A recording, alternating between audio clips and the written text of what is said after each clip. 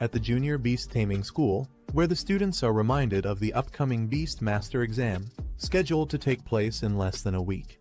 Tomorrow is the crucial day of the Beast Master Qualification Assessment. Inside the classroom, the teacher addresses the students, congratulating them on forming contracts with their first beasts. He emphasizes the importance of resting well and preparing thoroughly to achieve good results. After delivering his advice, he dismisses the class.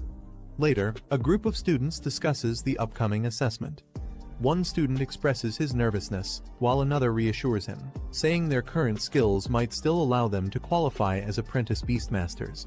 However, the challenges of advancing to the higher Beastmaster Academy remain daunting, and some students don't even dare to dream about it. Meanwhile, a confident boy shares his ambitions. He aims to join the Beastmaster Academy in Ninjeong City. Though he acknowledges it's not the top-tier academy, he feels his abilities are sufficient to secure admission. In contrast, another student worries about failing the apprentice exam, fearing a life of mediocrity if he doesn't succeed. Our boy Lin Zi reflects on the Beastmaster Qualification Assessment, knowing it will be held soon. He is a time traveler who entered this world just a week ago by traveling through time and space, taking over this body. As he sorts through the memories of his new host, he learns about the dark history of this world. Hundreds of years ago, during a catastrophic event, dimensional rifts opened, unleashing hordes of ferocious beasts. Despite the overwhelming threat, humanity fought back with resilience. Through brutal battles, they eventually discovered ways to tame these beasts, turning them into powerful allies for survival and combat. From the chaos of the past, the Beastmaster profession emerged, becoming a key force on the world stage. These individuals gained recognition for their ability to tame and control powerful beasts. In this era, beast tamers were revered as symbols of power, status, and authority. For anyone who aspired to elevate their societal standing, becoming a Beastmaster was the ultimate goal. It was not just a profession, it was a ticket to the elite class of society. For the younger generation, their dream was clear: to become a spirit master, wielding immense strength and influence. In this world, once individuals turned 18, they were eligible to form their first contract with a beast. The strength of their soul determined the level of the beast they could tame.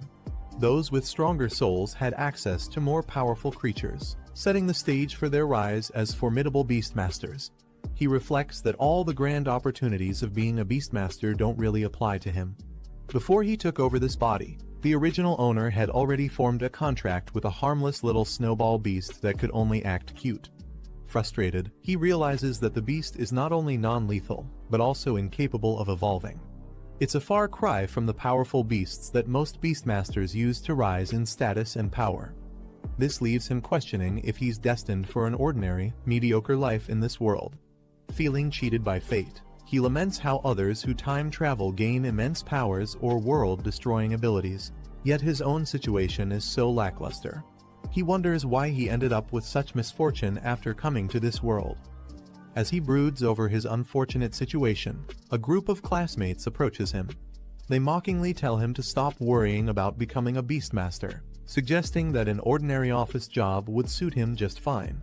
They taunt him further, joking that he could use his harmless little snowball beast to sell ice cream at a mall entrance.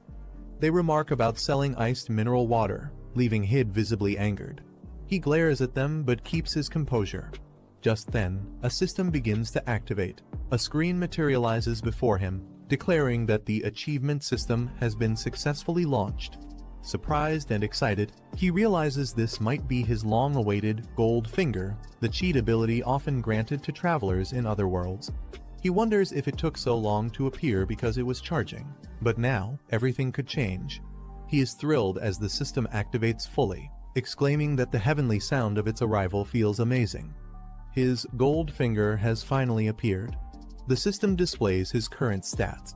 His physique and spirit levels are slightly below average. His pet beast is the little Snowball, and he has no achievements or techniques yet. The system explains its features. Achievements and bonus items can be earned for completing specific tasks.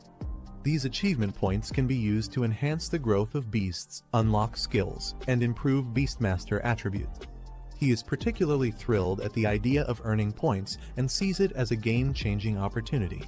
He turns his attention to his pet beast, Little Snowball. The system reveals that it has the Ice attribute, a Rank 1, Stage 1 beast. Its growth rate is currently 23.48%, and it possesses a skill called Cold Air Breath.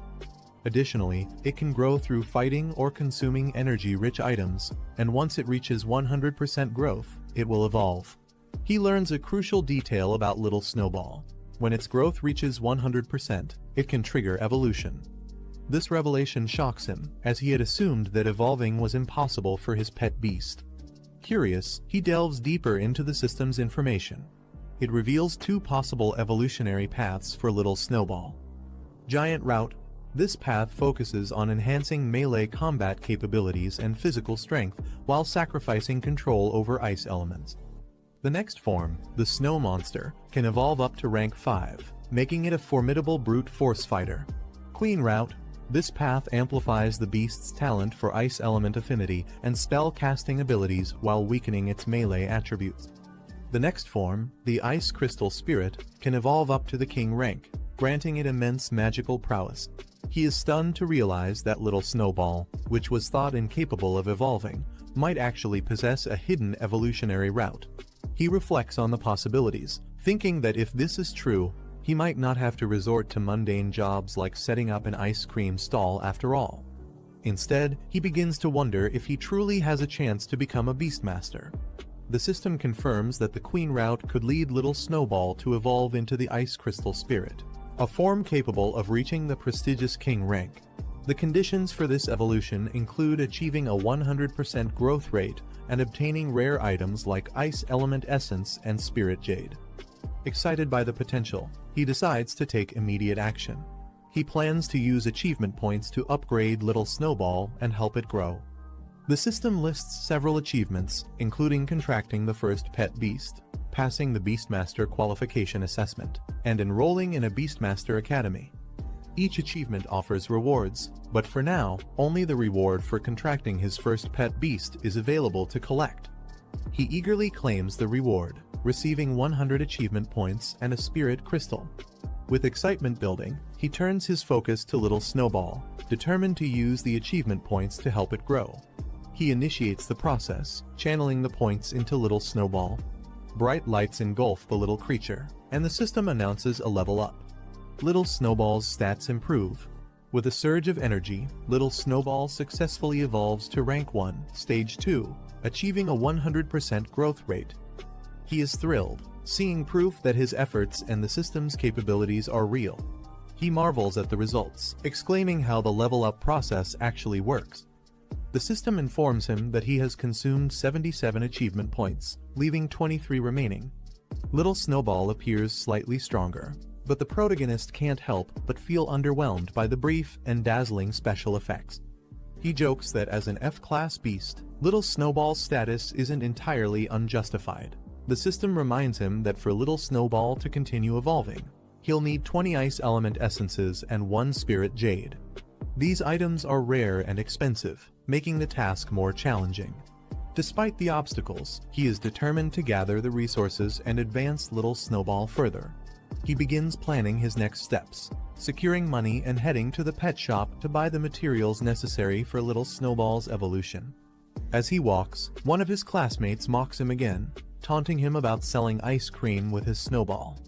Ignoring the jeers, he calmly reassures Little Snowball not to take such insults to heart. With determination, he declares that tomorrow's Beastmaster qualification assessment will depend on their combined efforts, signaling his resolve to prove everyone wrong. However, the mocking classmate sneers, calling him trash. He snaps back, the classmate revealed to be a member of the powerful Zhong family, the second largest family in Zhongning City. He responds, saying the Beastmaster final exam will prove who is truly worthless. Zhong Hao taunts him further, claiming that someone with a useless beast shouldn't even bother. Another classmate joins in, laughing that he should stick to selling popsicles instead. A girl named Guan intervenes, warning Zhong Hao not to cross the line. Zhong Hao, recognizing her, pretends to back off but continues to insult Lin Zi indirectly. He mocks her for associating with someone he considers trash and implies she would be better off siding with someone of higher status, like him. He reassures Guan, telling her there's no need to argue with the bullies. He confidently states that they'll understand the truth when the time comes. Afterward, he informs Guan that he needs to visit the pet store to prepare for tomorrow's qualification assessment. She agrees to head home on her own, wishing him luck. As he arrives at the store, Lindsay is struck by the high cost of evolution materials, lamenting how months of savings disappear in a single purchase. Returning from his errands, he is greeted by Guan, who invites him over for dinner at her house. She mentions her mother asked her to extend the invitation. He agrees, saying he'll join later. As the conversation shifts, Guan hesitantly brings up the Beastmaster qualification assessment happening the next day. She asks if he will accompany her to the event. Lindsay calmly replies that he also needs to participate, surprising her. Excited, she encourages him to show up strong and make an impression, especially against Zhong Hao and his gang. He reassures Guan, confidently promising to handle the situation. She smiles, takes her leave, and he watches her go, determined to make tomorrow's assessment a turning point. Later, sitting at home, he reflects on the high cost of the ice element essence and spirit jade. Addressing little Snowball, he mentions that leveling up in the future will require even more resources. He lays out the materials, encouraging little Snowball to eat and evolve. Watching his pet beast consume the items, he gently reminds it to take its time, as no one will compete for the resources.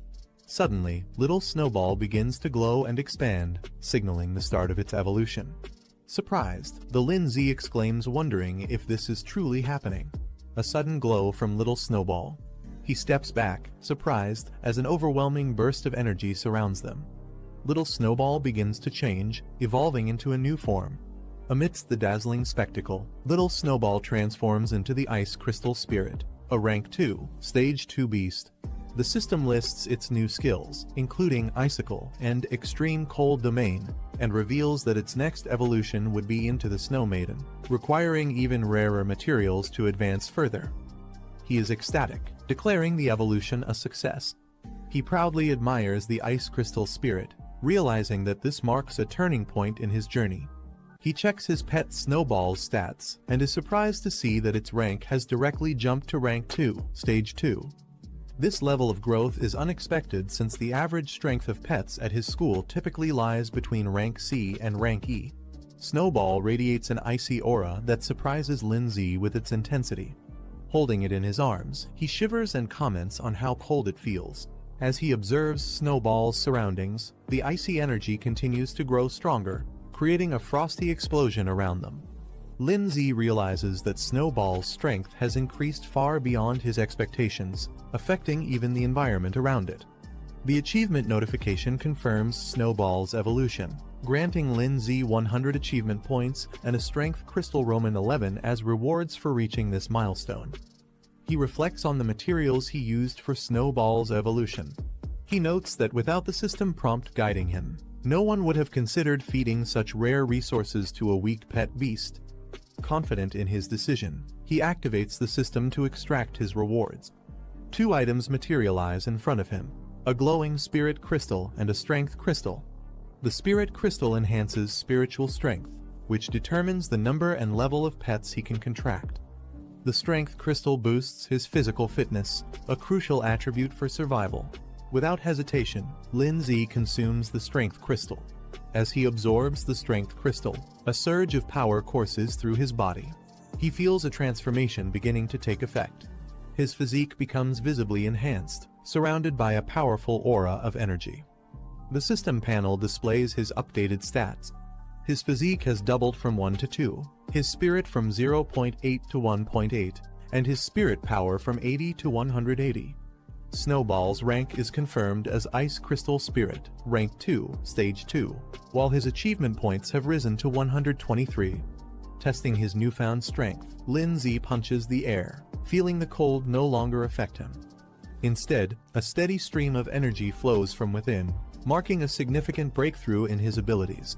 He tests his enhanced strength by punching a wall, leaving a deep crack. He reflects on the importance of physical strength, even for those who rely on their pets. In dangerous situations, being physically strong can significantly increase survival chances. Meanwhile, Snowball clings to Lindsay's leg, making adorable noises. Lindsay smiles confidently and decides to take the next step in their evolution. Determined, he boldly declares, "Just go all in," and decides to use all his achievement points. As he channels his energy into Snowball, a radiant light surrounds them both. The system confirms the upgrade Snowball has reached Rank 1, Stage 2, with a 100% growth rate. He uses 123 achievement points, pushing Snowball to Rank 2, Stage 4, with a growth rate of 24%. Snowball now radiates an icy and confident aura, indicating its immense power. Lindsay smirks, confident about the upcoming evaluation. He knows the Advanced Association will be shocked by their progress. The next day, Lindsay walks through the bustling city streets alongside his sister Guan. She asks if he's ready, and Lindsay confidently replies that he's not only ready, but also determined to obtain the Beast Master qualification today.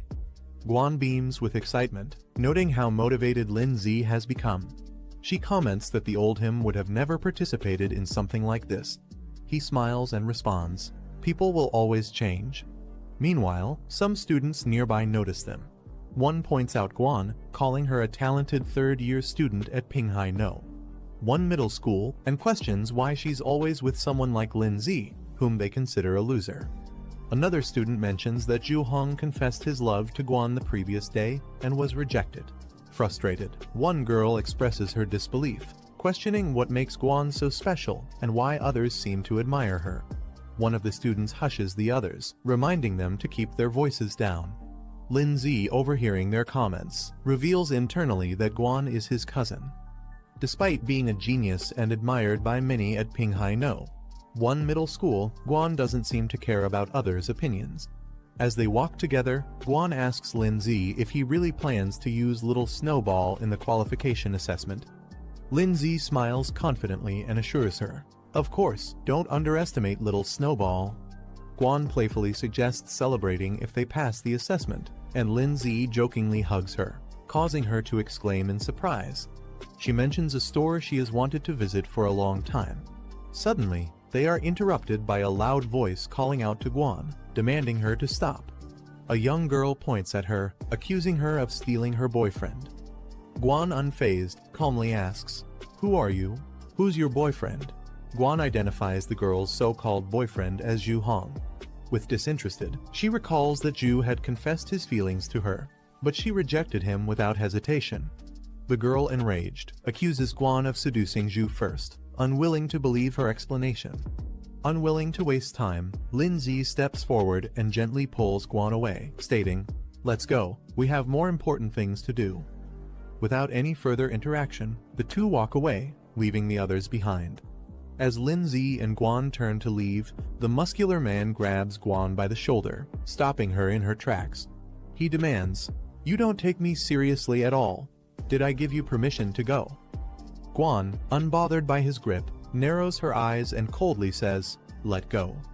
A menacing aura surrounds her, causing the man to hesitate as fear flashes across his face.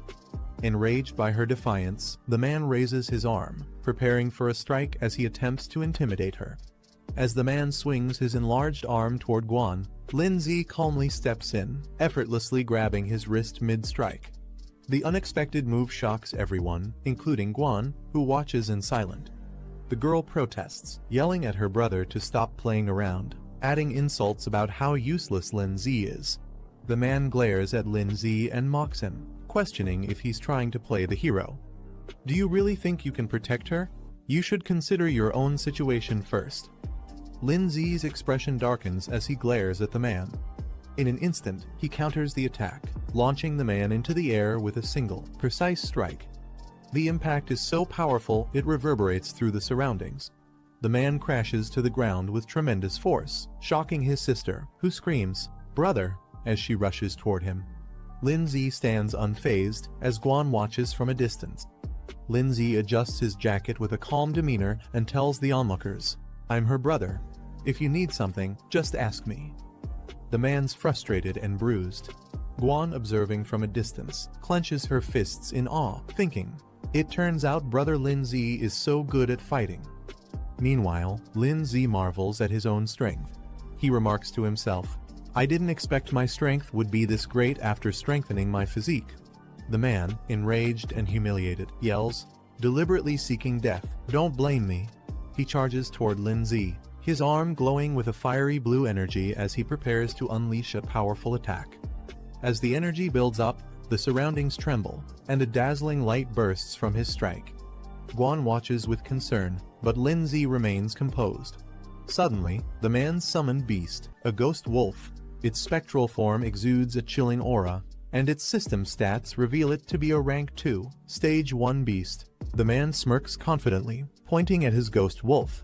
He mocks Lindsay and Guan, saying 2 high school students like them could never compete against his rank 2 beast. Guan observes the situation, realizing her pet beast is only at rank 1, stage 7. Though she has some faith in it, she understands the huge power gap. She admits the chances of victory are slim but resolves to fight anyway, knowing there's no alternative. As Guan starts preparing herself, she notices Lindsay moving forward. Surprised, she calls out, asking him what he's doing. Lindsay glances back at her, confidence as he takes charge of the situation. Guan hesitates and asks Lindsay if he's planning to use little Snowball and another plan she suspects. He confidently assures her not to worry, that her qualification assessment must not be jeopardized. He tells her to leave everything to him. The girl mocks Lindsay, ridiculing him for his so-called qualifications and how someone like him dares to speak so boldly. She urges her brother to take action and teach Lindsay a lesson. The man, unfazed by Lindsay's confidence, orders his ghost wolf to attack. The wolf charges forward with immense power. Lindsay steps forward, his hand glowing with power as he prepares to confront the ghost wolf. The ghost wolf leaps toward him with blinding speed. The wolf's attack connects with a burst of light. Suddenly, Snowball unleashes its ability. The surrounding air transforms into a domain of extreme cold, freezing everything in sight, including the ghost wolf. The girl and man are caught off guard by the sudden appearance of this powerful Snowball. Guan wonders aloud if this powerful entity could truly be Snowball. Lin remarks with a confident smile that Snowball has evolved, leaving Guan still in awe of its new power. The man commands it to strike swiftly. The ice beast surges forward, Snowball's transformation glowing with energy. She evolves into the ice crystal spirit. An icy attack icicle is unleashed, sending sharp, freezing shards toward the man's ghost wolf. The impact shatters the wolf's form into pieces, leaving the man stunned. He stares at the scattered ice fragments in disbelief, muttering, "Impossible," regaining his composure. The man yells at Snowball's master, Lindsay, questioning how a mere high schooler's pet, only at rank 1, stage 9, could instantly defeat his rank 2 pet beast. The man panics, realizing they've underestimated Lindsay's pet beast. He hurriedly tells his sister they need to leave, admitting their miscalculation. Before they can retreat, Lindsay blocks their path, calmly but firmly making it clear they aren't allowed to leave. The man and sister are frozen in fear as Lindsay unleashes a massive icicle attack, covering the ground in ice and leaving them stunned and powerless. The man, now completely overwhelmed, bows his head and apologizes. He admits his mistake and pleads for forgiveness, addressing Lindsay as Big Brother. Lindsay reminds him that his apology is directed at the wrong person. Realizing his error, the man turns to Guan, apologizing sincerely for his behavior. He assures her it won't happen again and vows to teach his subordinate a lesson for causing this mess. The sister watches her brother in disbelief, softly calling out to him, clearly shocked by his sudden regret. The man, frustrated with his sister's hesitation, scolds her and forces her to apologize quickly. As the situation de-escalates, Guan dismisses their apology, telling them to leave immediately. The man quickly agrees and grabs his sister to retreat. Lindsay, standing next to Snowball, who now looks stronger and more composed, he gives a slight nod, acknowledging the resolution. The man and sister hurriedly flee the area. Guan excitedly praises Lindsay, amazed at how he defeated a rank 2 ghost wolf. She asks how he managed it and wonders if Snowball, now the ice crystal spirit, can evolve further. Lindsay acknowledges her excitement, but reminds her they have little time and need to hurry to the qualification exam venue. Snowball cheerfully follows as Lindsay strokes her head, radiating confidence. in the Imperial Beast Association building, where a crowd has gathered. Among them, several onlookers marvel at the magnificent Origin Stone, a mysterious artifact central to their training and examinations. At the Imperial Beast Association, Guan and Lin Zi observe the Origin Stone. Guan marvels at its size, while Lin Zi notes that it doesn't seem extraordinary at first glance. As the qualification begins, Lin Zi reflects on the importance of this test. It's the final assessment of the year, and failure would mean losing the chance to become a Beastmaster. Determined, he resolves to succeed. A representative addresses the candidates, explaining the process. Each participant has received a bronze medal, with rankings low, medium, high, and superior indicating their level. These medals are the key to accessing the Origin Stone realm. The representative explains the rules. Candidates must choose the difficulty level of their challenge. Higher difficulties offer greater rewards but come with increased risks. The rewards include enhancements like increased spirit, physique, and pet growth rates, as well as unlocking additional pet slots. The Origin Stone displays the rewards for each level: low, medium, high, and superior, with superior offering the most significant benefits. The crowd reacts with mixed emotions. Some are inspired, dreaming of passing the superior difficulty, while others doubt their chances, knowing the difficulty of even the high level. One participant resolves to clear the lowest level and secure their promotion. Guan turns to Lin Zi, curious about his choice. Lin Zi remains silent, deep in thought, as he considers his decision. The examiner advises the candidates to carefully select their difficulty level, as it will affect their future development. Guan hesitates, contemplating her decision as she stares at the options on her medal. The Origin Stone displays the choices made by the participants. Most choose low and medium difficulties, while only one person selects high, and another dares to pick superior. The crowd reacts in disbelief, mocking the person who chose the superior level, calling it reckless.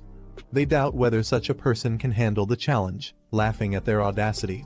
The crowd mocks the superior selection, joking that someone might have accidentally pressed it by mistake, calling the decision foolish. Meanwhile, Lin Zi, holding his medal, displays a confident smirk. He is determined, silently declaring that whoever challenges him will fail to apply to the Imperial Beast Academy this year. Guan notices Lin Zi selecting the superior difficulty and is shocked. She expresses her concern, warning him that failure would cost him the chance to apply to the Imperial Beast Academy this year. Lin Zi, however, remains confident, reassuring her with a calm smile that he knows what he's doing and has it under control.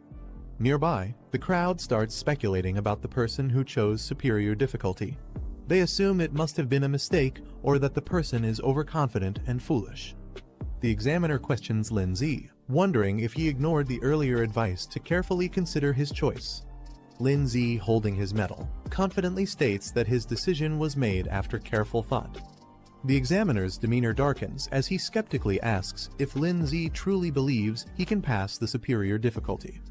Lin Zi, unfazed, firmly responds with determination in his eyes, "Of course."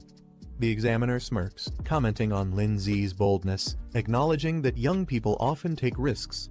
He then reiterates that all participants have made their selections. Turning to the group, he officially announces the start of the assessment. The candidates sit in meditation around the Origin Stone as a mystical energy begins to flow, enveloping them in preparation for their trials. The Origin Stone glows intensely, releasing a surge of energy that envelops the room. Each participant is surrounded by a sphere of radiant light, signifying the start of their individual trials. The examiner observes the participants on the stone's display, noticing their positions and energies. He specifically takes interest in Lin Zi, remarking that his choice and actions are intriguing. Lin Zi finds himself transported into a massive arena, realizing he has entered the virtual realm of the Origin Stone. The rules of the trial are explained. Any injuries sustained or the death of a pet beast within the virtual realm will not affect reality. This assurance allows participants to give their best without hesitation. Lin Zi smirks confidently, stretches his arms, and prepares to face the challenge head-on, ready to showcase his strength. Lin Zi notices a screen appearing in the virtual realm. The display indicates he has unlocked a system-related achievement. With a confident grin, Lin Zi remarks how convenient it is to access the system here. The screen confirms his reward: 100 achievement points and a spirit crystal. He taps the screen to claim the rewards, stating that the spirit crystal and points will be useful for the trials ahead. After claiming his rewards, Lin Z notices the system displaying an increase in his attributes. His stats have been significantly boosted, along with a notable enhancement in Little Snowball's abilities. Smiling confidently, Lin Z clenches his fist and thinks to himself that his chances of victory have increased dramatically. Just as he's relishing his newfound power, the sound of a large door opening catches his attention. A giant beast entering the arena. Lin Z and Little Snowball prepare themselves for the incoming challenge. A fire beast appears, its body glowing with flames. It's a rank 1 stage 7 pet beast, radiating heat and ready to attack. Lin Z observes it calmly, noting it doesn't match the high difficulty level they were expecting. The fire beast launches a blazing attack, spewing a fiery blast toward Lin Z and Snowball. Unfazed, Lin Z smirks and counters the attack with Snowball's evolved powers. He commands, unleashing ice crystal chains, which instantly freeze the fire's momentum. Snowball charges up its energy, surrounded by icy spikes, and launches a concentrated attack. The explosion of frost collides with the fire beast's flames, creating a massive burst of energy. The aftermath fills the area with frost and mist, and Snowball remains unfazed. It breathes out a chilling wind, freezing everything in its path. The frost spreads further, signaling Snowball's complete dominance over the fight. Lin Z stands confidently beside Snowball, remarking that his ice crystal chains prove to be far more effective than expected. Having cleared the first stage of the challenge, Lin Z and Snowball move forward. The doorway to the next stage opens, signaling that they've passed one of the 5 levels in the trial. In the next area, Lin Z encounters a new opponent, a skeletal bound in cloth, emitting an eerie aura. The being is identified as a rank 1 stage 9 undead creature, its hollow laughter echoing through the chamber. Lin Z smirks confidently, thinking to himself that while a rank 1 stage 9 opponent might be challenging for others, it's nothing more than a simple task for him. The examiner observes Lin Z's progress through the challenge, analyzing the situation on a large map that shows the arena and the ongoing battles. Back in the arena, Lin Z stands victorious with Snowball as the icy battlefield confirms their overwhelming power. The examiner comments smugly, addressing Lin Z. He points out that Lin Z's previous victory was merely due to an elemental advantage, hinting that the real challenges are yet to come. Lin Z and Snowball move forward, successfully completing the second stage of the challenge. As they step into the new arena, a shadow looms over them. A creature with glowing, hypnotic eyes appears, its presence radiating menace. The beast reveals itself a rank 2 stage 1 plant-type creature, towering with a twisted and unnatural form. The examiner observes Lin Z's progress through the challenge on a glowing map. He remarks to himself that Lin Z's pet beast is only rank 2 stage 1, and defeating the current rank 2 stage 1 opponent will be nearly impossible, even with great talent. In the arena, the plant creature launches an aggressive attack, aiming its sharp claws at Lin Z and Snowball. Lin Z, unfazed, counters with Snowball's ice chains. However, the plant creature smashes the ground with its powerful limbs, creating a devastating impact that shakes the battlefield. Taking advantage of the chaos, it uses its vines to entangle Snowball. Snowball remains calm, even as the plant beast charges in with glowing claws, preparing for a decisive attack. Meanwhile, the examiner watches. With a smug smile, he comments that while Lin Z might be strong for a freshman, his strength is limited. Back in the arena, Snowball activates the extreme cold domain, releasing a powerful wave of frost that freezes the surroundings and slows the plant beast's movements. The creature struggles against the overwhelming cold but roars in defiance. Lin Z smirks confidently and taunts, "Did you think we only have one skill?" Without hesitation, he commands Snowball to unleash another powerful attack icicle, intensifying their offensive against the plant beast. The plant beast roars as its body is pierced by multiple icy spikes from Snowball's icicle attack.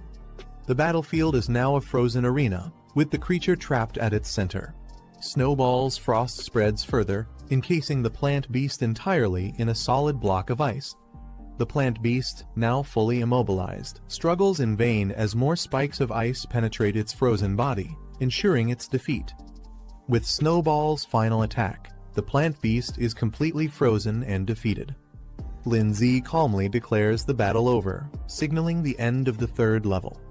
The frozen arena stands as a testament to their victory. A notification appears confirming that Lindsay has successfully cleared the third level, leaving only 2 levels remaining in the challenge. Elsewhere, participants who failed the earlier stages express their frustration. One complains that he was so close to defeating the pet beast, while another laments his failure to pass this year's challenge, burying his face in his hands. Amid the group of participants, one excitedly celebrates his success, exclaiming that he's now an apprentice beastmaster. He didn't expect the initial challenge to feature a rank 1 stage 6 pet beast, but he managed to overcome it. Meanwhile, others watch in frustration. One participant clenches his fists and mutters his dissatisfaction, lamenting his failure and comparing his performance to those who succeeded. Someone notices the next challenge, a vicious claw beast. The announcement stuns the crowd, who recognize it as a rank 2 pet beast. Murmurs of disbelief ripple through the room as they question why such a high-level beast would appear in the apprenticeship assessment. The 4th level ends with a decisive victory for Lindsay and Snowball. The frozen remains of the opponents stand as proof of their power. Onlookers exclaim in amazement, recognizing Lindsay as the one who challenged the superior difficulty level. With the 4th level cleared, the final stage of the challenge begins. Lindsay confidently remarks that they've reached the last level. In the observation area, participants watch in disbelief, questioning why Lindsay is so powerful. One mentions they know all the top students from the local high schools, but Lindsay's strength seems unmatched and unfamiliar. Meanwhile, Guan happily celebrates her own success, announcing that she's now an apprentice beastmaster. However, her thoughts immediately turn to Lindsay, wondering about his progress and eagerly anticipating his performance in the final stage. The crowd gathers around the monitor, awestruck by Lindsay's performance. Cries of admiration echo through the room as they acknowledge his strength. Guan, watching closely, realizes that Lindsay has cleared the 4th level on superior difficulty. She clenches her fists in excitement, calling it incredible. As the final stage begins, the roar of the beast resonates through the arena. A massive saber-toothed lion emerges. Its sheer size and ferocity shock the onlookers. "It's a rank 2 stage 5 beast," someone exclaims in disbelief. Others remark how impossible it is for a newcomer to defeat such a creature. Guan, though visibly concerned. Lindsay watches calmly as Snowball prepares for battle, commenting that he's finally facing a worthy opponent. Snowball summons another icicle attack, its sharp fragments shooting forward with incredible speed. The enemy's movements are lightning fast, making it difficult for Lindsay to track. He's caught off guard, realizing the speed of the saber claw assault as it closes in on Snowball. Snowball braces herself against the powerful attack, the clash sending shockwaves through the area as both sides fight for dominance. Snowball takes a direct hit, showing signs of wear as the intense battle continues. The trainer smirks, confident in his pet's advantage. He challenges Lindsay, curious if he has any new tricks left to show, while mocking that this might be the end for him. The saber-toothed lion charges forward, its ferocious aura overwhelming. Lindsay observes the fight carefully, recognizing the disparity in power. He acknowledges that while Snowball has the advantage of being at a higher stage, the outcome depends on various factors like attributes, environment, and strategy. Lindsay notes that Snowball is in a weakened state after consecutive battles, facing such a strong opponent with superior speed and power. The saber-toothed lion grows more ferocious, realizing it might actually lose if the battle continues like this. Lindsay calls out to Snowball, urging her to brace herself for the incoming attack. The lion lunges with full force, claws glowing with lethal energy, aiming to end the battle in one decisive blow. Watching closely, Lindsay stays calm but focused. As the lion charges, he recognizes the moment he's been waiting for. Now's the time, he thinks. Snowball summons a final icicle, releasing a concentrated burst of freezing power to meet the lion's charge head-on. The aftermath of the clash leaves a cloud of frost and dust hanging in the air. The saber-toothed lion lies on the ground, visibly injured, with icicles embedded in its body. In the crowd, spectators murmur in confusion. They speculate about the outcome, some wondering if it ended in a tie, while others question what exactly just happened. One onlooker points out the lion's condition, drawing everyone's attention. The saber-toothed lion struggles to move but ultimately collapses, its defeat becoming evident to all. Meanwhile, Snowball stands firm. Snowball's eyes glow intensely as it channels its energy into a powerful strike. The battlefield is filled with a burst of light as Snowball unleashes an overwhelming attack, aiming directly at the saber-toothed lion. The lion charges forward, attempting to counter Snowball's attack. Its paws meet the icy terrain, but shards of ice quickly form around them. Despite its struggle, the saber-toothed lion roars and pushes forward. Lindsay analyzes the situation, noting that the saber-toothed lion, being a beast adapted to extreme cold, has remarkable resistance to icy attacks. Despite his confidence, Lindsay begins to feel the pressure of the lion's resilience. A system notification suddenly appears, declaring a new achievement unlocked. The display reveals that Lindsay has gained 100 achievement points and unlocked a new skill feature. Intrigued, Lindsay wonders aloud about the meaning and potential of this newly unlocked ability, his mind already planning how to leverage it for the battle. Lindsay reviews the system panel displaying 3 new skills: a control-based ice lock, a defensive ice barrier, and an area-based ice spike attack. Each skill requires a specific number of achievement points to unlock, with varying growth potential. Surprised, Lindsay realizes he can equip more skills than expected, noting that most pet beasts are typically limited to just 2 basic abilities. He contemplates the strategic advantages of having multiple options in battle. Weighing his current situation, Lindsay decides that a strong single-target control skill is most necessary. He selects the Extreme Ice Lock ability, using 50 achievement points to unlock it, as the panel confirms his decision. The saber-toothed lion charges at Lindsay and Snowball with intense ferocity, its powerful strike aimed directly at its target. Snowball, standing firm, channels its energy to counter the attack. A dazzling light engulfs the battlefield as Snowball undergoes an upgrade. The system confirms Snowball has advanced to rank 2, level 7, increasing its growth rate to 54%. Onlookers, witnessing the radiant display from afar, react with surprise and curiosity. One exclaims, "What's with that light?" Another realizes, "It's an upgrade." The crowd is baffled by Snowball's sudden upgrade. Some speculate about the resources used, while others argue upgrades should only happen after securing a victory, leaving them suspicious of Lindsay's tactics. Lindsay, unfazed by their doubts, confidently gestures to the saber-toothed lion, inviting it to make its move. As the lion charges with renewed ferocity, Snowball activates the newly acquired Extreme Ice Lock skill. Chains of glowing frost encircle the lion, halting its attack mid-air and leaving it restrained. The saber-toothed lion struggles to break free from the icy chains of the Extreme Ice Lock, roaring in frustration. Lindsay channels his power and uses the Ice Spike ability. Shards of ice form above the lion and crash down with incredible force, piercing through the beast's defenses. The lion lets out a final roar as it succumbs to the relentless assault. The spectators are stunned by the display of power, murmuring questions about the mysterious skill and why it was so effective. The examiner and the crowd are in disbelief, questioning how Lindsay's pet can use 3 different skills, a feat uncommon for beasts of its rank.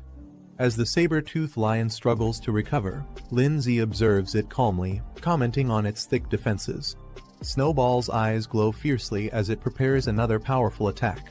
It channels its icy energy, shards forming around it. With determination, Snowball readies itself, showing it has no intention of letting the lion recover. With Snowball's final attack, the saber-toothed lion is completely subdued, collapsing onto the icy battlefield in defeat. Lindsay stands victorious alongside Snowball, their combined strength leaving the audience in awe. The system announces Lindsay's success, declaring his evaluation as completed at an extraordinary difficulty level. Guan jumps with excitement, cheering for Lindsay and celebrating his hard-earned victory. In the crowd, disbelief spreads. Some accuse Lindsay of bribing the examiner, unable to accept his unexpected win. Others speculate about his methods, still skeptical of his capabilities. The examiner, however, remains composed. He acknowledges Lin Zi's exceptional talent, remarking that while he's seen many young beast tamers, none have impressed him as much as Lin Zi with his silent yet commanding performance. After the battle, Lin Zi's stats receive a significant boost, reflecting his successful completion of the challenge. Snowball's status is displayed, now ranked at level 3, stage 1, with an impressive 84% growth rate and mastery of 3 powerful skills. The examiner, still observing, acknowledges the extraordinary difficulty of the test and how much Lin Zi's capabilities have grown as a result. The performance leaves him and others deeply impressed. The system displays another notification.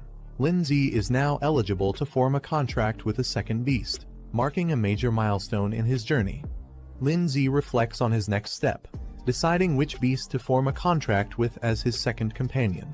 He considers his options, planning to visit a pet shop to explore the possibilities. The system announces Lin Zi's rewards, 200 achievement points and a spirit stone, acknowledging his successful completion of the trial. The notification also signals the conclusion of the evaluation. As the trial ends, Lin Zi opens his eyes, finding himself back in the real world. A crowd gathers around him, their silence filled with curiosity and astonishment at his extraordinary performance. Lin Zi sits calmly, unaffected by their reactions. Lin Zi finds himself surrounded by curious classmates, bombarding him with questions about how he accomplished such an extraordinary feat. They're particularly amazed by Snowball, an ice element beast they've never encountered before. Guan, overcome with joy, rushes to Lin Zi and hugs him tightly, exclaiming how she always believed he would succeed. Lin Zi, initially surprised by her reaction, smiles warmly. The examiner approaches Lin Zi, acknowledging his impressive performance. As the surrounding crowd watches, students murmur in surprise. It's rare to see an examiner apologizing to a student. However, Lin Zi remains calm and unbothered. The examiner directly addresses Lin Zi, offering him a spot in the Beastmaster Association. He further explains the benefits, mentioning that Lin Zi could secure a high-ranking position with exclusive privileges. Even top graduates don't easily receive such offers. Guan, standing beside Lin Zi, urges him to accept, recognizing the rarity of this opportunity. The competition for a spot in the Beastmaster Association is intense, like crossing a narrow bridge against thousands of others. Lin Zi considers the offer. Accepting would mean all his academy expenses, including tuition and living costs, would be covered. It would also raise his status in everyone's eyes. However, he knows there's no such thing as a free lunch. Opportunities like this always come with hidden costs. Facing the examiner, Lin Zi politely declines, stating he has already made up his mind and will decide his future after graduation. His firm response leaves the examiner and the surrounding students momentarily stunned. After Lin Zi declines the offer, another student eagerly steps forward, asking if he can take the spot instead. The examiner ignores him, his focus still on Lin Zi. He recognizes Lin Zi's rapid growth and realizes that in the future, Lin Zi will be even stronger and able to negotiate for much greater benefits. Seeing Lin Zi's firm decision, the examiner doesn't press further. Instead, he tells Lin Zi that if he ever changes his mind, he's welcome to find him anytime. Before leaving, the examiner introduces himself as Genuine, leaving his contact as a final gesture. After the examiner leaves, Lin Zi stands confidently. Guan watches him closely, her expression unreadable. The two walk through the academy courtyard, when suddenly a voice calls out to them, asking them to wait. Lin Zi and Guan turn around, surprised. A girl excitedly approaches, introducing herself and her companion. She mentions they are from the neighboring class, eager to meet Lin Zi. The two girls eagerly approach Guan, asking for Lin Zi's contact information. Their excitement is clear as they try to get closer. The girl confidently hands Lin Zi her phone, suggesting they add each other as friends, mentioning that they've admired him for a while and hope to spend more time together. She introduces herself as a student from the neighboring class and congratulates him, clearly trying to make a good impression. However, Lin Zi casually smiles and excuses himself, saying they have other things to do. Guan, standing beside him, crosses her arms, visibly annoyed by the situation. As Lin Zi and Guan try to leave, the girl chases after them, still insisting he add her as a friend. Lindsay, without looking back, dashes away, leaving Guan visibly irritated by the situation. Shortly after, Lindsay receives a message summoning him to the office. He glances at his phone and sighs before heading there. Arriving at the office, Lindsay peeks inside and asks if he was called. Inside, a confident and elegant woman greets him. She leans back in her chair intrigued, and mentions that she heard he successfully passed an extremely difficult trial. Lindsay hesitates for a moment, observing the teacher's expression.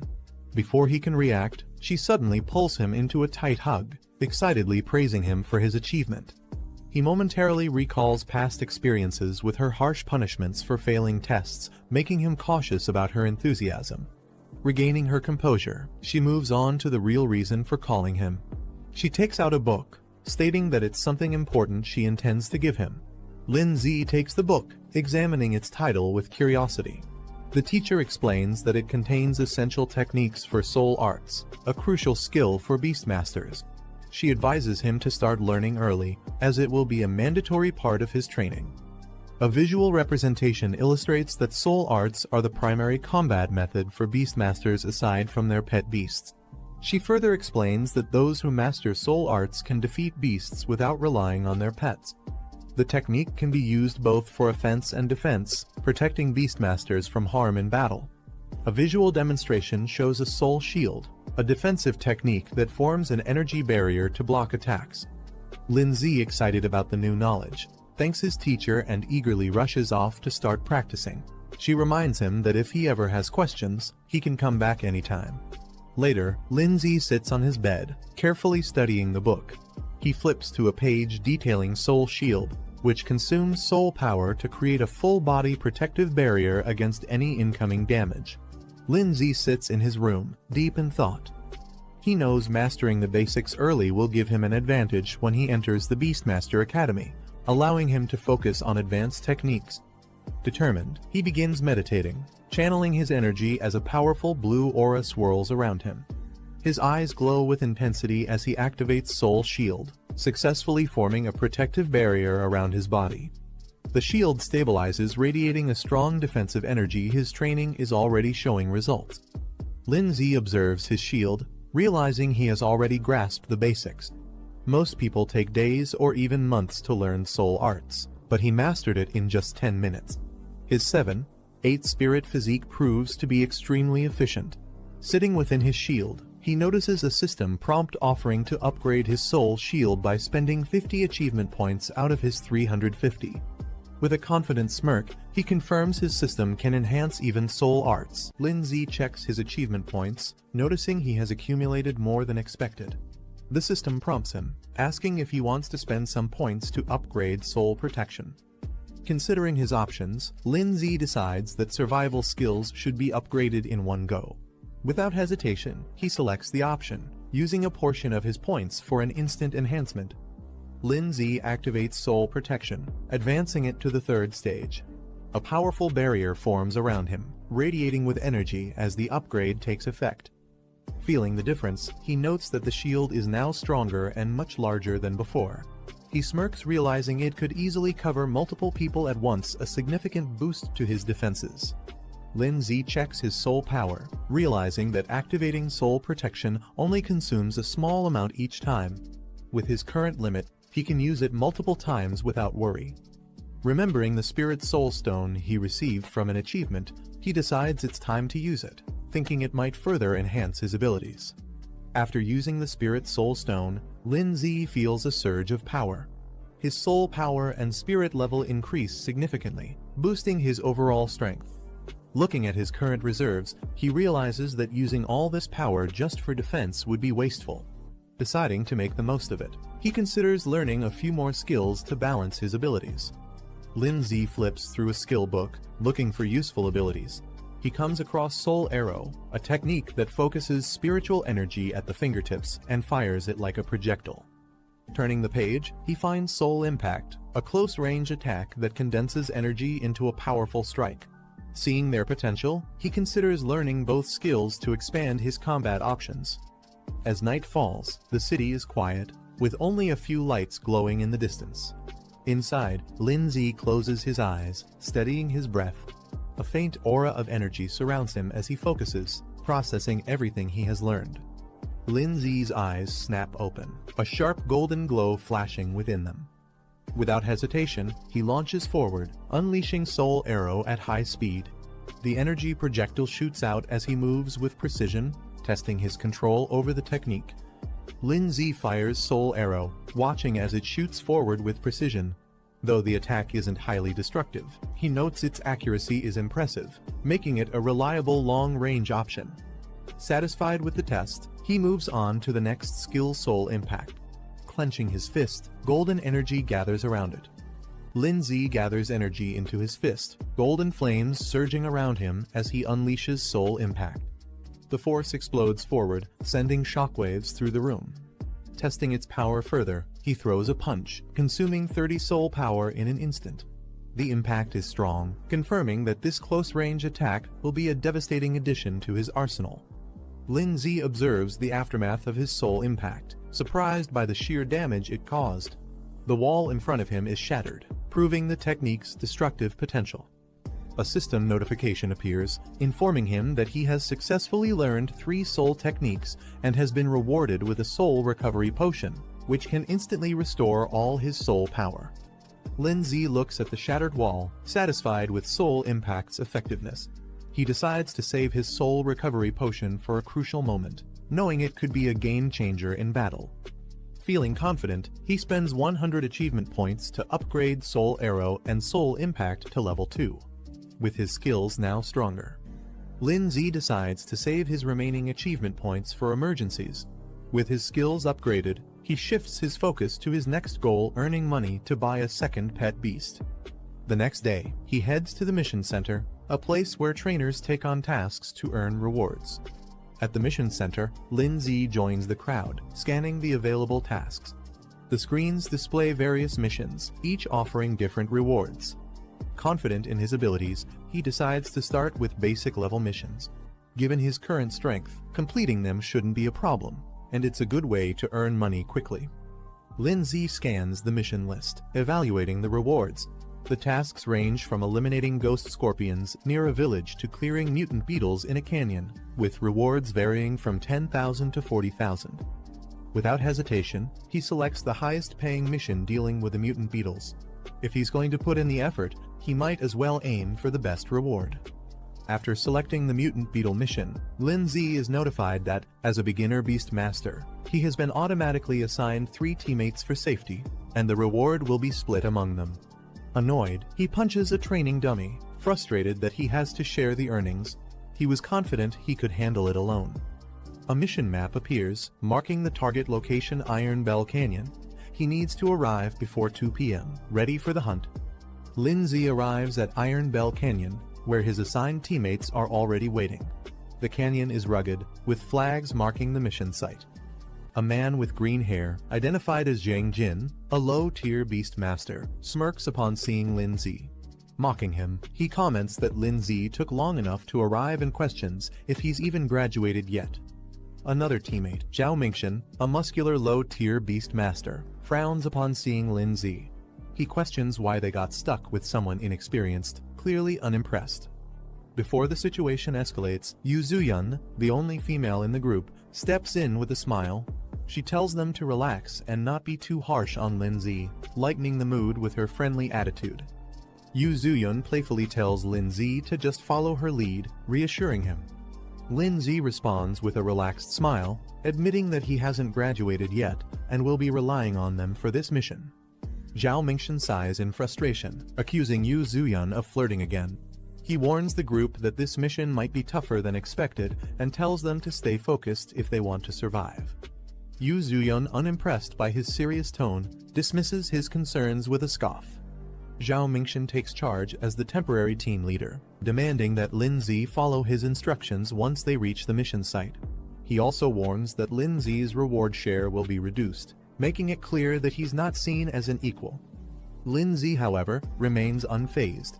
Observing his teammates, he realizes they're not qualified beast masters but self-taught fighters who rely on basic summoning skills to survive. Lin Zi responds with a cheerful thumbs up, agreeing to work hard to earn his share.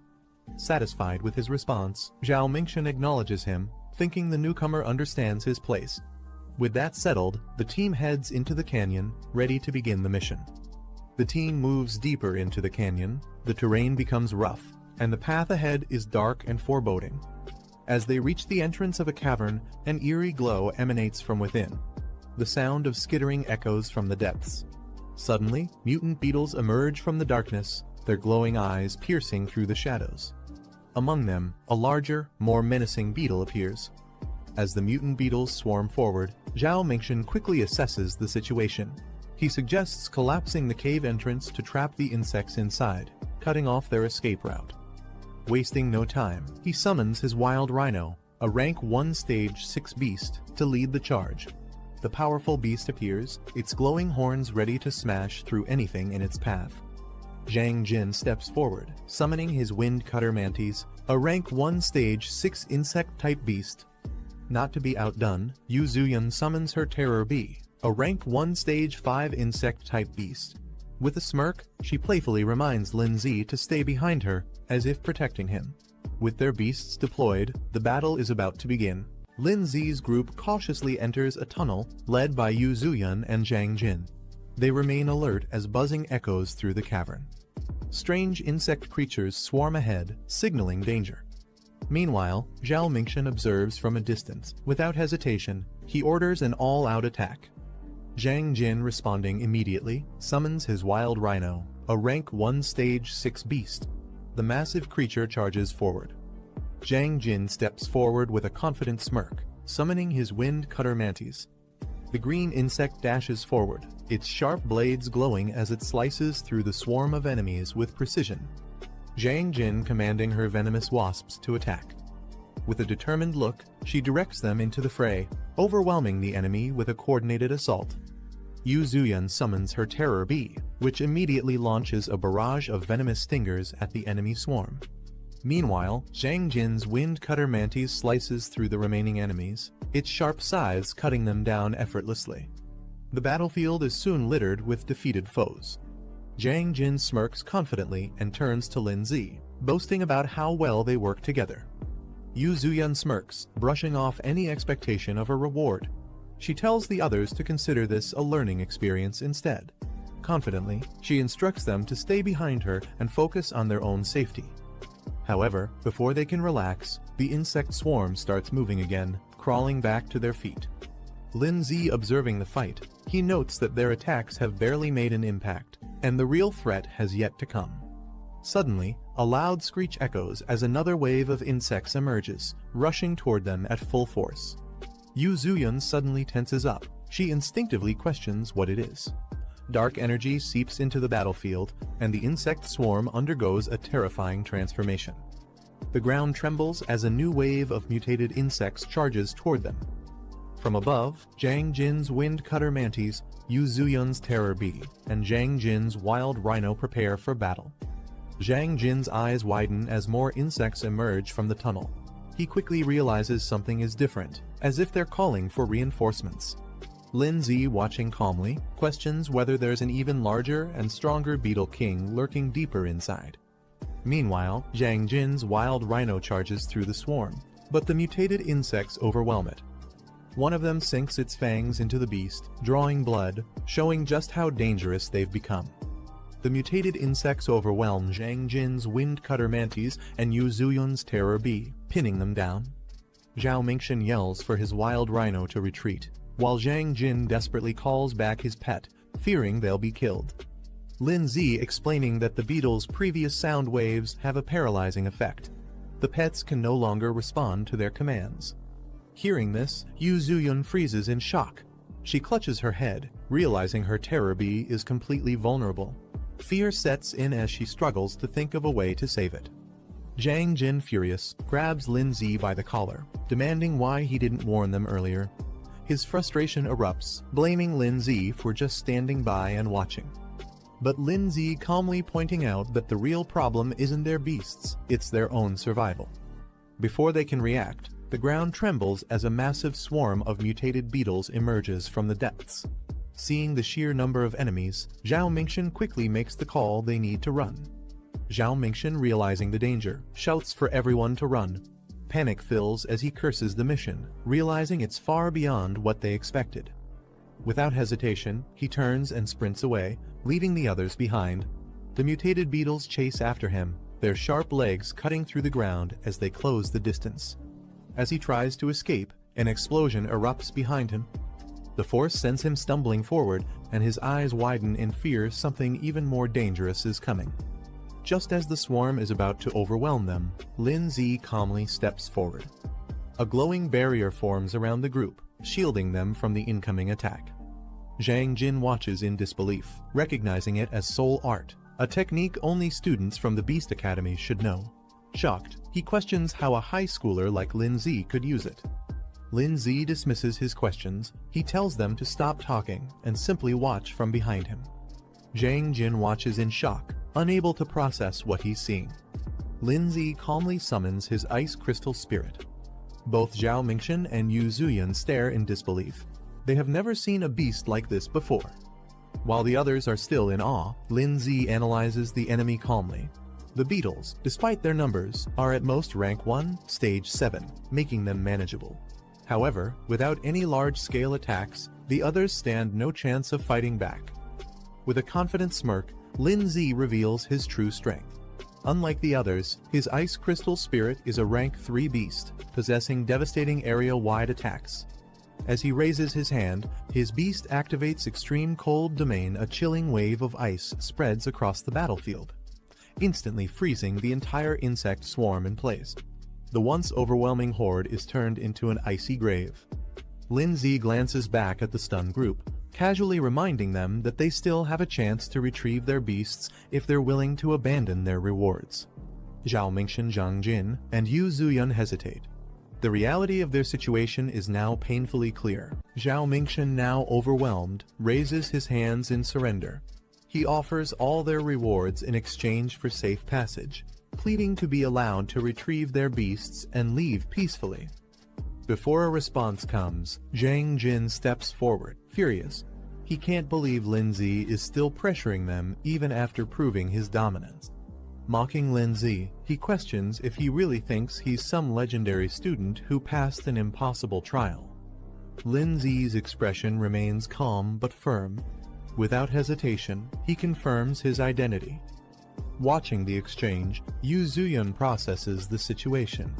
Her suspicions were right. Someone like Lin Zi possessing such power didn't make sense for a regular student. Quickly shifting her approach, she urgently asks him to rescue their beasts. Zhang Jin, still furious, refuses to believe Lin Zi's strength. He demands they be released immediately so they can retrieve their beasts. Before he can continue, Zhao Mingxian suddenly strikes him, sending him crashing to the ground. He scolds Zhang Jin for his arrogance, making it clear that Lin Zi's power is undeniable. As Yu Zuyan watches, Zhao Mingxian admits their mistake. They had underestimated Lin Zi, and now there was no doubt about his strength. Meanwhile, the frozen beasts remain trapped in ice, their condition worsening as the chilling energy spreads further. Lin Zi observes the frozen beasts, noting that time is running out before they thaw. He warns the others to retrieve their pets quickly and leave before the creatures fully awaken. Yu Zuyan, concerned, questions what he plans to do. She points out that these beasts aren't truly defeated, just temporarily restrained. Lin Zi stands atop the icy battlefield with Snowball, surveying the frozen creatures. In the darkness below, an ominous presence stirs. Zhang Jin, still on the ground, watches Lin Zi closely. Suspicion flashes across his face. Could Lin Zi really be planning to enter that place? Without hesitation, Lin Zi instructs the others to act quickly before leaping down into the depths with Snowball. They descend into a dark underground space, the void stretching endlessly around them. Standing amidst the darkness, his enhanced physique allows him to see clearly even in the pitch-black surroundings. As Lin Zi moves deeper, a swarm of monstrous creatures with glowing eyes emerges from the darkness. Their sheer numbers make the cavern tremble. Without hesitation, Lin Zi activates a spiritual barrier, shielding himself and Snowball as the creatures lunge at them. The beasts charge with terrifying speed, but Lin Z doesn't flinch. He counters instantly, releasing a powerful spiritual impact that sends them crashing to the ground. One by one, the monsters fall under his relentless attacks, but the battle has only begun. A swarm of glowing-eyed creatures rushes toward Lin Z, their sheer numbers overwhelming. He quickly activates an ice barrier, blocking their attacks. However, as more creatures slam into the shield, cracks begin to form. Maintaining the barrier is draining his energy fast. Realizing he needs a different approach, Lin Z recalls his progress. So far there's still something he can use. A new system prompt appears before him, revealing an ice shield and a frost nova ability. These skills could turn the tide of battle. Lin Z checks his remaining achievement points, 150 left. Just enough. Snowball activates her newly acquired skills, her body radiating with icy energy. Her evolution grants her Ice Shield and Frost Nova, two powerful abilities. With Ice Shield, she can now move freely without relying on Lin Z's protection. Meanwhile, Frost Nova provides a devastating area-wide attack, perfect for clearing out the overwhelming enemies. However, Lin Z notes that for maximum impact, Frost Nova requires collecting surrounding ice energy, making it an ideal combination with Extreme Cold Domain. Lin Z commands Snowball to unleash her power. With an icy glow, she activates Frost Nova, sending shards of ice erupting in all directions.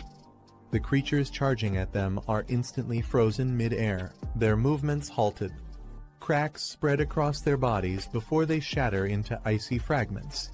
Standing within the spiritual barrier, Lin Z ensures the area is saturated with ice energy. Now fully charged, Snowball gathers the remaining energy and prepares for a devastating final strike. With one last command, she unleashes Frost Nova at full power, engulfing everything in a blizzard of destruction. Snowball gathers an immense amount of ice energy, forming a glowing crystal at her fingertips. With a flick of her hand, she launches Frost Nova, sending a powerful surge of ice across the battlefield. The frozen wave engulfs the swarm of creatures, their bodies freezing solid before shattering into countless shards. Lin Z watches as the aftermath unfolds. A system notification appears: 50 armored insects eliminated. With a smirk, he acknowledges the sheer destructive power of the attack. Even the creature's defenses couldn't withstand it. Lin Z checks Snowball's status. She has advanced to Stage 2 of Tier 3, with 89% growth. One more push, and she could reach her next evolution, Snow Maiden. Observing the surroundings, Lin Z realizes that battling these creatures allows his pet to gain experience and level up. Though the process is slow, the sheer number of enemies makes this an ideal training ground. With Snowball on the verge of evolution, Lin Z considers pushing forward. But before he can decide, an eerie sound echoes from deeper within the cave. Both he and Snowball turn sharply toward the source. Deep in the cave, more armored insects emerge, their glowing eyes fixed on Lin Z and Snowball. Unlike before, these creatures move in formation, their aggression more calculated. Lin Z smirks, realizing the king of the swarm must be close. Meanwhile, outside the cave, Yu Zuyun, Zhao Mingshan, and Jiang Jin struggle to recover from their earlier defeat. Still catching her breath, Yu Zuyun insists they report the mission's dangers immediately. If they delay, Lin Z could be in serious trouble. Jiang Jin, still frustrated, dismisses Lin Z's situation. He insists they shouldn't waste time worrying about him if Lin Z chose to go deeper into danger. That's his own problem. Before he can say more, Zhao Mingshan knocks him down with a single strike, cutting off his complaints.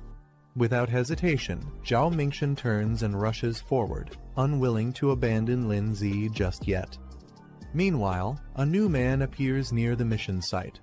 Liu Da, a bronze-ranked beast tamer, surveys the area with a confident smirk. He seems intrigued by the ongoing battle and is ready to get involved. Zhao Mingxian and Luo Da move toward their destination, with Zhao Mingxian cautious about proceeding. Suddenly, Zhao Mingxian to stop, his gaze fixed on a Beastmaster badge, a sign of an elite opponent. Nearby, Yu Zuyun and Zhang Jin react in shock.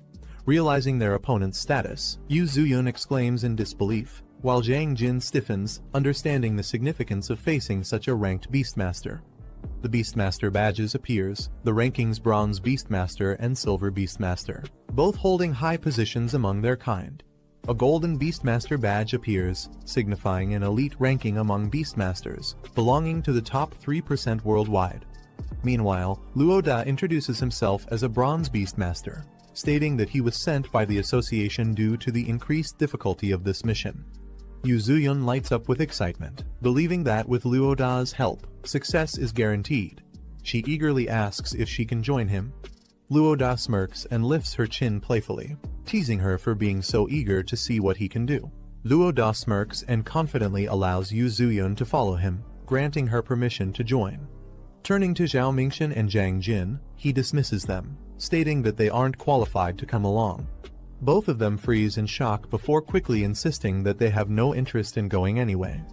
Meanwhile, deep within an icy battlefield, a system notification appears, confirming an achievement Beast Slayer accomplishment, awarding 300 points and a Burst Seed card.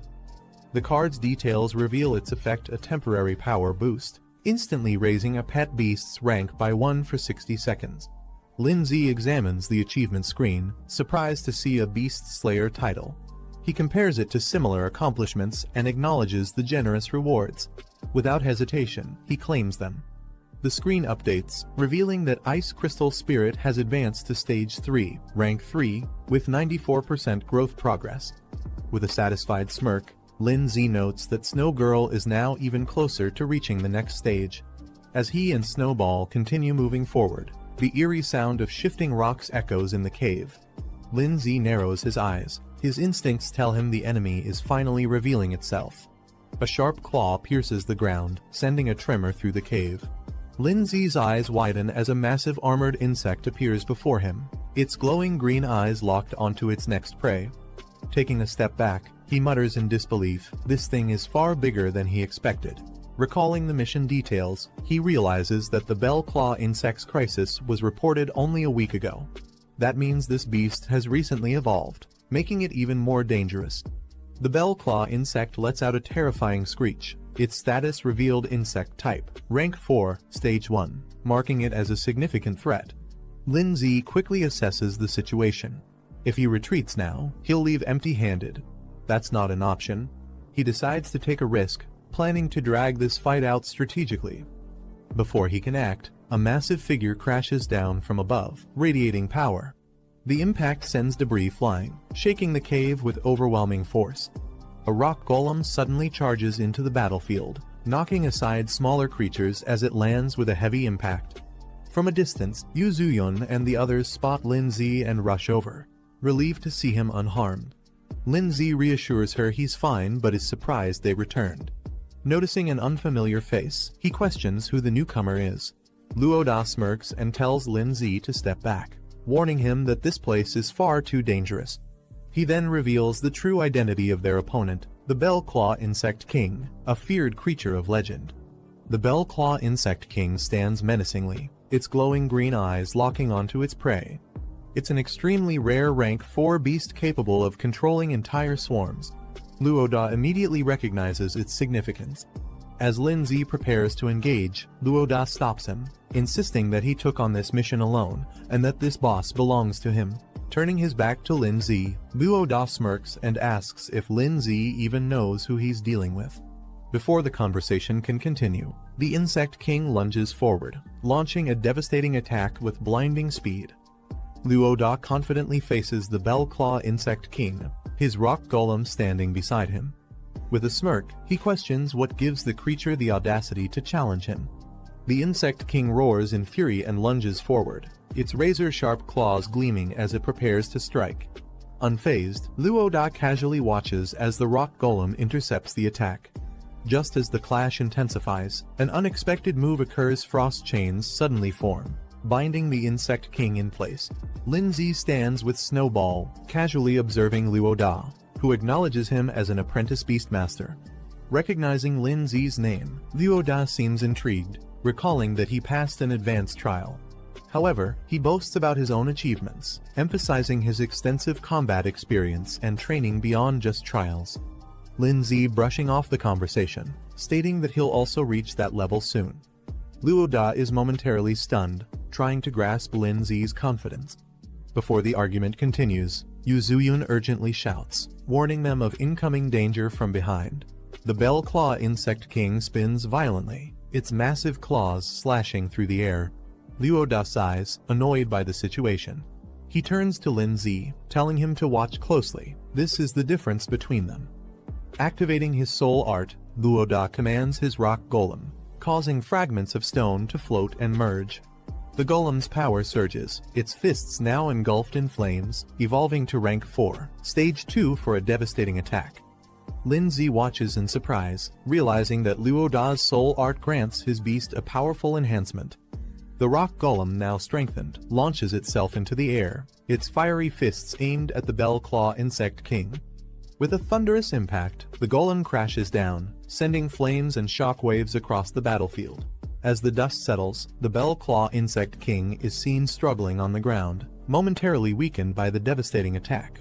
Luo Da smirks, boasting that mastering a high-level enhancement soul art is not something just anyone can achieve. He turns to Lin Zi, emphasizing the gap between their abilities.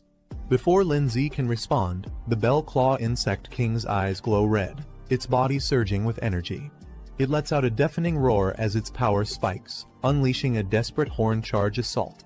With terrifying speed, the Insect King barrels forward, its entire body wrapped in a crimson aura, preparing to strike. The Bell Claw Insect King enters a frenzied state, its power surging to a dangerous level. Its distorted form radiates an ominous aura. Luo Da acknowledging the difficulty of facing such a powerful opponent. High above, Lin Zi and Snowball launch a combined assault. Icicle Spear and a Spirit Charge strike the raging Insect King with full force. As the dust settles, the impact leaves deep marks on the creature's body. The Bell Claw Insect King charges forward at full speed, its body surging with chaotic energy. Lin Zi and Snowball brace themselves as the monstrous beast approaches. Without hesitation, Snowball conjures frost chains, wrapping the creature in layers of ice to restrict its movements. The chains tighten, but the Insect King resists, letting out a piercing screech as its body trembles under the freezing grip.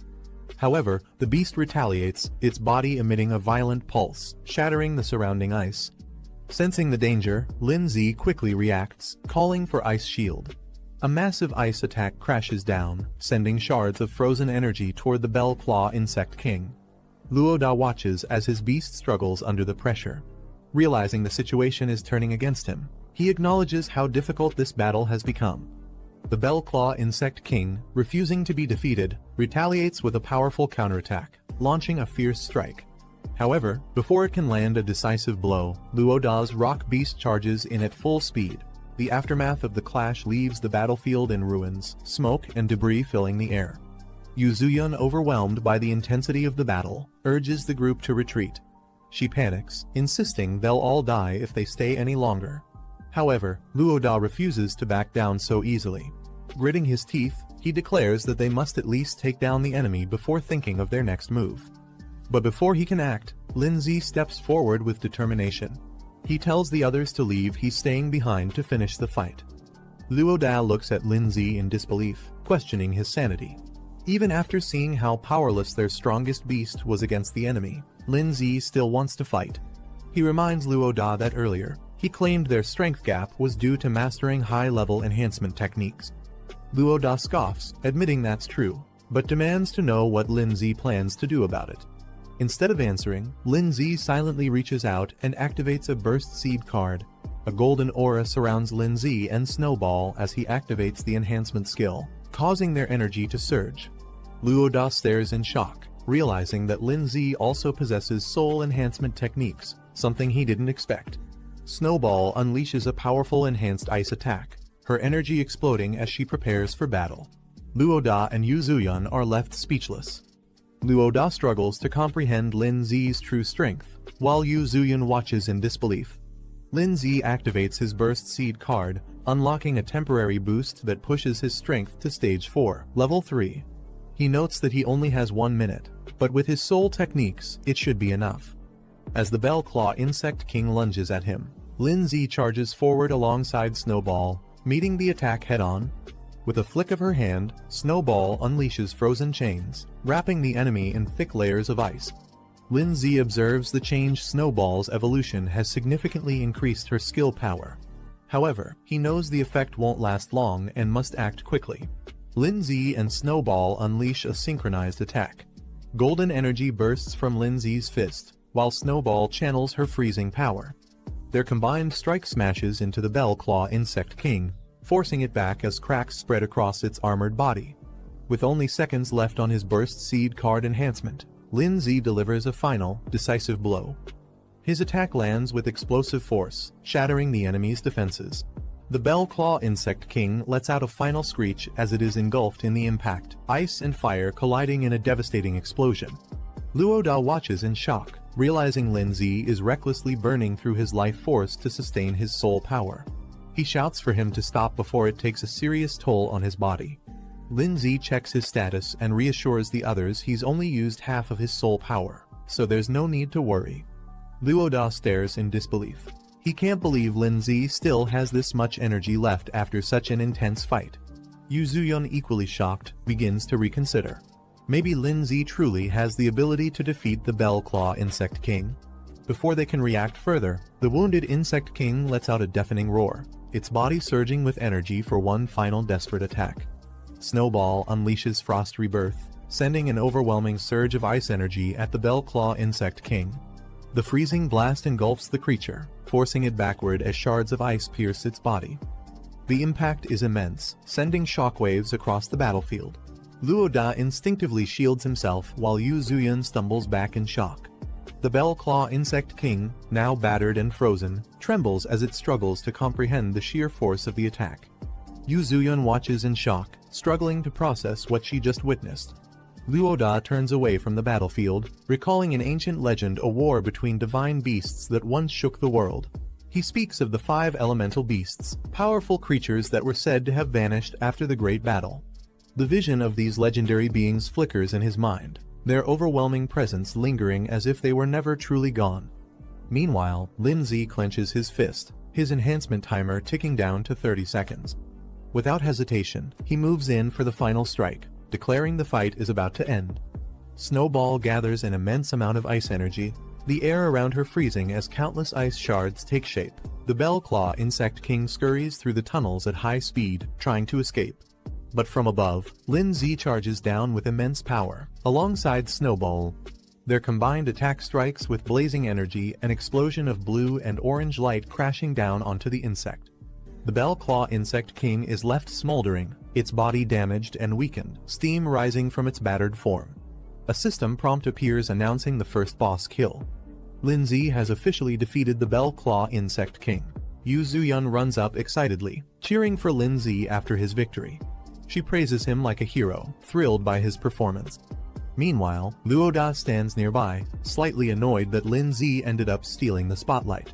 Snowball, now back in her small form, stumbles a bit. The temporary buff she used has worn off. Lin Zi kneels and gently pats her head, praising her for doing an excellent job.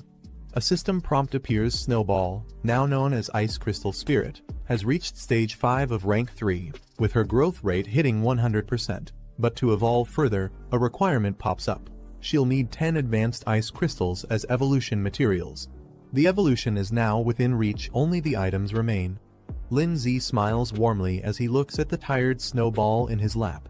He gently tells her to rest for now before they think about the next steps. Suddenly, a system notification pops up. Boss kill reward achieved. Lin Zi receives achievement points, a revival potion, and exactly 10 advanced ice crystals, the precise materials needed for evolution. Surprised and impressed, Lin Zi mentally notes how considerate the system is, having even provided the rare materials without extra effort. As he holds the exhausted Snowball, a hand suddenly rests on his shoulder from behind. Someone is approaching. Luo Da casually places his hand on Lin Zi's shoulder, asking if they can talk. Lin-zi and Yu Zuyun both look at him, confused. Luoda then points to the fallen Bell Claw Insect King and proposes something unexpected. He wants the credit for the kill. Yu Zuyun immediately jumps up, scolding Luoda for being shameless. She reminds him that it was clearly Lin-zi who defeated the boss. But Luoda, unfazed, raises one finger and confidently offers 100,000 as a trade for the kill credit. Lin-zi reflects quietly, realizing that the outcome of this mission will impact the Beast Tamer Association's evaluation of the man sent here. For Lin-zi, though, what matters most right now is earning money. 10W could buy him a strong new pet. Luoda then approaches him, casually asking if he's interested in making a deal. Lin-zi doesn't respond immediately. He knows if he accepts too fast, Luoda might not offer better terms.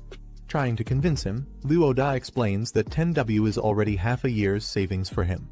If Lin-zi accepts the mission reward, he'd only get 5W this way. He actually earns more. To seal the deal, Luoda sincerely promises to owe Lin-zi a big favor. Lin-zi agrees to the deal. Lin-zi smiles and agrees to the deal, saying that favors can't really be priced. Luoda transfers the promised amount 10W straight to Lin-zi's account. Just as Lin-zi checks his phone to confirm the payment, a sudden noise draws his attention. They both look up and are shocked to see a massive bird-like beast appear from a hidden part of the cave. Beneath its claws is someone who appears to have been captured. As the trainer walks forward, Luoda, Lin-zi, and Yu Zuyun quickly follow behind him. Luoda respectfully calls him Sir He, acknowledging his authority. He carries himself with calm confidence. Yu Zuyun notices the silver badge on his coat and is visibly stunned. She realizes this man is a silver-tier beast tamer, a figure she's only heard about in rumors. Standing before them, the trainer speaks calmly, noting that they've met again, implying he and Lin-zi have crossed paths before. Lin-zi casually greets the trainer with a relaxed wave, showing no sign of nervousness. Luoda, on the other hand, is completely stunned. He never expected that someone like Lin-zi would personally know a silver-rank powerhouse. The trainer walks forward and addresses Luoda by name, recalling their earlier introduction. He glances at the remains of the Bell Claw Insect King and notes that the mission seems to be complete. Luoda quickly steps forward, politely reporting that the entire incident has been handled smoothly and without any injuries. Trainer analyzes the situation. He notes that the defeated Bell Claw Insect King was at least a rank 4 beast. Judging by Lin-zi's pet's level, it should only be rank 2. Even with talent, he assumes Lin-zi must have teamed up with Luoda to bring it down. Then, turning serious, trainer formally apologizes. He explains that due to a misjudgment by the Beast Tamer Association, this mission was wrongly classified as basic when it should have been intermediate. The error put them all at risk. He hopes Lin-zi can forgive the association and assures him that their trust in Beast Tamers matters. Lin-zi, calm as ever, says it's fine. He adds that Luoda did a great job keeping everyone safe. Luoda, hearing the praise, scratches his head with a shy smile, pretending to be humble while clearly enjoying the compliment. Yu Zuyun, watching from the side, quietly admires how smooth and composed Lin-zi is during conversations. She thinks to herself, this must be what high emotional intelligence looks like. Meanwhile, trainer informs Lin-zi that, as compensation for the mission's misclassification, the association will provide him with 10W. In return, they'll also be taking the monster's corpse back for research. Hearing that, Luoda is amazed. He thinks to himself that Lin-zi really came out of this with a massive profit. Lin-zi politely accepts the compensation, saying he won't argue with their generosity. In his mind, though, he notes that this isn't just compensation, it's also recognition of his strength. Lin-zi smiles slightly, understanding that the 10W given by the Beast Tamer Association isn't just compensation, it's also a gesture to keep things quiet and show goodwill. Refusing it might only create complications later. Meanwhile, trainer silently observes Lin-zi's behavior. He notes that Lin-zi hasn't even acquired a second pet beast yet, which clearly means he needs money urgently. To trainer, this payout is more than a reward, it's an investment. He transfers the amount to Lin-zi's account and tells him to make good use of it. He also reassures Lin-zi that if he ever needs help again, the association will support him. Trainer then approaches the remains of the Bell Claw Insect King, casually lifts it, and with a nod, says he'll take his leave. Lin-zi watches him go, thoughtful but composed. Suddenly, Lin-zi's expression changes. His reaction leaves him momentarily stunned. Later, the team exits the cave and steps into the open. Luo Da, in high spirits, teases Lin Zi about making a huge profit 20W in one day. Lin Zi smiles and adds that he didn't just earn money, he also gained a valuable favor.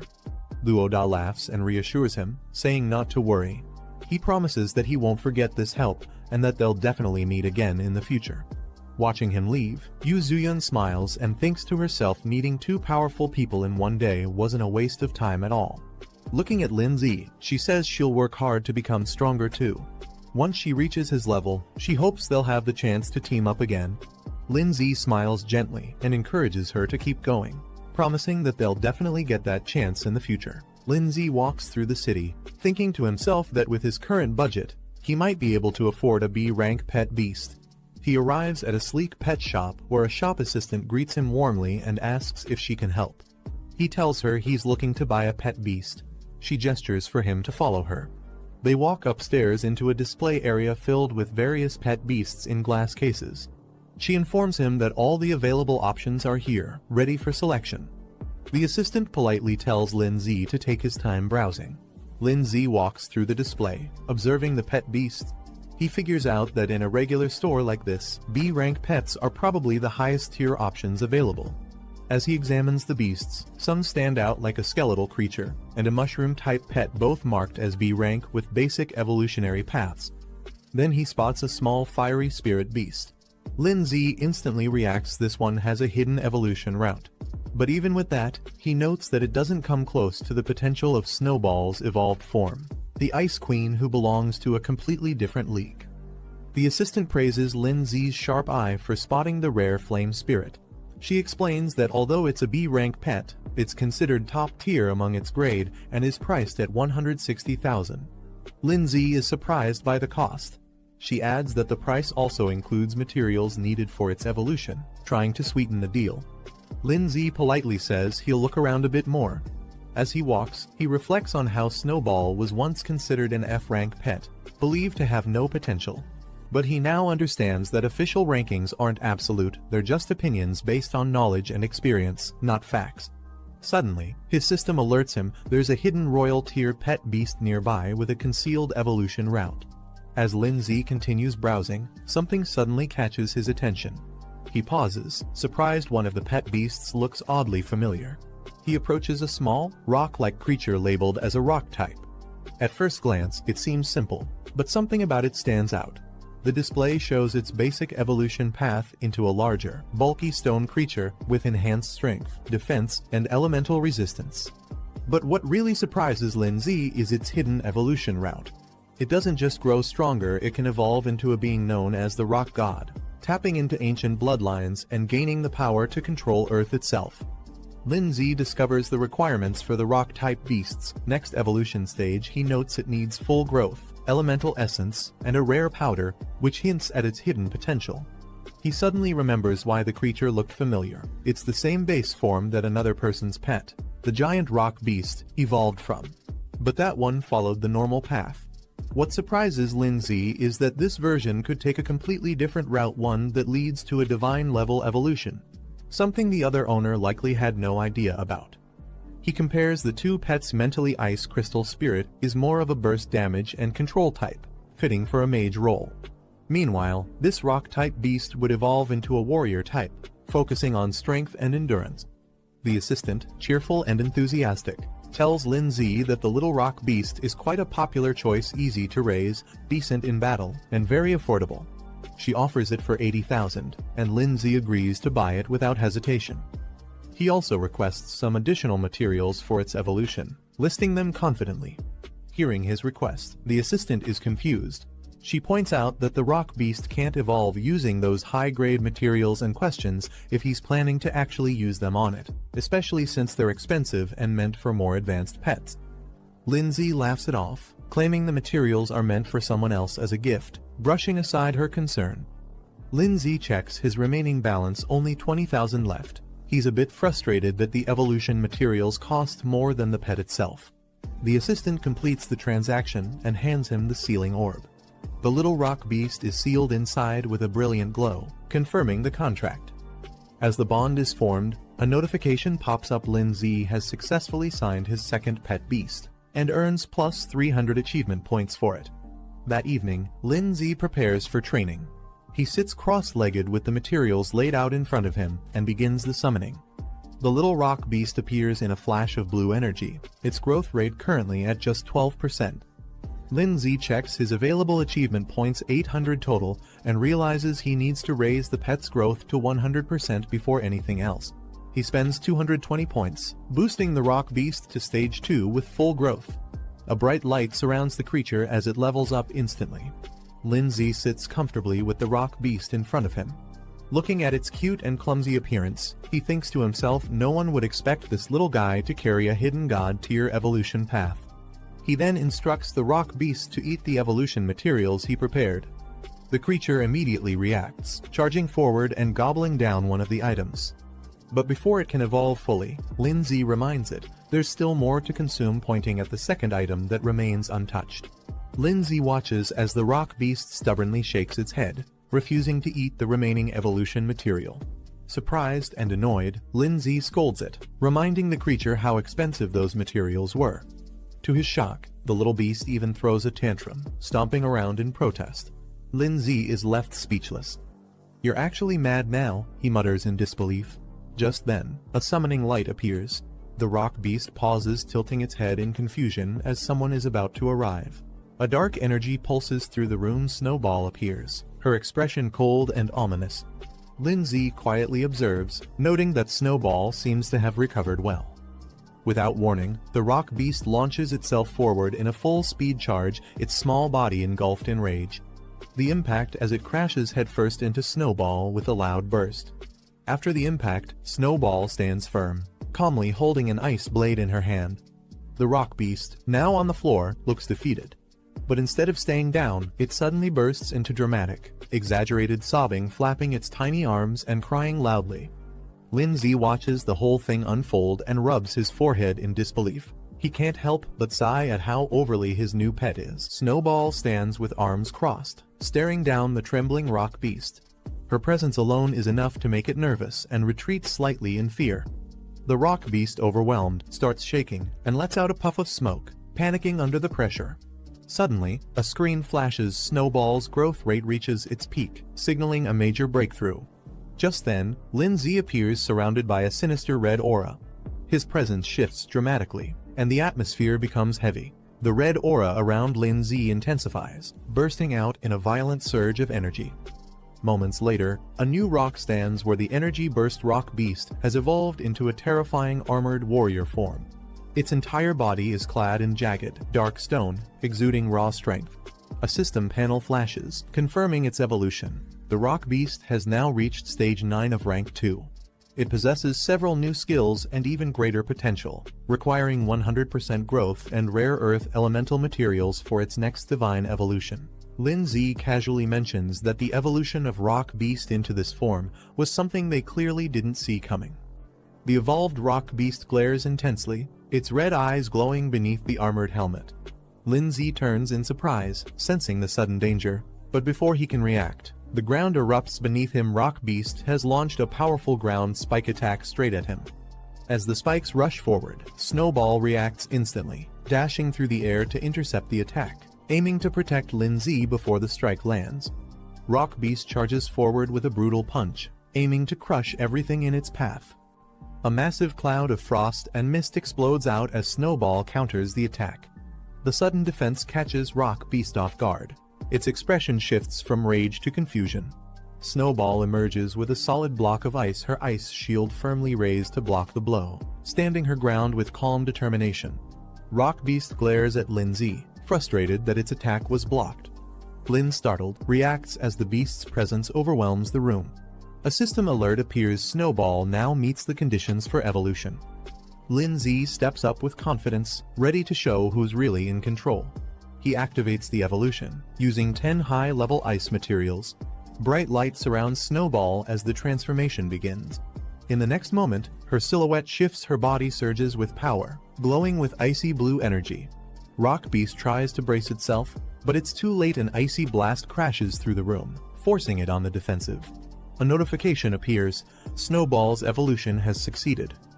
From the mist, her new form is revealed, no longer the small frost spirit. She now stands tall and elegant as the Snow Lady, surrounded by swirling frost and glowing blue energy.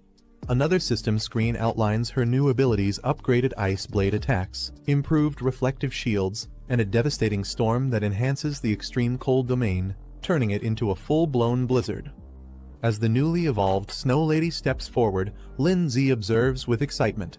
Not only has she evolved, but her abilities have upgraded too.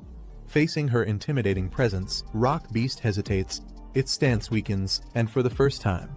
Suddenly, sharp ice spikes rise up from beneath, catching Rock Beast off guard. Lindsay calmly gives the command, calling out Snow Ladies. Snow Lady unleashes a barrage of sharp icicles from above, raining them down on Rock Beast. Caught off guard, it stares up in shock, unable to react in time. Moments later, Rock Beast is on the ground, completely overwhelmed. Snow Lady stands tall.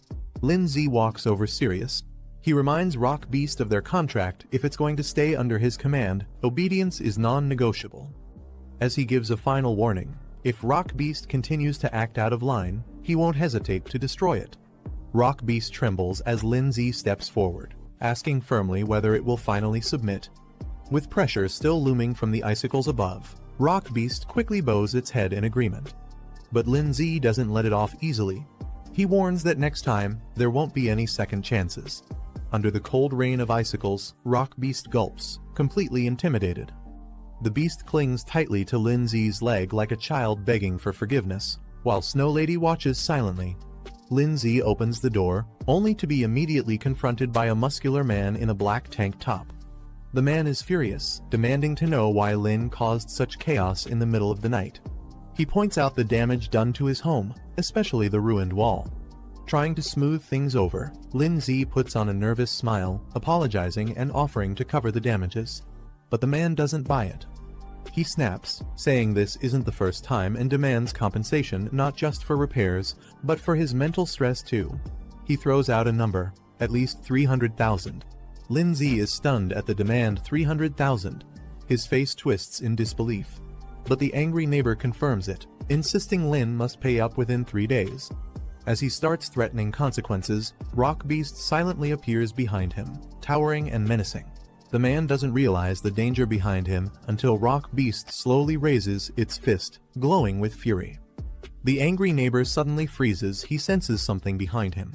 Rock Beast's massive arm swings in at full force, stopping just inches away from the man's face as Lindsay calmly orders it to halt. Shaken and sweating, the man stares at the beast in disbelief. He stammers, asking if this terrifying creature is Lindsay's pet.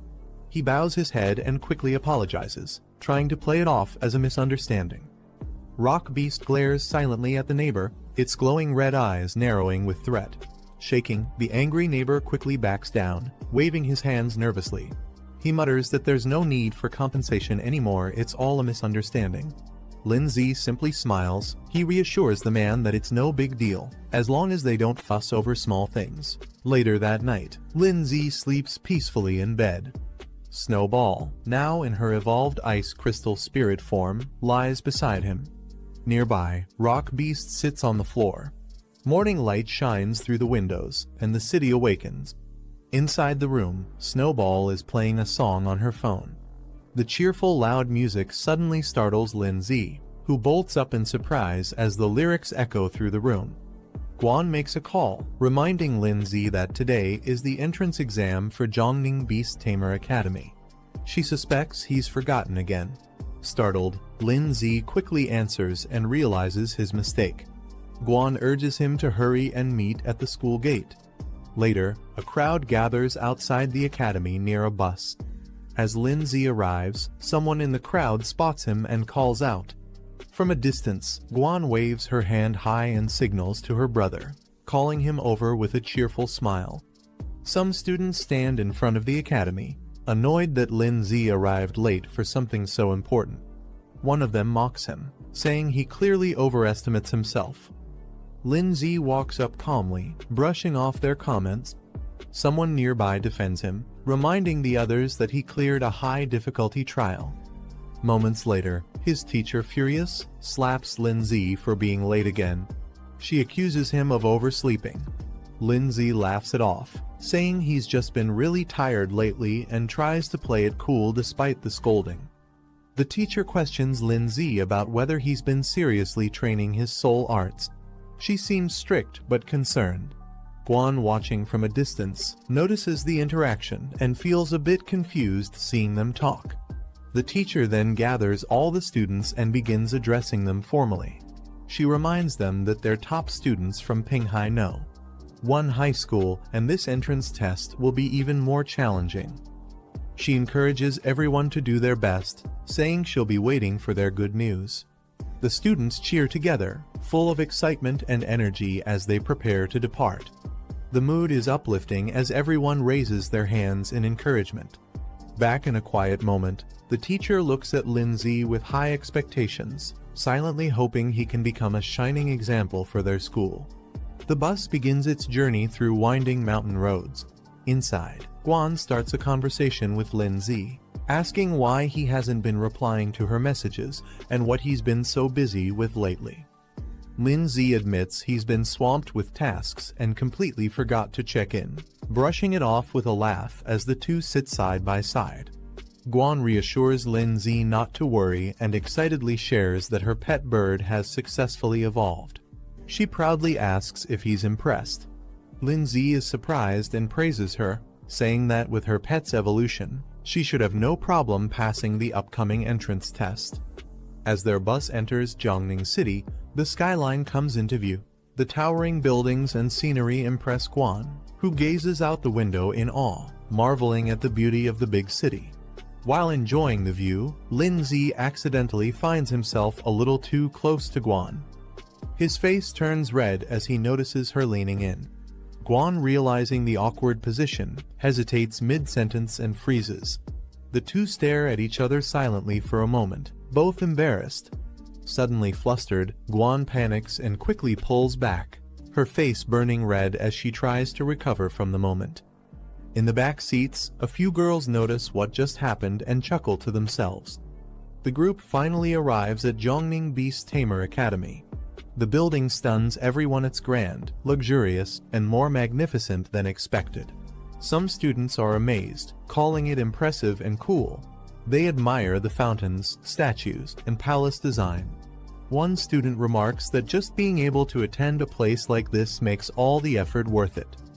As Lindsay walks forward, he calmly tells someone to step aside. A group of students led by a calm, confident man walks toward the academy gates. Their school is introduced, and their team has 17 students. Moments later, another group arrives, this time more energetic and aggressive. A muscular guy and a girl with pink twin tails lead the team of 21 students from a different school. Watching them, one of the pink-haired girls from Lindsay's side nervously reminds Guan that as their class leader, she can't afford to lose to them. Lindsay gives Guan a thumbs up, silently encouraging her before she steps forward confidently with her team. Their group, Pinghai No. 1 High, steps up to register 12 students in total. Nearby, a student from another school watches them and sneers, calling them country bumpkins. A map briefly highlights the regional status of Pinghai, indicating that it's seen as more remote compared to the cities of Canyon and Kinbing, explaining the bias others have toward them. A student boldly charges forward and punches a giant statue. A man in a white coat appears, praising the student's spirit. He introduces himself as Teacher Su-hee, the one in charge of overseeing this round of the admissions test. He congratulates everyone for passing the initial trial, but warns them not to celebrate just yet.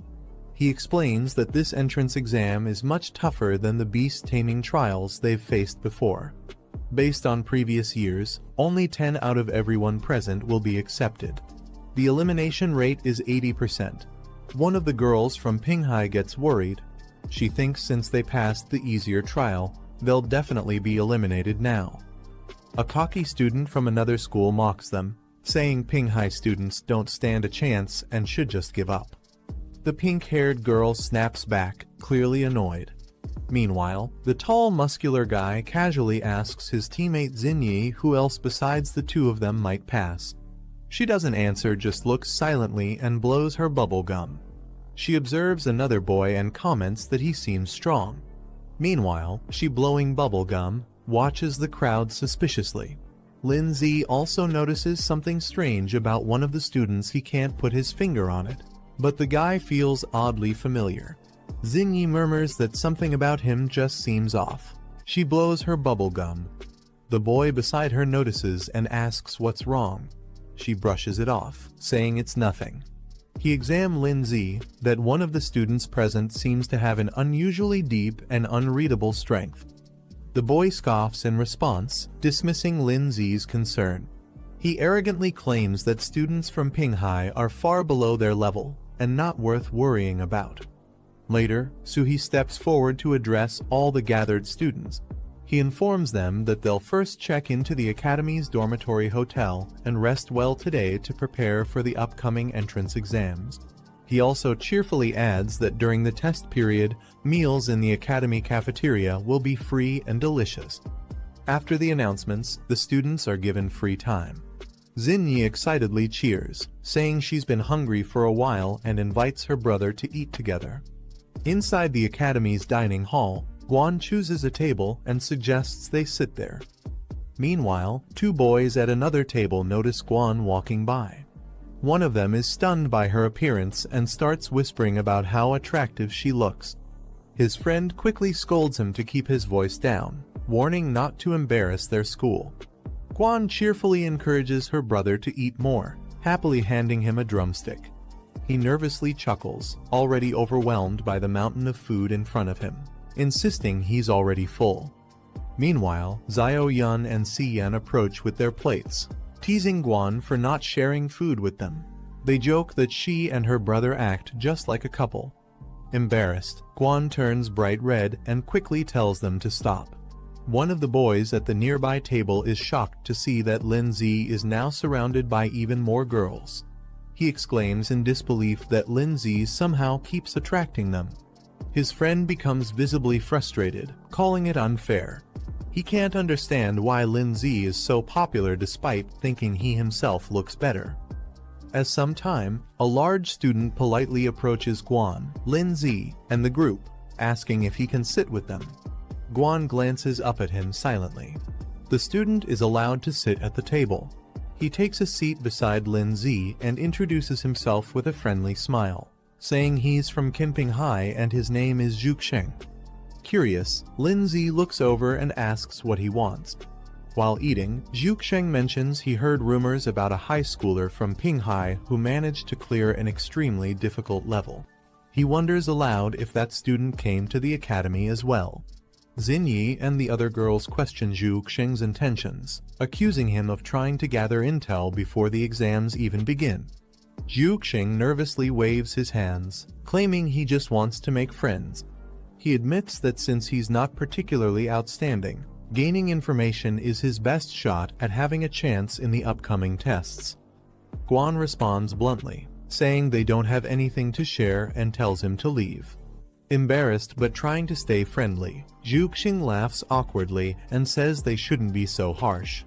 He adds that he already has a general idea of the capable candidates among the current exam group. Zhuxing points out a silver-haired student entering with 3 girls and introduces him as Lai Pengyun, the top student from Kinping High. He explains that Lai Pengyun is a recognized prodigy who recently cleared a high-difficulty trial. His contracted beast, a venomous plant-type monster, has already reached Tier 3. Hearing this shocks Xinyi and her friend. They're stunned that a high schooler could own a Tier 3 pet beast. Zhuxing casually adds that Lai Pengyun also comes from a well-known wealthy family, which supplied him with rare materials for beast evolution. The girls quietly admit there's no way their Tier 1 pets could compare to someone like him. Guan silently reflects on the gap between her own pet beast and the Tier 3 one they just saw, realizing that her bird is still stuck at Tier 2, Stage 7. Meanwhile, Zhuxing points to another girl in the dining hall, Guo Xiningi, the twin-tailed girl. He explains that she's known as a troublemaker from Kongwu City. She only formed her first contract in her senior year, but still managed to pass a high difficulty assessment in just 1 month. Her pet, a steel pattern baby dragon, has already reached Tier 2, Stage 8. The girls at the table are stunned. One questions how a pet could grow that fast in just 6 months, while the other speculates she might have already had it at Stage 7 when they bonded. Lindsay casually explains that if someone has high enough spiritual power, they can directly contract with stronger pet beasts without needing to level up slowly. Hearing this, Xinyi looks curious and confused, not fully understanding what he meant. Then, with a playful expression, she strikes a flashy pose. Lindsay, caught off guard by her sudden cuteness, can only stare blankly. Zhuxin continues, mentioning that there's another top student from Kangwu City named Tan Yong, who is partnered with a rare dual-attribute pet. This revelation shocks Xinyi and her friend, who react in disbelief upon hearing that dual attributes are involved. Guan calmly explains that their teacher once mentioned such rare beasts exist, but are usually found in extremely dangerous regions and are almost impossible to tame. Lindsay, thinking to himself, recalls that the monster called Rock Ghost belongs to both ghost and rock types. He considers how valuable it would be to develop a dual-attribute pet like that. Zhu Xing finishes sharing all the information he knows and then asks the group if they can tell him who the student is that passed the super difficult trial.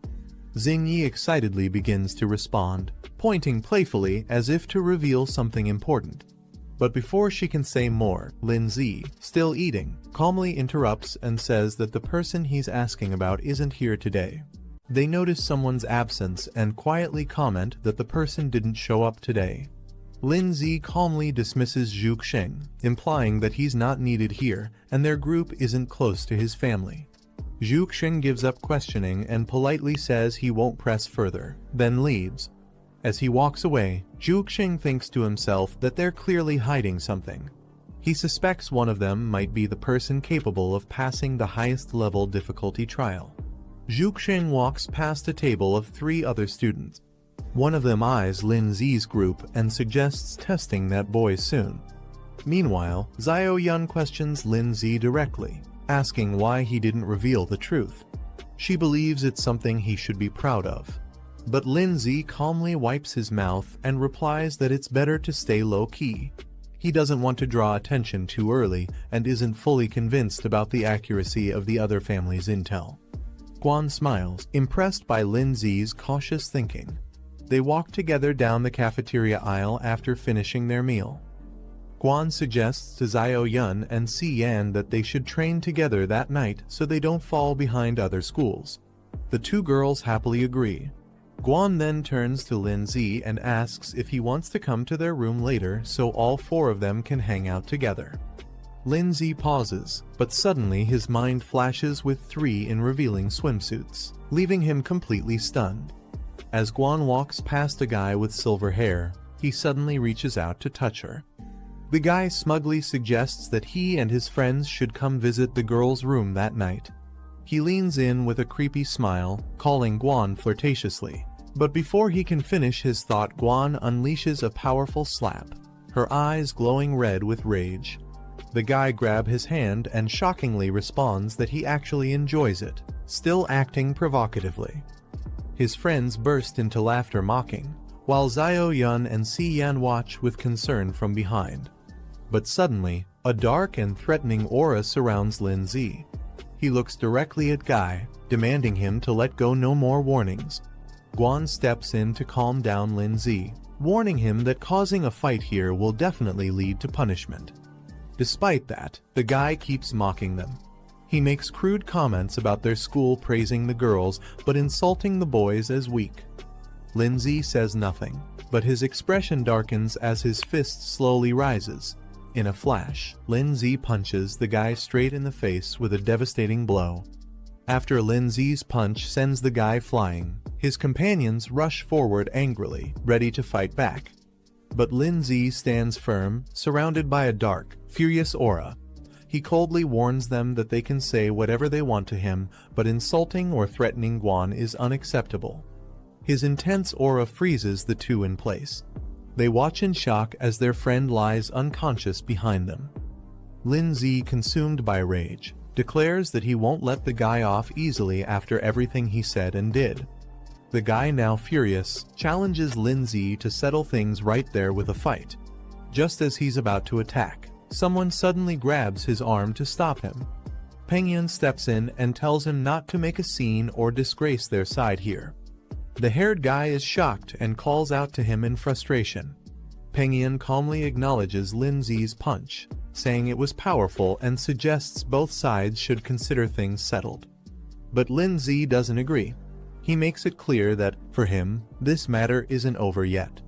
As Penghyun helps carry away his injured teammate, he tells Lindsay that the guy will be punished back home, but if Lindsay still has a problem, he can bring it to him directly. The two of them lock eyes, and a surge of intense energy flares between them. After everything settles, Gwon suggests they leave, gently pulling at Lindsay's sleeve. He pauses silently for a moment, then agrees with a calm expression. As they begin walking away, Lindsay casually mentions their next focus getting ready for the upcoming exam. Zio-yun cheers behind them, calling Lindsay cool as the group exits together. Elsewhere, Penghyun smirks in the shadows, finally confirming his suspicion Lindsay is the one to watch. Later that night, at a luxurious dorm, steam rises from the bathroom as the girls Gwon, Zio-yun, and Si-yan relax together in the bath. Gwon looks annoyed as all three squeeze into the tub, asking why they barged in together. Zio-yun just grins mischievously and says it's their way of thanking her for training them, clearly enjoying the moment a bit too much. Si-yan happily shares that their pet beasts have now reached Tier 2, meaning they're finally strong enough to win upcoming battles. As a thank you, she and Zio-yun excitedly offer to give Gwon a massage, but things get a little too enthusiastic. Gwon, flustered and blushing, yells at them to stop touching her randomly. Inside a grand hall, students gather in neat rows facing a glowing red portal. At the front, Soo-hee addressing the crowd, claiming he has good news based on their recent exam performance. He reveals his true opinion: this group has the lowest scores he's seen, and he doesn't expect much from them. Zio-yun, embarrassed, yells in disbelief. Behind her, a few boys argue and point fingers, blaming others for dragging down the group's results. Zio-yun, fired up and furious, shouts at the student who mocked her group. She warns him not to cross paths with her after the exam, or he'll regret it. Meanwhile, Soo-hee explains the gathered students it will take place inside the illusion realm created by the Origin Stone Monument. There will be no difficulty selection, everyone will face the same trial. As the monument activates, the test name is revealed: Mystic Forest Trial.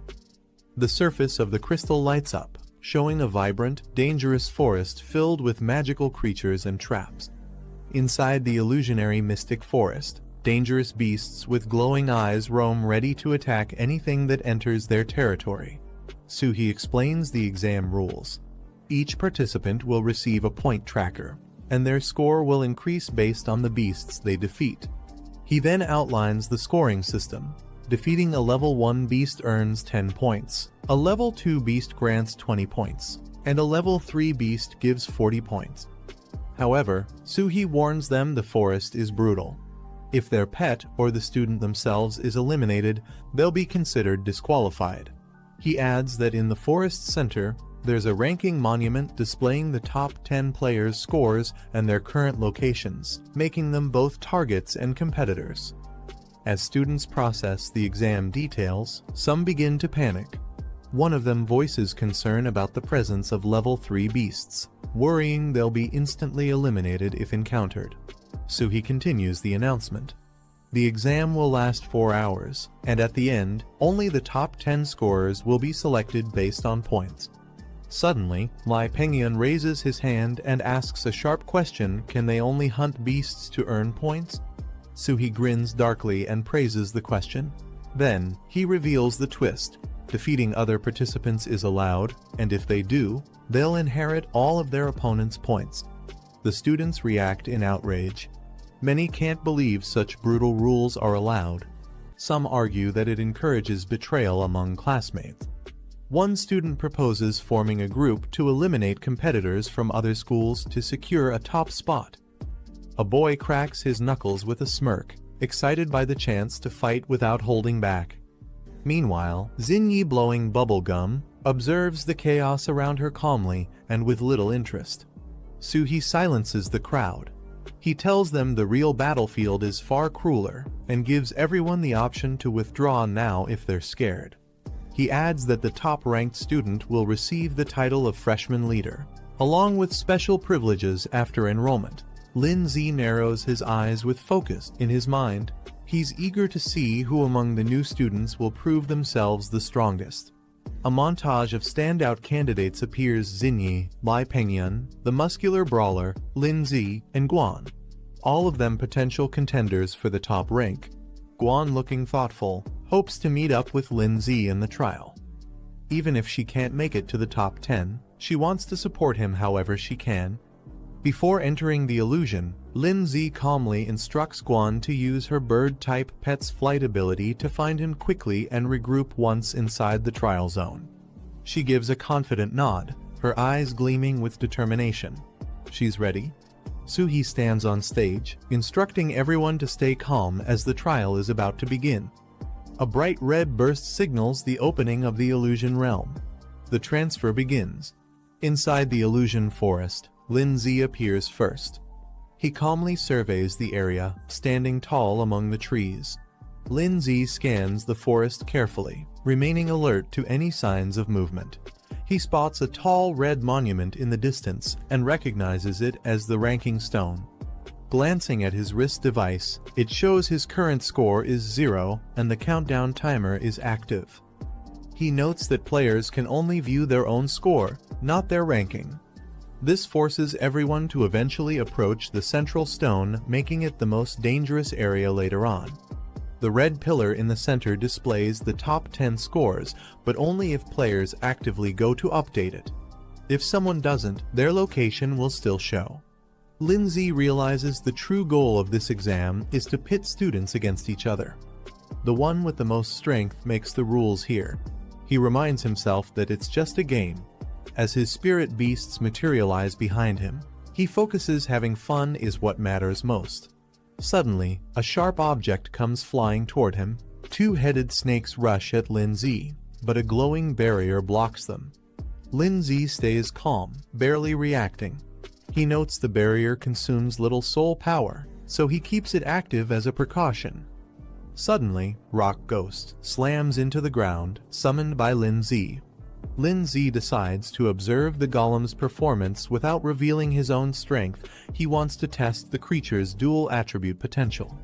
The rock ghost stares down the retreating two-headed snake, which backs away in fear. Lin-Zi tells it to stop chasing, explaining the low-tier beasts aren't worth the effort due to low points. The rock ghost clenches its fists, excited by Lin-Zi's suggestion to find tougher enemies to fight. Lin-Zi remains calm, but quietly worries whether Guan Ning will be able to locate him smoothly. A fiery centipede lies defeated behind Guan Ning, who looks up with hope that everything goes smoothly. She checks her watch. 30 points, time remaining, 3 hours 45 minutes. She lets out a relieved breath. Pointing ahead, Guan Ning commands her flaming bird, "Go, flame bird," and it takes flight. The flame bird soars through the sky, heading toward the red stone pillar. Guan Ning clutches her hand to her chest. Her eyes look around as she quietly mutters, "Lin-Zi, where are you?" Guan Flame Bird glides high above the trees, scanning from the sky. Through her glowing eyes, Guan sees what the bird sees. Her vision locks onto the landscape ahead. Elsewhere in the forest, a student's small beast clashes with a massive red snail in a heated fight. Another student flees in panic as a weird frog-flying creature lunges at him from behind. A group of strange monkey beasts clap and cheer wildly, possibly having just evaded the flame bird's pursuit. The flame bird returns to Guan, who realizes her pet can't stay too far from her for long. Guan determines her only option is to try her luck near the stone monument. She believes Lin-Zi is strong enough to reach the top 10 and might show up on the ranking list. Without hesitation, she mounts a large yellow bird and launches into the sky. She jumps off the yellow ostrich mount mid-run. The bird runs off in a panic as she launches a surprise strike. Based on memory, she recalls this golden-back ostrich to be around rank 2, stage 5. Her flame bird swoops down in a blazing dive, burning through the sky with overwhelming power. She's confident it can win easily. The ostrich is engulfed in flames and collapses instantly. Guanning notes that she just earned 20 points with no effort. Just as the flaming ostrich falls, a boomerang crashes in, striking it down before it lands. Guan is startled. She looks around in shock, questioning who launched the attack and stole her kill. A large hand grabs the returning boomerang effortlessly. Standing confidently is a muscular beast man named Otto the Wildman, a humanoid pet beast of rank 2, stage 4. The guy watches smugly from behind. The guy grins as he smugly greets Guan, remarking on their fated reunion. She angrily confronts him for stealing her kill, but he just shrugs it off, saying there are no rules against it. He enthusiastically orders his pet Otto to attack, shouting for him to crush her flaming bird. Otto launches into the air with immense power, about to strike down with brute force. Guan shouts urgently, warning her flaming bird to dodge the incoming attack. A golden boomerang hurtles through the air, aimed directly at her. Guan realizes too late that it's targeting her, not the bird. The impact knocks her off her feet, leaving her vulnerable and dazed. The guy grabs her from behind and mocks her with a sinister smile, saying she won't be able to command her bird anymore now. He smugly explains how humanoid-type beasts like his have high intelligence, allowing them to act independently while his commands are just suggestions. His beast grabs Guanning flaming bird tightly, restraining it completely. The guy creepily whispers to Guanning, enjoying her helpless state before she gets eliminated. On the other side of Lindsay, he checks his wrist display. His current score is 40 points, and 3 hours 28 minutes remain in the exam. Rock Ghost silently finishes off another beast and tosses the body aside, while Lindsay calmly walks ahead without turning back. He casually checks his wrist tracker again as he hears strange sounds from deeper in the forest. A strange-looking creature called Big Belly Beast appears. It's a round, heavy-looking beast being led by a player. He spots them and smirks, thinking this will be an easy score. Zhu Xing checks his wrist tracker, revealing he already has 60 points. He advises himself not to get too relaxed. He suddenly notices the arrival of Lindsay. Recognizing him, he mentions they've met in the cafeteria before. Lindsay smiles calmly, thinking to himself that this guy probably doesn't know his identity. Since he seems informed, he could be useful. Rock Ghost stands proudly, drawing Lindsay off. He wonders if it's a rare beast since he's never seen one like it before. Zhu Xing watches from a distance, assuming Lindsay isn't the same Lindsay who passed the advanced trial. He believes Lin uses an ice-type beast, unlike the golem beside him. Lindsay smiles and humbly claims his beast is nothing special, just a basic D-rank pet that reached level 2. Zhu Xing proudly presents his unusual and rare monster, a mutated beast that has already reached level 2, stage 7. Zhu Xing boasts further, offering to let Lindsay follow him and earn points together. He promises that if Lin listens to him, he'll easily get into the top 10. Lindsay excitedly celebrates, thinking he's finally found a teammate to rely on. However, Zhu Xing secretly grins, thinking Lindsay is a fool. He plans to use Lin's strength and then betray him once he's no longer useful. Guanning reaches out to grab the guy. She flips the guy over her shoulder in a surprise move, slamming him to the ground with a loud thud. The guy, humiliated, curses in frustration after being slammed down. His eyes widen in shock. Guanning, now calm but deadly serious, reminds him that last time her brother held back, this time she won't. As she declares, "Demon eyes," pink and black flames erupt around her. The beast turns its head in shock as demonic pink-purple flames suddenly ignite beside it, leaving it stunned. From within the flames, a dark horned bird emerges, eyes glowing and body wrapped in ominous smoke, descending like a demon from the sky. The flame bird swoops down with blazing pink flames. Otto panics as flame bird surrounds him, his face filled with fear. Terrified, Otto turns and runs away, ignoring his master's desperate call to return.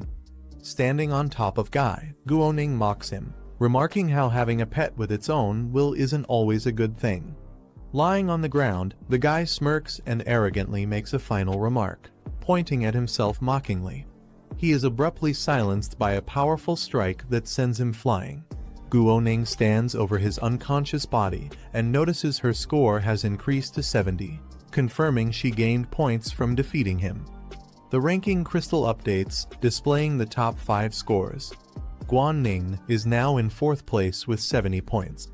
The instructor observes the leaderboard and is surprised someone already surpassed 100 points in under an hour, exceeding expectations for this batch of examinees. Pengyun is walking toward the battlefield through the glowing portal. A massive spotted savage tiger beast type stage 3, level 1 towers over Pengyun ready to attack. His pet, poison vine demon plant type stage 3, level 3 appears nearby, indicating a high-level threat zone. The spotted savage tiger suddenly charges forward with ferocity, aiming straight for Pengyun. Poison vine demon eyes glowing as he alert. With a sudden burst, the poison vine demon launches its vines, piercing into the tiger's body and pinning it to the ground. The tiger is forcefully slammed away, overwhelmed by the power of the vine-based monster. The spotted savage tiger tries to resist, its face twisted in rage as vines continue to entangle its mouth. Despite the struggle, the tiger collapses in front of Pengyun. He calmly tells the poison vine demon to stop playing and prepare to hunt the next target. The savage tiger's eye widens in shock. A sudden burst of green vines pierces through its body with brutal force, splattering blood. The poison vine demon stands atop the lifeless tiger. The vines retract slowly from the corpse, twitching with eerie energy as they pull free. The poison vine demon towers over the lifeless tiger. As the vines retract, the tiger's body collapses to the ground. Pengyun casually checks his wristband. His score now reads 210. With a smug expression, he declares himself the rightful ruler of this new generation. He spots a tall red monument in the distance and recognizes it as the ranking stone. A new leaderboard is displayed near the glowing red monument. Kai Pengyun now holds the top spot with 210 points. Guo Xingyi follows in second, while others fall in line. The timer shows 2 hours and 39 minutes remaining. The man smirks, confirming that Guo Xingyi has reached second place just as expected. He questions her strategy. She's been helping him gain all the points while remaining at 0 herself. He wonders if she really doesn't mind. Guo Xingyi calmly asks, "So, who should we start with?" The man looks at the leaderboard, remarking that it's still too early to challenge Kai Pengyun, who leads with 210 points. He notes that Lu Gang, another participant, is from their school. He narrows his focus to a new target, Guanning, currently ranked 4th. Guo Xingyi recalls someone named Lin Zi, once praised as a genius, but she doesn't see his name on the leaderboard. She scoffs at the thought. They conclude that many on the list likely used cheap tactics to climb. The girl notes that Guanning is nearby, and they decide to move toward him. Guanning points toward the east, deciding the direction to proceed. The flame bird lands as she follows behind. She calculates 2 monster targets. Nearby on the left is a wind cutter mantis, and on the right, a man-eating flower. She's evaluating which one to take on next. She looks determined, wondering where Lin Zi is and deciding which direction she must take to find him. Meanwhile, Lin Zi walks calmly through the forest alongside Andre. They encounter a new enemy, a creature labeled as Withered Vine Beast, ranked 2ND tier, level 4. Andre cheerfully tells Lin Zi to handle the beast first and promises to assist shortly. He smirks to himself, planning to swoop in and steal the kill after the creature is nearly defeated so he can claim the points. The rock beast launches a powerful strike toward the withered vine beast. The enemy is swiftly eliminated, signaled by a red icon showing its defeat. Rock beast remains silent, staring at the defeated enemy while Lindsay watches calmly in the background. Andre stands silently and stunned by what just happened. Suddenly, his face twists in shock as he realizes the armored creature killed the enemy instantly before he could even act. The screen shows a countdown timer with just 2 hours and 20 minutes remaining. The leaderboard reveals the top participants. Lindsay is shown in 9th place with 120 points, a sharp rise from his previous position. A total of 17 participants have already completed the challenge. The instructor observes the screen, surprised by Lindsay's rapid progress, jumping from rank 33 to rank 9 in under 2 hours. He recalls rumors about Lindsay being from a family known for overcoming high-difficulty trials. He realizes the reason behind their success. Lindsay and Zhuxiang are working together as a team. As they walk through the forest, Zhuxiang complains that Lindsay and his pet, Rock Beast, keep eliminating enemies too quickly. Zhuxiang asks to be given a chance to fight at least one. Lindsay simply apologizes, showing no intention of slowing down. He explains that since the graduation exam affects their school advancement, he always commands Rock Beast to go all out in battle. Then, turning casually to Zhuxiang, he offers to let him handle the next one if he wants points too. Annoyed, he grits his teeth, thinking Lindsay is getting too full of himself. He plans to take Lindsay down in the next fight and steal all his points. Suddenly, a warning appears on the screen. A dangerous elite beast has appeared in the area. Lindsay looks at the alert and wonders if defeating a rare ranked beast might offer more points, showing interest in maximizing his score. From the bushes, a golden glow starts to emerge, accompanied by a rustling sound.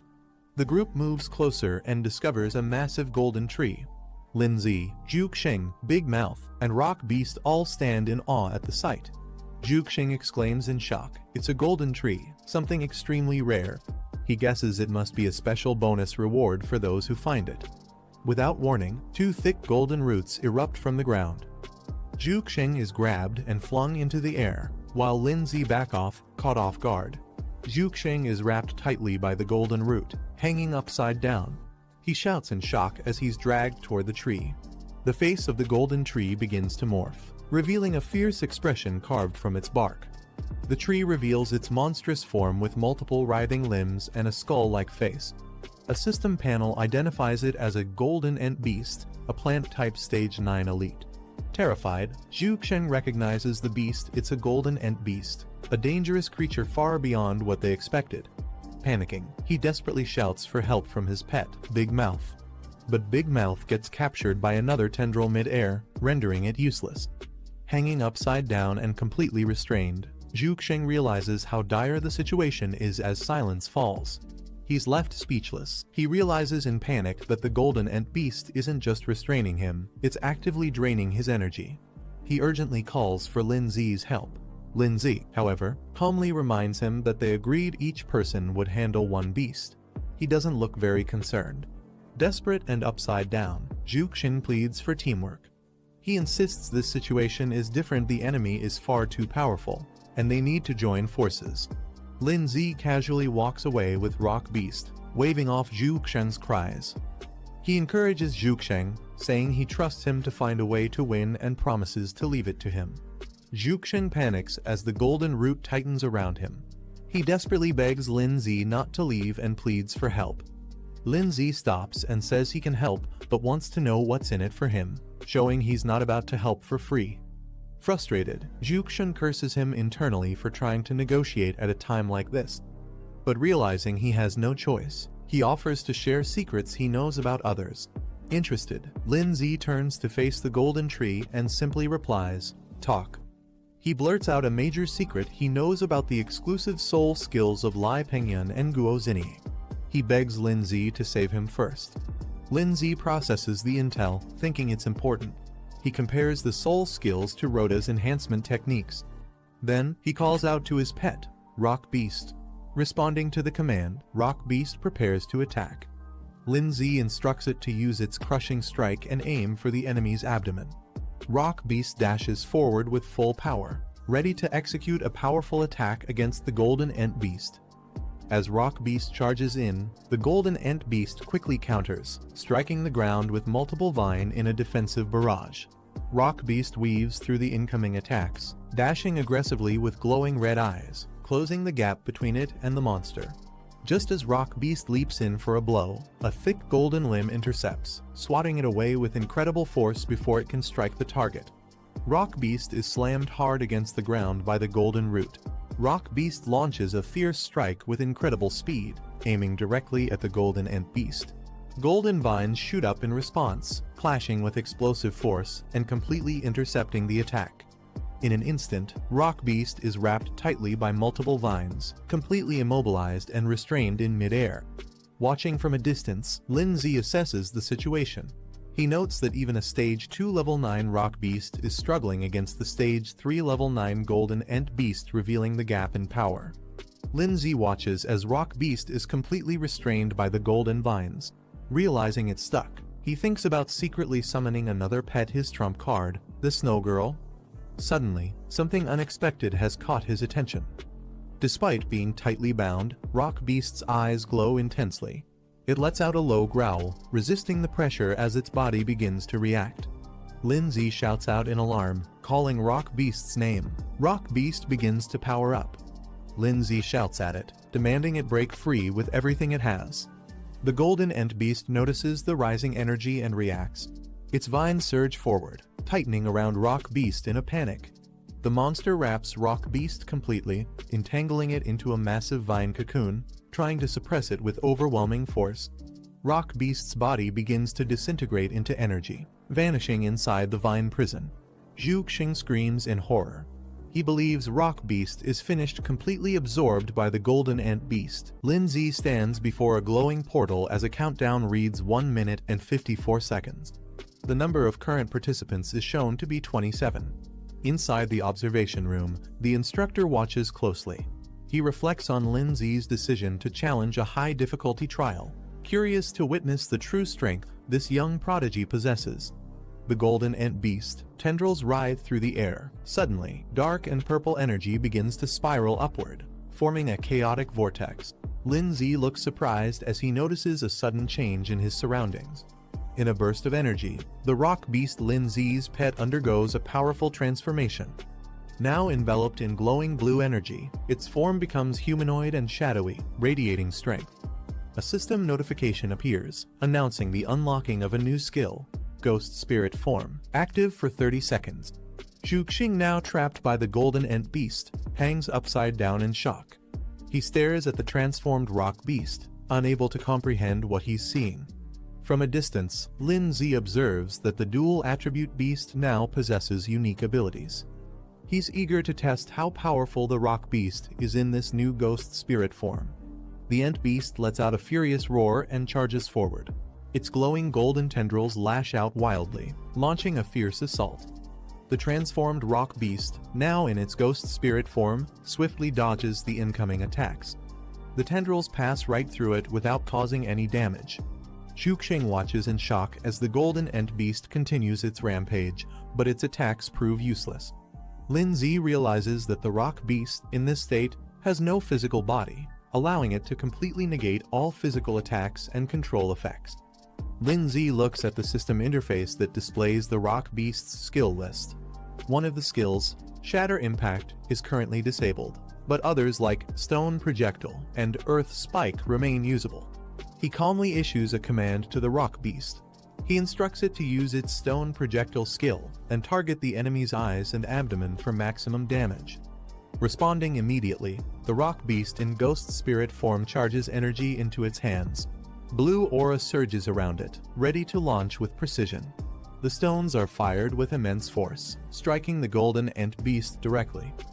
The Golden Ant Beast lets out a cry and stumbles backward, visibly injured. Its body twists in pain while Zhu Xing still trapped. Lindsay observes calmly, but his thoughts are serious.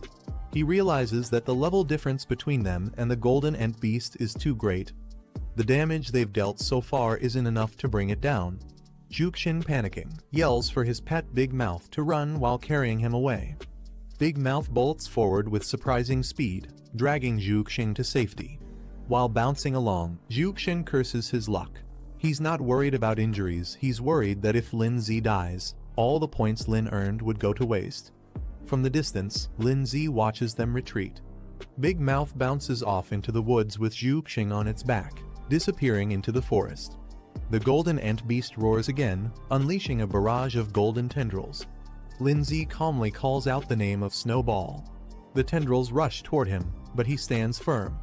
With a burst of energy, Snowball appears beside Lin Zi, surrounding them both in a shimmering blue aura. Snowballs begins activating her power. She unleashes her powerful ice magic. Giant frozen cyclones erupt around her as a snowstorm covers the battlefield. The golden ant beast roars, caught off guard by the sudden temperature drop. Amid the swirling ice, the transformed rock beast, now with his first form, steps forward. Lin Zi gives the order, and the rock beast launches forward at full speed. It activates the skill Shatter Impact, channeling all its power into a destructive charge. With a loud crash, the rock beast smashes directly into the golden ant beast's face. The collision explodes with energy, delivering a devastating strike as the monster lets out a deafening scream. Snowball prepares wave of ice magic, her pink eyes glowing as she channels her frost energy. She raises her hand, summoning another powerful spell to freeze the battlefield. The rock beast, still in its armored red form, hears Lin Zi's command. The rock beast pierces through the frozen battlefield, its shadowy form crashing into the golden ant beast again. Lin Zi steps forward with determination in his eyes. He clenches his fist and declares it's not over yet. With a final burst of strength, Lin Zi launches a powerful blow directly into the golden ant beast's face. The impact explodes with golden energy, combining his force with the rock beast's assault. The battlefield falls silent as the golden ant beast collapses, shattered and defeated. Ice fragments and broken tendrils scatter across the field, while Snowball and the rock beast stand victorious. A system prompt appears, confirming the golden ant beast has been eliminated. Its glowing eyes fade as the battle officially ends. Lin Zi receives confirmation of the kill, and the victory is sealed.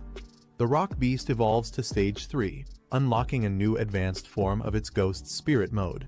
This new form doubles its previous power and duration, allowing it to copy Lin Zi's movements and abilities for 10 seconds at the cost of 100 achievement points. Lin Zi opens the reward panel and grins. He praises the usefulness of the new skill, feeling that spending achievement points on it was completely worth it. He reflects on how the rock beast's ghost spirit form boosted their combat strength by over 100%, and even managed to level up during the battle. He's thrilled by the gains. This was a massive win. The screen displays Lin Zi's total score. 180 points remain, with 1 hour and 20 minutes left on the clock. The instructor watches from the headquarters, stunned by Lin Zi's performance. He especially notes the appearance of Snowball, the frost-type pet. If his guess is right, she's a rare beast with incredible potential. He wonders how Lin Zi was able to tame such a creature. Meanwhile, Lin Zi reflects to himself. Defeating a rare stage 3 beast granted a massive 60-point bonus. He'll have to start being careful to not attract too much attention. But just as he's thinking this, he suddenly senses something strange nearby and questions what's going on. Zhu Xing and his pet Big Mouth arrive back at the battlefield, shocked to see the shattered remains of the golden ant beast. With wide eyes, Zhu Xing yells in disbelief. He can't believe that Lin Zi actually managed to defeat the golden ant beast all by himself. But his confusion quickly turns to curiosity. Pointing at Snowball, who's still standing beside Lin Zi, he asks who she is. He wonders if she's another examinee, and which academy she belongs to. Lin Zi, caught off guard, realizes he forgot to unsummon Snowball. Internally panicking, he knows he can't keep up his low-profile act now that Zhu Xing has seen her. Zhu Xing is still stunned as he points at Snowball. He loudly wonders what's going on, assuming she must be a humanoid ice-type beast that somehow defeated the golden ant beast herself. He begins analyzing it, further questioning whether Snowball is an independent beast or someone's summoned pet. He nervously speculates that if she's a pet, then her master must be nearby and dangerously strong. Zhu Xing panics even more. Realizing she's an ice type, he wonders if her master could be the rumored Lin Zi. If that's true, then Lindsay's strength is clearly far above their level, and they might be the next targets. Lindsay stands silently, unable to say anything. Watching Zhuxing spiral into his own exaggerated assumptions, he just internally sighs, knowing things are now way off script. A system warning suddenly appears, fake summon attacking us. Snowball, facing the others, seems to be preparing for something. Lindsay and the rock beast turn their attention toward her. Snowball looks genuinely confused, tilting her head as question marks float around her. Zhuxing grows more anxious. He points at Snowball and nervously tells Lindsay that she's staring directly at them. Lindsay silently nods, trying to keep calm. Without warning, Snowball unleashes a flurry of icicles into the air. Massive ice spikes rain down toward their direction. Snowball calmly gathers energy in her hand, casting another wave of ice magic. Zhuxing begins panicking. He thinks if both he and Lindsay die here, it'd be an embarrassing end. He decides it's safer to sacrifice someone else's pet before running. Zhuxing shouts at Big Mouth. The creature looks confused as Zhuxing lunges toward it with the intention of using it as a shield. Zhuxing yells that it's for protection, trying to justify his selfish survival tactic while his pet is left stunned. Snowball calmly announces she's fine and voluntarily returns to her summoning space. The rock beast also appears. A message displays, "You too, return." Zhuxing, still panting from panic, leans against Big Mouth, who looks just as exhausted and confused. Zhuxing wipes his sweat and smirks proudly. Perfect, he thinks. Not only did he survive the crisis, but he also earned points. Zhuxing, drenched in sweat, asks if things are finally safe. He's startled to see Lindsay. Lindsay calmly rises from inside Big Mouth. Protected by a glowing barrier, he casually asks if he can come out now, revealing he's been safe the whole time. Zhuxing panics again, yelling at Big Mouth not to release him yet because the threat might still be behind them. Internally, he's confused. Lindsay should have been digested by now, yet he's perfectly fine. Big Mouth makes a strange sound as it struggles with something. Big Mouth suddenly spits Lindsay out, sending him tumbling onto the grass. Zhuxing watches in shock, trying to understand how Lindsay managed to survive inside his pet. Lindsay calmly adjusts his jacket and casually comments that maybe Big Mouth just had trouble digesting him. Zhuxing quickly changes tone, suggesting that if the monster had kept chasing them, they could have teamed up to defeat it together. Zhuxing forces a smile. Inside, he admits that this guy is actually scarier than he thought. Lindsay confirms that the enemy doesn't seem to be chasing them anymore. He then asks Zhuxing to finally explain what the exclusive soul technique is all about. Zhuxing suggests they head to the stone monument first to check if their team made it into the top 10 rankings. He agrees to explain everything along the way. While walking, Zhuxing explains that exclusive soul techniques are rare skills awakened by only a few exceptionally gifted beast tamers. They're unique and personalized based on one's physique and talent, not something that can be taught or learned from books. Curious, Lindsay then asks what kind of exclusive soul techniques Guozini and Lai Pengyun, two other individuals, possess, wanting to understand how his peers compare. Zhuxing runs excitedly toward the large red stone monument, eager to check the latest rankings. The ranking list lights up. Lai Pengyun 370, Guozini 340, Tang Yang 250, Lu Gang 210, Lindsay 180, and others down to the 10th spot with 100 points. There's less than an hour left in the trial. Zhuxing scans the board and, as expected, doesn't find his name. He sighs in disappointment. But he quickly pumps himself up. There's still time left, and the 10th place only has 100 points. If he can add Lindsay's contribution to his total, he's confident he'll break into the top 10 rankings. Lindsay walks up to the stone pillar with Zhuxing, both staring at the leaderboard. Zhuxing tries to call out to him, attempting to confirm. Zhuxing's eyes widen as he sees Lindsay's wrist glow with red numbers. Lindsay reveals his wrist. His score is clearly shown as 180 points. Zhuxing leaps forward in shock and amazement. He shouts in disbelief, this quiet guy actually has 180 points. He realizes just how underestimated Lindsay truly was. The leaderboard updates, showing Lindsay 180 points in the 5th position. Zhuxing crouches, trembling beside the monument. He stammers, struggling to ask what Lindsay's name is. Lindsay coolly responds, stating his name without hesitation, Lindsay. Zhuxing freaks out completely. Pointing at Lindsay, he yells that Lindsay was pretending to be weak the whole time, while secretly being way ahead of him. Zhuxing finally realizes Lindsay's full strength. He had two pets all along, including the powerful ice-type girl. Zhu curses himself for not recognizing that Lindsay was hiding his true abilities. Lindsay calmly reminds Zhuxing that if it weren't for his help, Zhu would have already been eliminated by the Golden Ant Beast. He demands Zhu to finally share the information he promised. Zhuxing snaps in frustration, yelling that Lindsay will never get what he wants. His face twists with rage as he launches forward, ordering his pet to attack. In a shocking betrayal, Zhu commands Big Mouth to devour Lindsay completely. Lindsay counters instantly. His ice-type pet and rock guardian spring into action. Snowball unleashes her true power. A majestic ice dragon forms in her hand. With a single cast, she freezes Big Mouth solid, shocking Zhuxing, who watches helplessly as his strongest pet turns into a block of crystal. Zhuxing collapses to the ground, trembling. Lindsay, flanked by his powerful pets, towers over him. Lindsay coolly approaches Zhuxing, declaring that although his score isn't high, it's still equivalent to a rare third-rank beast, enough for him to take. Terrified, Zhuxing begs for mercy, yelling that he'll talk, just don't hurt him. But Lindsay changes his mind. With Snowball by his side, he calmly says he no longer cares what kind of soul technique others have, it makes no difference to him now. Zhuxing freezes in confusion, struggling to understand what Lindsay means. Lindsay stands confidently before Zhuxing, declaring that none of them are even close to being his match. Panicked, Zhuxing screams out for Snow Girl and tries to command her. Suddenly, a sharp flash slices through the air too fast for him to react.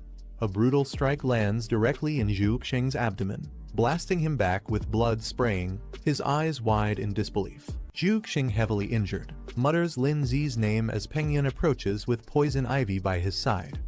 Pengyun smirks, saying he's waited a long time for this moment, as his twisted pet beast snarls beside him.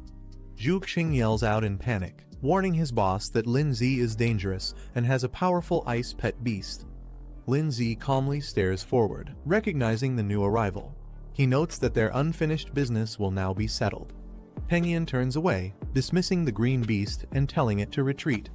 Zhuxing laughs confidently. He proudly claims that even though he lost, his points were handed over to the boss. The poison ivy smirks and begins to vanish in a puff of smoke. Thick fog spreads around the area as the creature disappears completely. The leaderboard updates, showing Pengyun at the top with 430 points, while Lindsay remains in 5th place. Pengyun steps forward confidently and demands that Lindsay reveal his full strength. He wants to settle who truly deserves the top spot among beginners. Lindsay calmly responds, saying he has no interest in such a title and is willing to let Pengyun have it. Pengyun smirks, interpreting Lindsay's words as a sign of surrender. He bursts into mocking laughter, calling Lindsay a coward.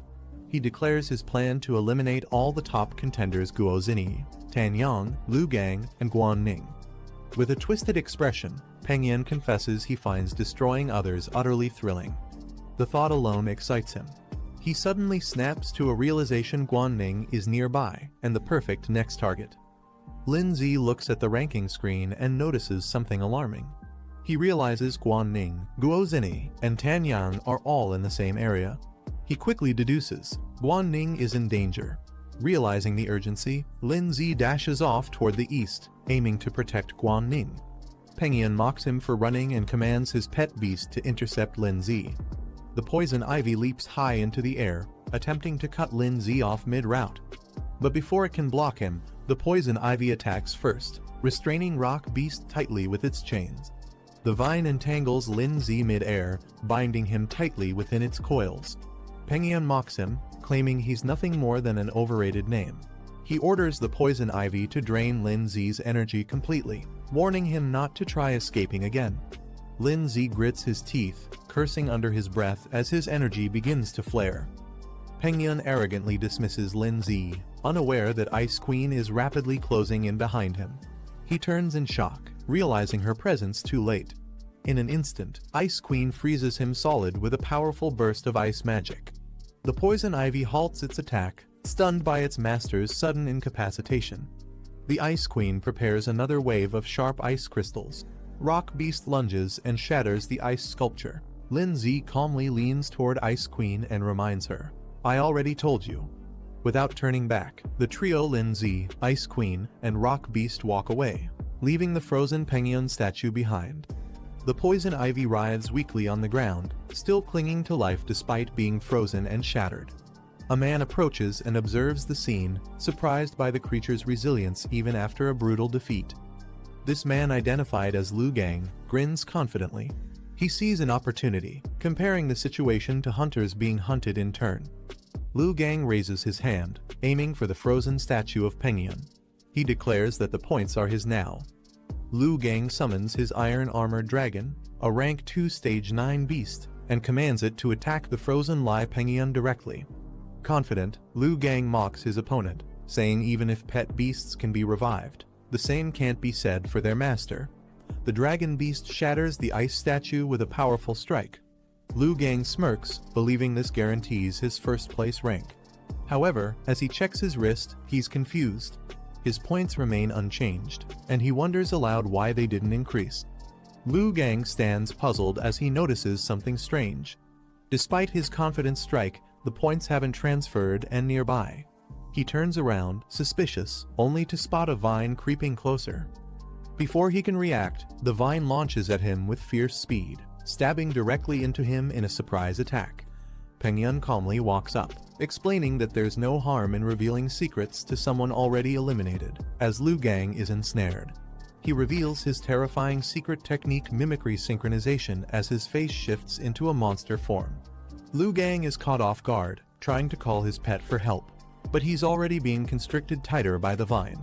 The iron-armored dragon attempts to respond to the command, but it's too late. It's already entangled and pinned down by the vine beast. A burst of smoke signals its defeat, as the vine completely suppresses the armored beast. Lin-Z swiftly approach from above. He spots them and immediately becomes alert.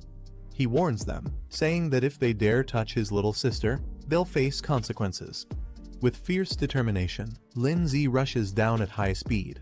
His eyes burn with rage as he declares that they are as good as dead. On the ground, several people are already gathered. Lin-Z's sister is surrounded by creatures, including a beast, a dark spider, Xinyi and Tanyong standing guard. Suddenly, a small white dragon with horns appears. The screen displays its identity, Coiling Pattern Baby Dragon, Stage 2 Level 8, Dragon Type. Guan struggles to move, trapped within a water spell. She tries to break free but fails. Tanyong coldly tells her not to waste her strength. There's no escape from a spirit master's water prison. Behind him, a terrifying water ghost creature floats in the air. A label appears, Second Rank Spirit Master, Ghost Water Type. Tanyong confidently raises his hand, explaining that the water prison is impossible to escape from once activated. He turns to Xinyi, saying she can take over. He suggests that if she defeats Guan and claims her points, she'll have a real chance at becoming the top freshman. Xinyi smiles teasingly and questions if he's hesitating because Guan is too pretty to hurt. Tanyong doesn't respond, staying silent as Xinyi watches him curiously. Tanyong stands with his arms crossed. He responds to Xinyi's teasing, saying he's not interested in other girls, hinting that Xinyi is the only one he cares about. As Guan remains trapped inside the water spell, Xinyi gets ready to strike. But Tanyong interrupts her, telling her to wait. She's confused and asks what they're waiting for. Xinyi's eyes light up with excitement. She smirks and says they should wait for the big fish to take the bait. Suddenly, Lin-Z bursts in at high speed, attacking with deadly force. The impact shocks Tanyong, who immediately reacts with surprise. Tanyong activates a water shield to protect Xinyi from the sudden strike. Waves surge up around them as he barely blocks the powerful attack.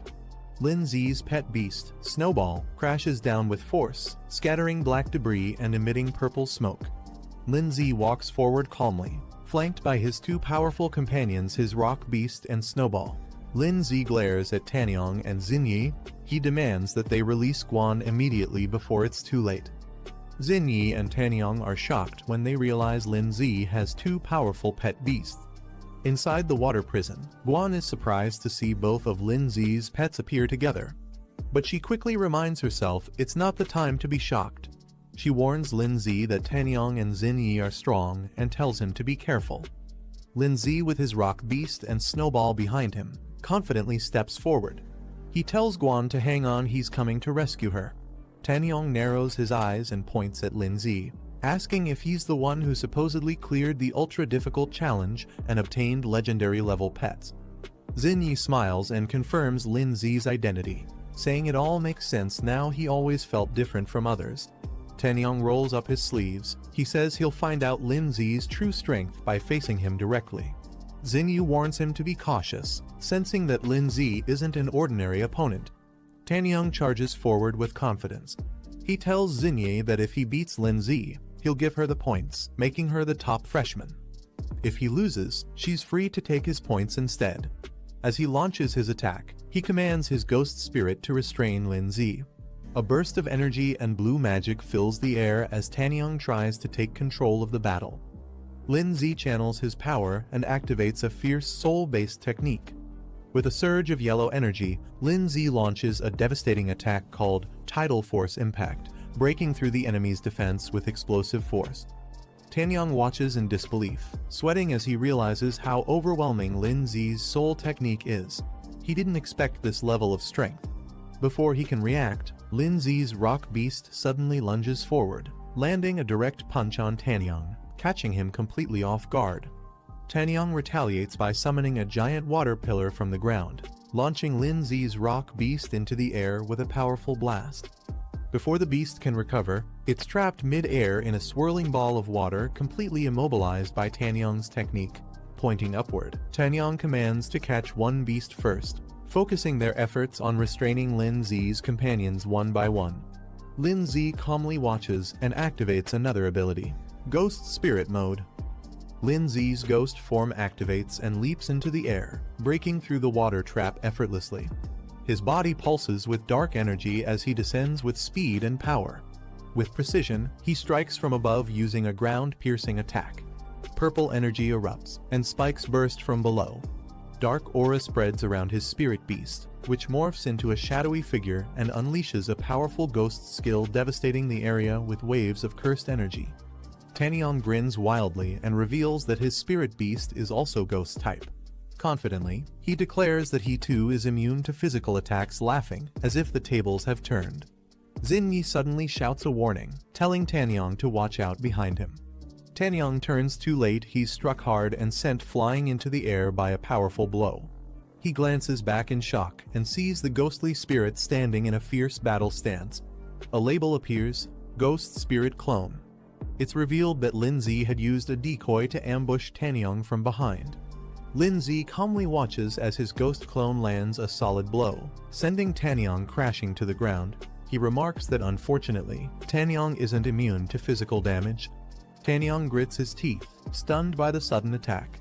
In desperation, he yells to activate a sealing spell, Necro Spirit Seal, hoping to suppress Lin Zi's ghost power before things spiral further out of control.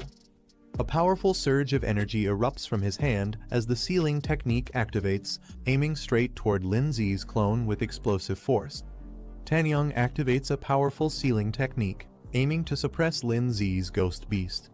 The spell wraps the creature in glowing chains, pinning it down with magical energy. Lin Zi realizes the ghost form may be vulnerable to Tanyang's necromancer abilities.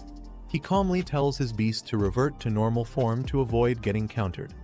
Tanyang laughs confidently as Lin Zi's clone dissipates. He mocks the so-called genius, saying he's not as impressive as the rumors claimed. But Lin Zi remains calm. He raises his hand, declaring that it's time they witness his true strength. Lin Zi soars into the sky with a burst of blinding light. Xin Yi watches in shock as the sheer intensity of his energy leaves her frozen in place. Tanyang clenches his fists, realizing the truth: Lin Zi is far beyond what they can handle. He admits that if things continue like this, they won't stand a chance. Xin Yi's eyes widen with fear, cold sweat drips down her face as she realizes the terrifying gap in strength. In her mind, there's no doubt now they're going to be completely crushed. Xin Yi suddenly stops the fight, raising her hands and shouting for everyone to wait. Tanyong, standing behind her, looks ready to engage. She suggests maybe they should talk things over instead of fighting. Lindsay responds calmly, questioning if she really wants to negotiate now. Xinyi explains that most of them have already secured top 10 ranks in the competition, so there's no point in continuing to fight. She adds that they'll all be classmates soon, so it's better not to create conflict. Lindsay silently agrees, signaling Snowball to stand down. Snowball backs off as they decide not to escalate the situation. Xinyi urgently shouts for Tanyong to stop and release the captured girl. She runs toward him as Guan remains trapped in a water prison, struggling to break free. Tanyong hesitates and thinks logically releasing Guan is safer since any alliance between their opponents would put them at a disadvantage. Xinyi insists he do as she says. Tanyong, though annoyed, agrees with a sigh and casts the spell to release the water prison. The water restraints explode with a splash, and Guan is finally freed, dropping to the ground with force as the spell breaks. Guan rushes into Lindsay's arms, thanking him for rescuing her. Lindsay reassures her that as long as he's around, no one can harm her. Lindsay then turns serious. He tells the others that although they were able to save his sister, their performance wasn't impressive enough to satisfy him. Furious, Tanyong's eyes glow red with rage. He yells that he won't forgive Lindsay and charges to fight, while shouting at Xinyi to get to safety. Xinyi suddenly raises her hand, surprising everyone. She confidently claims that she has a solution. Lindsay looks at her with confusion, unsure what she means. With determination, Xinyi announces that she can use her perception ability to help awaken someone's unique soul skill. Standing with Lindsay, Snowball, and Guan, he admits that her proposal isn't bad, it might just work. Tanyong angrily calls out to Xinyi, trying to stop her. He insists there's no need to help Lindsay, calling him an annoying brat. Shocked, Tanyong watches as Xinyi silently ignores him and walks forward with determination. He begins to suspect that Xinyi may truly care about Lindsay. With power surging around her, Xinyi stands confidently, shouting Lindsay's name as she prepares to activate her special ability. Suddenly, a voice interrupts and a hand is raised. Another person steps in, apologizing for being late and says they want to join in too. Pengyun appears in the distance with a powerful aura, surprising everyone. One of the students shouts in disbelief, realizing Pengyun is still alive. With a confident smirk, Pengyun says he's glad everyone is gathered here, it saves him the trouble of hunting them down one by one. Tanyong grits his teeth and clenches his fist in frustration. He didn't expect another strong enemy to show up, calling the situation truly annoying. Meanwhile, Xinyi suggests a strategy to Lindsay and the others. If they join forces, they might be able to defeat Pengyun and take the number 1 spot. Lindsay senses the atmosphere. Things are getting chaotic, and he realizes that the situation is no longer under control. A countdown timer appears, only 10 seconds left. From a control room, the instructor observes the students through a crystal projection. He notes that he'd like to retain these promising freshmen, but if they really start fighting, valuable talent could be lost. He turns to the group behind him and instructs them to act. He's only giving them 10 minutes to calm the students down and restore order. Tanyong questions Xinyi, surprised that she would genuinely want to help Lindsay. He suggests using Pengyun to suppress Lindsay instead and take advantage of the situation together. Xinyi apologizes and firmly declares that she truly wants to help Lindsay. Lindsay and Guan watch silently in the background. Tanyong is stunned. His mind spirals into shock, misinterpreting her actions as her falling in love with Lindsay. Furious and heartbroken, Tanyong screams in rage and vows to defeat both of them with his own hands. Pengyun, excited and ready for battle, invites everyone to attack him at once. But suddenly, a powerful voice commands him to stop. Everyone is stunned as they're told the competition is over, they've all been accepted. However, a special challenge has been arranged just for them. A glowing portal appears, and one by one, figures begin stepping through it. A group of elite second-year students emerges. The instructor explains that these are the academy's top-ranked students, and the new recruits must fight them. Winning grants glory. Losing means their names will be erased from the records. Guan protesting that the matchup is unfair. As freshmen, they haven't even settled into the first year, yet how could they possibly win against experienced second years? Tanyong and the others agree. They've already been through multiple battles and their spirit beasts are exhausted, making it hard to continue. Lindsay steps forward with a calm smile and simply says, "Let's go." Pengyun watches from afar, commenting that it's unfortunate. But since they couldn't eliminate the new students, they'll now be schoolmates and there will be plenty of chances to compete again in the future.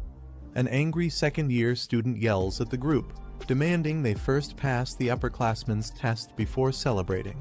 Xingyi turns to Lindsay with a hopeful smile and asks if they can now consider themselves allies. She looks at him with admiration, while Lindsay responds with a confident but unreadable glance. Guan, visibly flustered, pouts and complains that Lindsay hasn't answered her yet, annoyed at being left out of the moment. Lindsay analyzes the situation, recognizing that the reward from the purification trial is valuable since it boosts both physical strength and soul power. He observes that the opposing side only sent 4 people, while his group has 5, suggesting their opponents may have underestimated them. He then turns to Xingyi and sets a condition. If she wants to be seen as a true ally, she must prove herself in battle. Lindsay explains that she'll have to fight either him or his sister's team to earn that trust. Guan instantly protests, expressing that she wants to stay by Lindsay's side.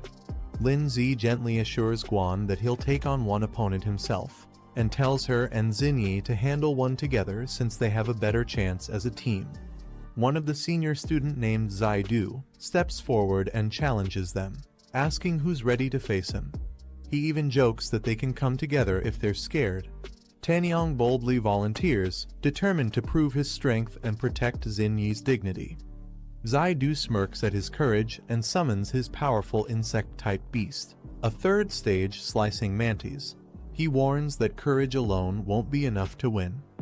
Pengyun chuckles sinisterly and announces he won't hold back, especially just because his opponent is a girl. A girl calmly summons her beast, a powerful thunder lion glowing with blue lightning.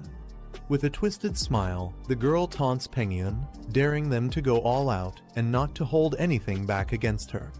Lindsay evaluates the remaining group members. He notes that among the 2 girls, one of them appears relatively weaker and may need more support in the battle ahead. A flashy second-year student named Wu Yushin steps forward, striking a dramatic pose and teasing Lindsay. He jokes about their hairstyles and suggests they have a showdown. Lindsay responds casually, accepting the challenge with a confident, "All right." He politely tells the senior student to go easy on him, though his smile suggests he's more than ready for the challenge. Nearby, a blue-haired second-year girl comments that this batch of freshman girls looks cute and harmless, drawing attention from Guan and Xingyi. However, she declares she hates cute girls more than anything and refuses to hold back in the fight. Her name is Huey. Xingyi and Guan are both caught off guard by her intense energy. A powerful aura swirls around them. In the examination hall, many students slump in frustration after the results are announced. One blonde student sighs while another calls it unfortunate they didn't make the cut. A girl tearfully tells her friend Zioyan that they've definitely been eliminated. She's devastated, while Zioyan tries to comfort her. Zioyan agrees it's unlikely they'll pass, noting that the competition was filled with geniuses. Unless a miracle happens, they don't stand a chance. A boy who also failed is overwhelmed, clutching his head and shouting in despair. After going through the whole ordeal, he still got cut at the end. A silver-haired boy rubs his head, still feeling pain and frustration from the exam. He mutters about how sore he is. One of the instructor places a hand on another's shoulder. A boy named Gao Wangxiang steps forward and says he'll take over the next group of examinees. Another instructor recognizes him and greets him with respect.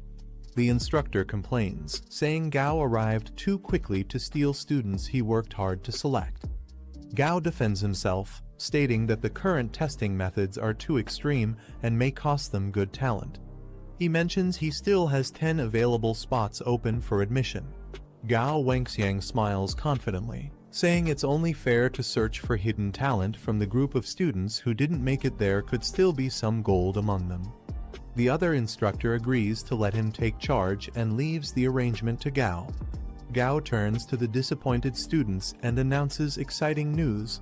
Although they didn't make it into the top 10, he still has 10 open spots. Anyone who passes his test can still be accepted. The room erupts with joy. The previously rejected students are shocked and thrilled, excited by this unexpected second chance.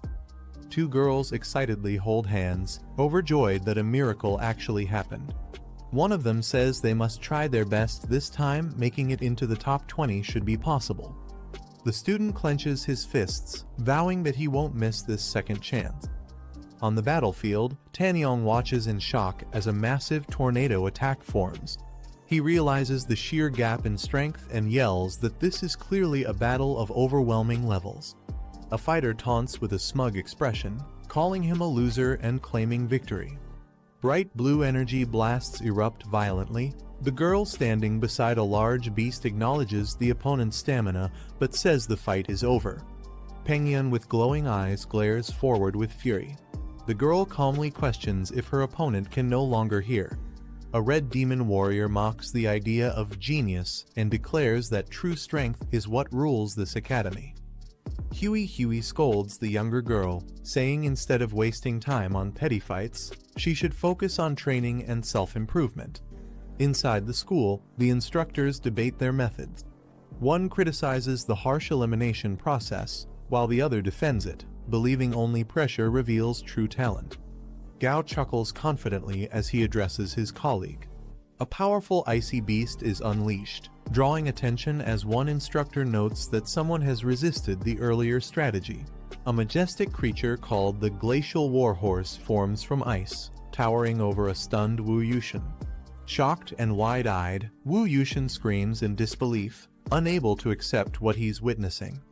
Lin Zi looks on as the icy beast towers before Wu Yushin. He calmly addresses the headmaster. Snowball appears beside him, confirming surrender on their behalf. Instructor laughed loudly, saying this time they've truly struck gold. He admits that they've seen many geniuses before, but this one stands out completely. They observe the boy and feel as if they're seeing the younger versions of the legendary union's top 8 beast tamers. The boy's performance reminds them of those elites in their youth. As they continue watching the energy projection, instructor comments that it's truly astonishing. Both instructors are captivated by the boy's overwhelming power. Gao Wangxiang speculates that even the union's top 8 might not have had such terrifying power at his age. He confirms the boy's name is Lin Zi and insists they must get him assigned to their class. Instructor jokingly tells Gao Wangxiang not to steal students like this, reminding him that student placement should follow official rules. Gao Wangxiang just laughs casually in response. Wu Yushin sits defeated, admitting his loss. The system confirms his defeat and marks the match as concluded. Guan jumps in excitement, cheering that her brother actually won. She's thrilled and praises Hogwanhwa amazing it is. Xin Yi didn't expect Lin Zi to be this powerful, it completely caught her off guard. Tanyong slams his fists into the ground in frustration, yelling that there's still a gap, he's still not strong enough. He vows to turn his pain into motivation and tells them to wait for his comeback. Spectators question whether Wu Yushin went easy on purpose, shocked that a newcomer like Lin Zi actually defeated a second-year student. Someone even refuses to believe it. Zaidu shouts not to underestimate them just because Lin Zi used tricks to win the last match. They ask if he's ready to continue. Lin Zi smirks calmly and responds, "Oh, all 3 of you want to come at once." As Lin Zi commands his pet to attack, the Mantis Beast charges forward with speed. The Mantis clashes directly with Rock Beast. The Mantis gains the upper hand, landing a direct hit that overwhelms Rock Beast. Watching from the observation room, instructor comments that it's enough they admit that the enemy was no match at all. Gao Wangxiang adds that continuing would only humiliate the second-year students and turn Lin Zi into a target of resentment. The other agrees. The instructor announces the end of the test and tells the students to withdraw their beasts. Zaidu shouts toward the instructor and admits that Lin Zi passed the trial alone. He also acknowledges that other students performed decently and says everyone's strength will improve after entering Zhongning Academy. Zaidu points at Lin Zi and says it's not over once Lin Zi officially enrolls, they'll have a rematch. He yells that it was just bad luck and calls Lin Zi despicable. Lin Zi smiles and gives a thumbs up, complimenting Zaidu by saying he's truly strong and doesn't even need to compete anymore. Enraged, Zaidu yells at Lin Zi to just wait. He calls him a punk and declares that he'll remember this moment. Lin Zi stands calmly with Snowball and Rook Beast by his side as several pillars of light fall to the ground. The system announces Lin Zi's reward for completing the awakening ritual. His stats visibly increase, his physique and willpower get a massive boost. The system congratulates Lin Zi for successfully enrolling in Zhongning Academy. He stands confidently as the energy surges around him, with his achievement points now displayed. Meanwhile, Rook Beast undergoes rapid transformation. Its growth level rises to 33%. Snowball's eyes glow with power as her evolution completes. The system notifies that her growth rate has increased to 12%, marking her progress. Lin Zi returns from the test and lands in the middle of a crowd. Guan runs to him, calling out, "Brother," while the surrounding students murmur in surprise at how strong he is. Still dazed, Lin Zi thinks to himself that every time he wakes up, the environment feels strangely familiar. Someone gently grabs his sleeve and quietly calls his name Lin Zi. Zingy leans in and tells Lin Zi that she can sense his Rook Beast still has an unlocked form waiting to be revealed. Lin Zi looks surprised and asks if it's true. Zingy adds that it also includes guidance on how to awaken his exclusive soul skill. She tells him to come find her after the test if he wants to know more. Lin Zi responds with a blank look and simply says, "Oh," as if unsure how to react. Instructor steps up and calls for silence. He announces that the top 10 scorers in this round will be admitted directly into the academy. The instructor announces the top scorer of this freshman exam. Everyone turns in surprise as the spotlight falls on the chosen one. He reveals the name, Lai Pengyun. The crowd bursts into applause, some with confused expressions while others clap out of obligation. Pengyun murmurs in disbelief, wondering how it could be him. Something doesn't seem right. He clenches his teeth in frustration, thinking that someone who looked stronger than him got ignored. He feels this is complete favoritism and injustice. Instructor Flo points out that Lin Zi clearly outperformed everyone and deserved the top freshman spot. Gao Wengxiang responds, questioning if this setup is truly fair. Instructor Flo reminds him that the rules for this trial were based on score rankings. Even so, he warns that placing all hope on one person is risky. Gao Wengxiang agrees reluctantly.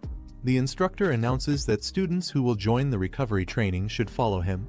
Those who already made it into the top 10 are dismissed and will return in 10 days for the entrance ceremony. Guan comforts her crying classmates, telling them not to worry. She encourages them to do their best in the upcoming recovery trial and assures them they can pass it if they try hard enough. Zhu Sheng approaches from the crowd and greets Lin Zi respectfully, calling him Big Brother Lin Zi. Lin Zi recognizes him and replies, "Oh, it's you." He admits he didn't expect Lin Zi to be so powerful, saying his intel must have been lacking. He compliments Lin Zi's recent battle against the second-year senior, calling it extremely impressive. Curious, Lin Zi asks him what he's planning. Zhu Xing suddenly clasps his hands together, grinning wide, and asks if Lin Zi would accept him as a junior disciple. He dramatically declares his endless admiration for Lin Zi, comparing it to a flowing river. Lin Zi responds calmly, saying he doesn't accept disciples. He adds that Zhu Xing doesn't even qualify for admission yet, questioning how he could be his junior. Determined, Zhu Xing dashes off, shouting that he'll definitely pass and begging Lin Zi to wait for him. Elsewhere, Pengyun lets out a cold snort. Guan excitedly celebrates their success, saying it's great that they officially passed the trial and became freshmen at Zhongning Academy. She suggests they skip going back today and enjoy a full day out in the city. Lin Zi stretches and agrees, saying that after 4 hours of intense testing, he really does need some proper relaxation. Blushing slightly, Guan proposes they spend the night in the city and return tomorrow instead. Lindsay smiles and agrees to Guan's suggestion, telling her, "All right." Guan softly smiles, visibly happy and a little shy, while thinking about spending the night together in the city. Suddenly, Lindsay looks at his phone and panics. He realizes all the hotel prices are shockingly high, with most listings showing a rate of $29.99. He exclaims in frustration at how expensive everything is. He stares at his phone in shock, remembering that he had already spent all his money last time to upgrade his stone monster. His remaining balance is now only 300. Guan notices his strange reaction and suggests they go eat something first. Lindsay nervously agrees. As the sun sets, they arrive at a luxurious restaurant with a fancy sign welcoming new students for a special dinner. Lindsay looks around in disbelief, wondering how a place like this even exists. It's filled with summoned beasts and students all dining together peacefully. Guan smiles warmly and says she had been looking forward to eating at this restaurant for a long time. She suggests they summon their beasts since they've fought hard and deserve a good meal too. He hesitates slightly but agrees, replying with a simple okay, while sweating a bit. Soon, all their pets are seated with them at the table. Snowball, Rock Beast, and others ready to eat alongside their masters in the spacious, elegant hall. Snowball comments in surprise that the last time she saw Snowball, she looked like a little girl, and now she's evolved so quickly. She also adds that the transformation is beautiful and asks how Lindsay managed it. Lindsay replies that it might be because his bond with his beast is stronger than usual. He internally thinks that it's actually a complicated system thing he'll explain later when he gets a chance. For now, something else takes priority. Guan cheerfully calls him amazing and says he must teach her later. Then she shifts to the menu and suggests they start ordering food. But when Lindsay looks at the menu, he's shocked to see the outrageous prices, dishes costing $6,000, $10,000, even $18,000. Lindsay sweats nervously, staring at the menu and mumbling that there are just way too many zeros in the prices. Meanwhile, Rock Beast happily taps the table with forks, excited for food.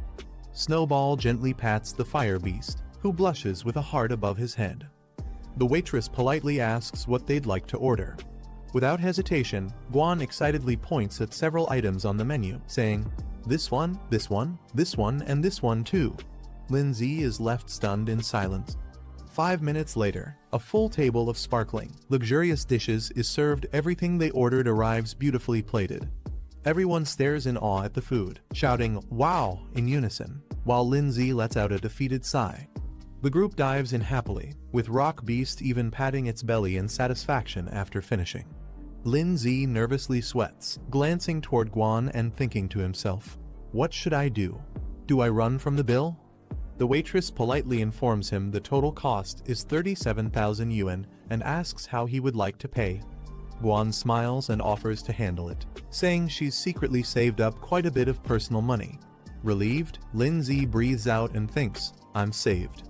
As the waitress looks on in surprise. Outside, as they walk under the night sky, Guan happily stretches her arms and says the city looks beautiful at night. She cheerfully says she's excited to study in the city with her brother in the future. Lindsay thinks to himself that he urgently needs to make money, realizing it might be too late to rely on commission missions alone. As they walk together, they hear loud cheering and laughter coming from a nearby building. The glowing sign reads "Death Arena," and the crowd inside shouts in excitement, calling it awesome. The audience cheers as a muscular blue monster defeats its opponent with overwhelming power. It's introduced as the Four-Armed Beast, a Stage 3 Tier 1 monster. The monster roars confidently while the crowd praises its strength, calling it unstoppable. The host asks if there are any challengers. He announces that anyone who defeats the monster will win the full prize pool. He adds that joining the match only costs 300 yuan, and the winner could earn up to 50,000 yuan. Lindsay thinks to himself that this might be the perfect way to make money. He prepares to summon his creature, as energy bursts from his hand. Rock Beast explains the rules: no magic, no spiritual arts, only raw physical combat. If a pet dies or kills another, the arena holds no responsibility. Guan asks if he wants to watch the match, then questions whether he's planning to enter the fight himself. Lin Zi smirks confidently and says since they're offering money, he won't be polite about taking it. Lin Zi observes that the enemy monster is at 3rd rank stage 1, while his own rock ghost is at 2nd rank stage 9, so he decides it's best to upgrade it first. He places his hand on Rock Ghost's chest, initiating the upgrade with a glow of energy. The upgrade completes as Rock Ghost evolves to 3rd rank stage 2, consuming 780 achievement points and leaving 400. He reflects that the higher the level, the more achievement points are needed for upgrades. Xinyi is shocked and asks if Rock Ghost just leveled up, wondering how he did it. He casually replies that maybe Rock Ghost leveled up because he ate well, then leads them toward the arena. Xinyi cheers with confidence, saying she believes he can definitely win the match. He gives a confident smile. The host announces a new challenger has entered, hyping up the audience as Lin Zi steps toward the ring with Rock Ghost. The host is shocked to see Lin Zi and Rock Beast step into the arena, wondering why someone like him would join such a deadly match. The crowd mocks him, laughing loudly and saying he must be drunk or clueless. They also ridicule the Rock Ghost. Rock Ghost stays silent but emits a quiet growl in response to the crowd's mockery. Rock Ghost calmly watches as 4-armed beast steps forward. The man smirks and calls Lin Zi a kid, warning that if his pet, the 4-armed beast, accidentally kills him in the fight, he shouldn't be blamed for it. Lin Zi politely requests the man to go all out. He shows no fear, keeping his eyes half closed as he responds with confidence. The man scoffs and calls Lin Zi an ignorant brat who doesn't understand how strong his opponent truly is. A smug grin spreads across his face, underestimating Lin Zi's strength. Both sides finalize the agreement by signing a life and death contract. The man overseeing the match confirms the document and urges them to sign and stamp quickly. As soon as the contract is signed, the host loudly announces the start of the match. The man immediately commands his pet to take action and show some real strength. The creature charges forward aggressively. The beast leaps directly toward Rock Ghost, who swiftly evades the attack. The force of the landing smashes the floor beneath. Lin Zi observes the ongoing battle and analyzes the situation. He notes that Rock Ghost clearly has the speed advantage over the 4-armed beast. Meanwhile, Rock Ghost dashes forward in a blur, closing the distance in an instant. Seizing the opening, Rock Ghost leaps into the air and delivers a strong spinning kick straight into the 4-armed beast's head. The blow forces the beast's head back, but it quickly regains balance and steadies itself. Rock Ghost follows up aggressively, closing in with glowing red eyes and sharp focus. But this time, the 4-armed beast reacts quickly and catches Rock Ghost's leg mid-strike. The 4-armed beast grips Rock Ghost by the leg and suddenly swings him high into the air. Rock Ghost is unable to break free, caught completely off guard by the beast's raw power. With a brutal motion, the 4-armed beast hurls Rock Ghost across the arena. Rock Ghost crashes violently into the ground, creating a massive crater on impact. In the crowd, Lin Zi watches silently as someone nearby exclaims in shock, noting the incredible strength displayed. The man grins confidently and admits that while the 4-armed beast doesn't know any special skills, its raw power alone is enough to overwhelm many high-level pets. Lin Zi watches the field and realizes the rules of this battle heavily favor the 4-armed beast. Since skills aren't required, pure physical might becomes the deciding factor, something the beast excels in. He now understands why the opponent was so confident.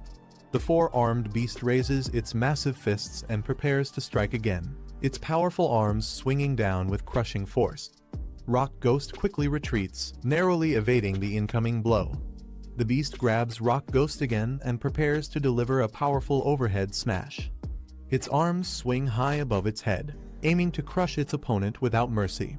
As the beast slams down, the ground trembles from the impact. Rock Ghost crashes hard into the arena floor, headfirst, as an explosive burst of debris and force shoots outward.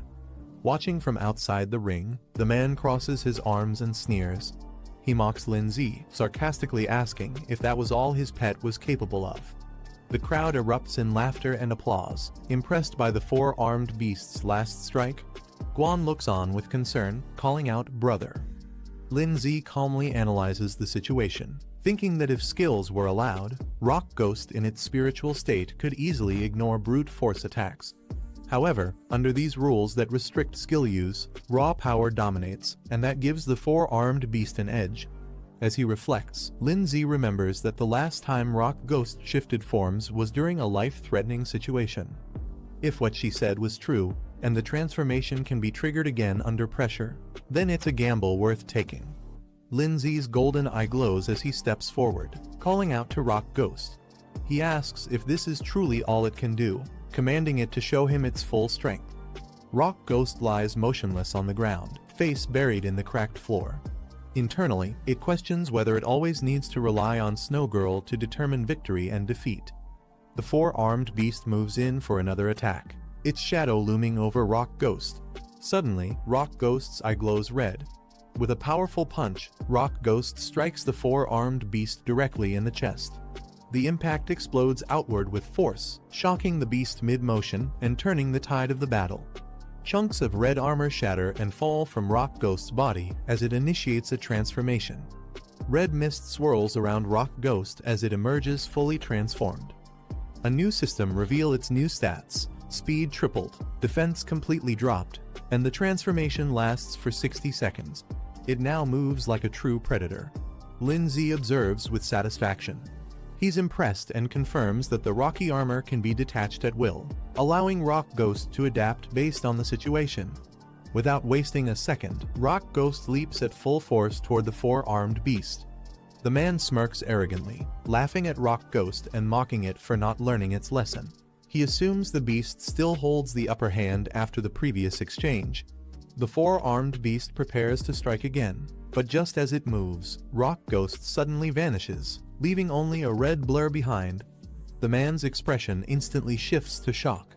He panics, sweating as he shouts in confusion, completely unaware of what just happened. In a flash, Rock Ghost reappears behind the four-armed beast and lands a direct, explosive blow to its back. The four-armed beast desperately swings its fists, trying to catch Rock Ghost. Before the beast can react, Rock Ghost reappears behind it and slams a powerful kick directly into its lower back. With glowing red eyes and a wicked grin, Rock Ghost lunges in again. Punch after punch rains down on the four-armed beast.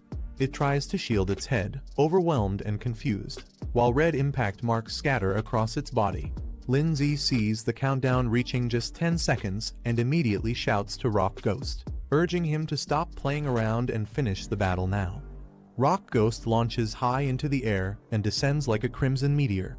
Its body rotates mid-air, targeting the four-armed beast's exposed head. With full force, Rock Ghost smashes into the beast using a finishing move, Ghost Impact. The four-armed beast is sent flying and crashes onto the floor, completely wrecked and coughing blood. After delivering the final blow, Rock Ghost stands tall as its transformation ends. The ghost form fades, and its body begins reverting to its base state. On-screen text confirms the transformation has concluded. The man stares wide-eyed, frozen in disbelief. He mutters that this outcome is impossible, unable to accept what just happened in front of him. In the stands, the crowd erupts in shock. One person questions the situation, while another exclaims that even the four-armed beast was taken down. Another calls Rock Ghost terrifying and absolute monster. The judge walks into the arena and raises his hand, standing beside the unconscious beast. He announces the result clearly. The winner of the match is Rock Ghost. Lindsay stares blankly with lifeless eyes, his face drenched in sweat. He calls out in disbelief to Rock Ghost. The crowd is confused, questioning why the four-armed monster lost when it seemed strong. One person comments that the match wasn't dragged out, and another points out that the boy used a skill against the rules. The announcer loudly declares that the contestant's pet used a skill technique, which is a violation of the competition rules. A group discusses the situation. One of them notes that the transformation of the opponent's form was confirmed. Guan argues it was just a piece of armor falling off and shouldn't count as a skill, saying it's unfair. The man clenches his fist and angrily calls the boy a brat. He warns not to think he can easily take the money just by pulling a few tricks. Lindsay stands near his pet Rock Ghost and proposes a new idea. He agrees the pet battle result is a loss, but suggests a rematch, this time a physical fight between him and the opponent. If he wins, he demands the prize money. The man smirks darkly, surprised, and asks if Lin Zi really wants to fight him directly. The announcer, shocked, exclaims that Lin Zi is challenging him to a real-life duel. He announces Lin Zi's identity: former professional freestyle fighting champion, Xinggu. The crowd erupts in excitement, cheering for the fight. They demand to see a bloody showdown. The fighter grins at Lin Zi and says this match will be more entertaining than a pet battle. Both prepare to fight in the arena, facing each other. Rock Ghost lowers its head silently. Lin Zi tells Rock Ghost that it has already won. He gently taps its shoulder and says it's his turn now. Rock Ghost, startled by Lin Zi's words, reacts with wide eyes. The announcer speaks into the mic while the man nods with confidence. He praises Lin Zi, saying he's the first in history to dare challenge Xinggu directly, and admires his courage and resilience. With excitement, the announcer shouts that if Lin Zi manages to defeat Xinggu, he can still take the prize money and leave freely. The crowd cheers as Xinggu prepares to fight. Guan watches from behind the ropes. Lin Zi glances back and nods calmly. Xinggu powers up with a fierce grin, lunges toward Lin Zi, and shouts for him to come at him. He says they should enjoy the fight to the fullest. Outside at night, lights glow across the city skyline. Xinyi asking if she might be developing feelings for the boy. As Tanyong and Xinyi walk along the sidewalk, she firmly says she only sees him as a brother. Tanyong responds with frustration, questioning what makes him worse than that brat, and reminds her she barely knows him. Tanyong continues, saying he just doesn't want to see her get hurt. Xinyi folds her arms and replies sharply that she'll decide her own matters. She tells him to go back and rest early. Tanyong stands quietly behind her. Tanyong looks back and quietly says Xinyi's name while watching her from a distance near a building. While walking alone through a back alley, Tanyong clenches his fists and declares that he will surpass Lin Zi someday. He tells him to just wait. Suddenly, Tanyong hears a faint cry for help and turns his head, surprised. A girl, trembling and cornered by a dark, shadowy creature, desperately asks who will save her. Her white beast companion lies unconscious on the ground. A system identifies the monster as Fire Flame System, Stage 1, Rank 2. Tanyong charges in and delivers a powerful kick to the shadow monster, shouting for it to get lost. The shadowy beast is sent flying backward from the impact. Tanyong holds the girl in his arms and asks if she's alright. He scolds the monster, questioning where such a beast even came from. While cradling the girl, he looks up and notices someone standing on a rooftop under the moonlight. He mutters, wondering what kind of monster this world even holds. A hooded man descends rapidly from above, landing hard in front of Tanyong, the girl, and the defeated monster. Tanyong steps forward, demanding to know who the hooded man is and if that beast was his pet. The man questions the meaning of monsters and suggests that if beasts used by humans are considered good, then those that act independently are evil. He asks who made that definition. Tanyong stays cautious and asks what exactly the man is trying to say. The man explains that some beasts are born free and powerful, and only become aggressive after being hunted or manipulated by humans. Their nature is misunderstood due to isolation and fear. Tanyong cuts him off and prepares to attack. He declares that if the hooded man is the one who controlled the beast to harm humans, he won't allow him to continue. He summons a weapon mid-air while charging forward. The man stares calmly and asks if Tanyong is the one named Tanyong. Tanyong is surprised. The man asks if Tanyong knows his name, then mockingly suggests he surrender so he can be taken to the Beast Defense Association for punishment. The shadow monster watches silently with glowing red eyes. The man lowers his arm and calmly orders the beast to retreat. The monster immediately obeys and vanishes. He then steps forward and touches the red-horned wolf's forehead, releasing a glowing energy into its body. The white beast convulses violently as the energy spreads through it, triggering a powerful reaction and causing the creature to cry out in pain. A glowing red orb pulses with energy as the beast's transformation intensifies. The wolf suddenly rises with overwhelming power, surprising everyone present. The man admits he originally intended to seek them out, but since Tanyang showed up on his own, it saves him the effort. He now plans to test Tanyang's usefulness. Tanyang watches the beast cautiously as it radiates with uncontrollable power. The beast finishes its transformation, now towering with overwhelming energy. Its eyes glow fiercely as it snarls at the figures ahead. Tanyang and the summoned shadow stare up in shock, bracing for the clash. The announcer telling another to teach the boy a lesson. Another orders Barebone to show him his strength. Xingyi stands behind them, watching. Xingyi looks ahead with a surprised expression. Linzi turns around abruptly after noticing something. Xingyi cupped her hands and shouted loudly for Linzi, telling him to go for it. Standing beside her, Guan also cheered him on, her fists clenched as she leaned forward with anticipation. Both kept their eyes fixed on the fight. Shenggu stepped into the spotlight, his muscular body exuding power. With pride, he spoke of his past victories, winning the Freestyle Wrestling Championship in Jeonan City in 3241, then defeating Thunder Dragon in the Cherry Blossom Cup in 3243. He continued explaining how he went on to secure the Liaoning Freestyle Wrestling Championship for 3 consecutive years. His title, Steel Muscle Machine, was a testament to his strength and dominance in the ring. Linzi studied him calmly, analyzing his opponent's capability.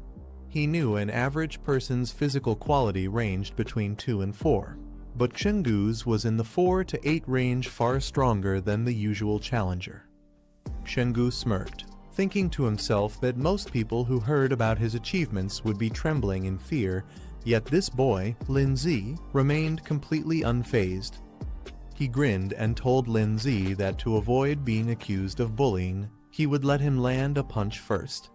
Taunting him further, he pointed at himself and told him to come and hit him. The announcer on the side advised Linzi to make the first move since Shenggu was giving him the chance, but warned him to be careful not to break the bones in his own hand. Shenggu confidently called for everyone to watch as he prepared himself. Linzi, looking up at him, calmly stated that in that case, he would not hold back.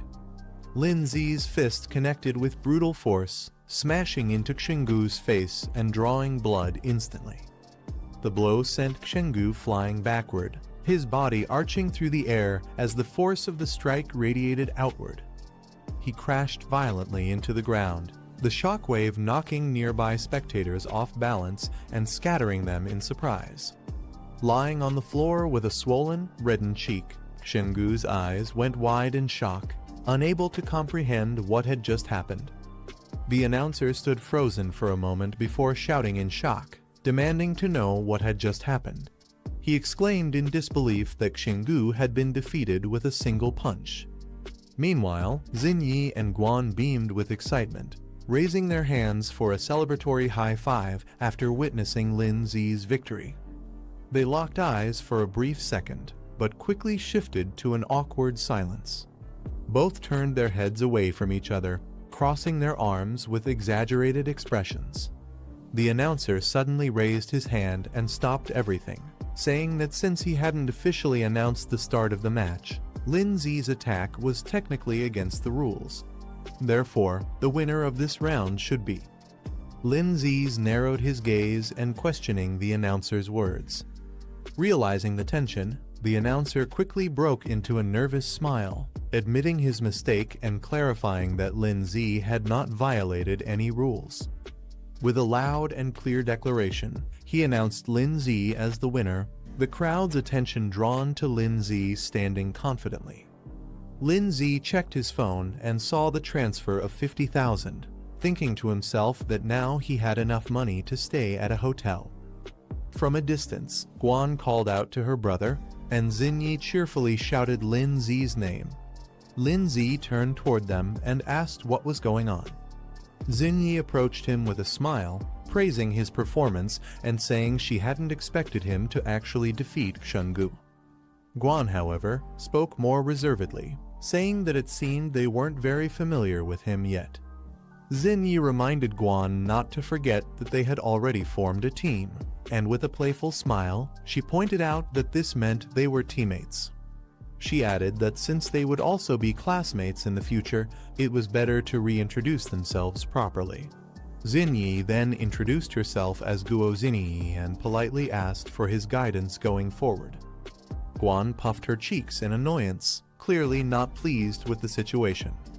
Lindsay looked at her with mild curiosity and asked what she was doing here. Xinyi explained that she was there to help Lindsay awaken his exclusive soul power. Hearing this, Lindsay looked at her curiously and repeated, "Exclusive soul power?" She confidently added that if they considered her a friend, she could assist them further in the future. Lindsay suggested they find a quiet place to talk, not wanting to discuss such matters in public. An exterior of a building, inside for a more private conversation.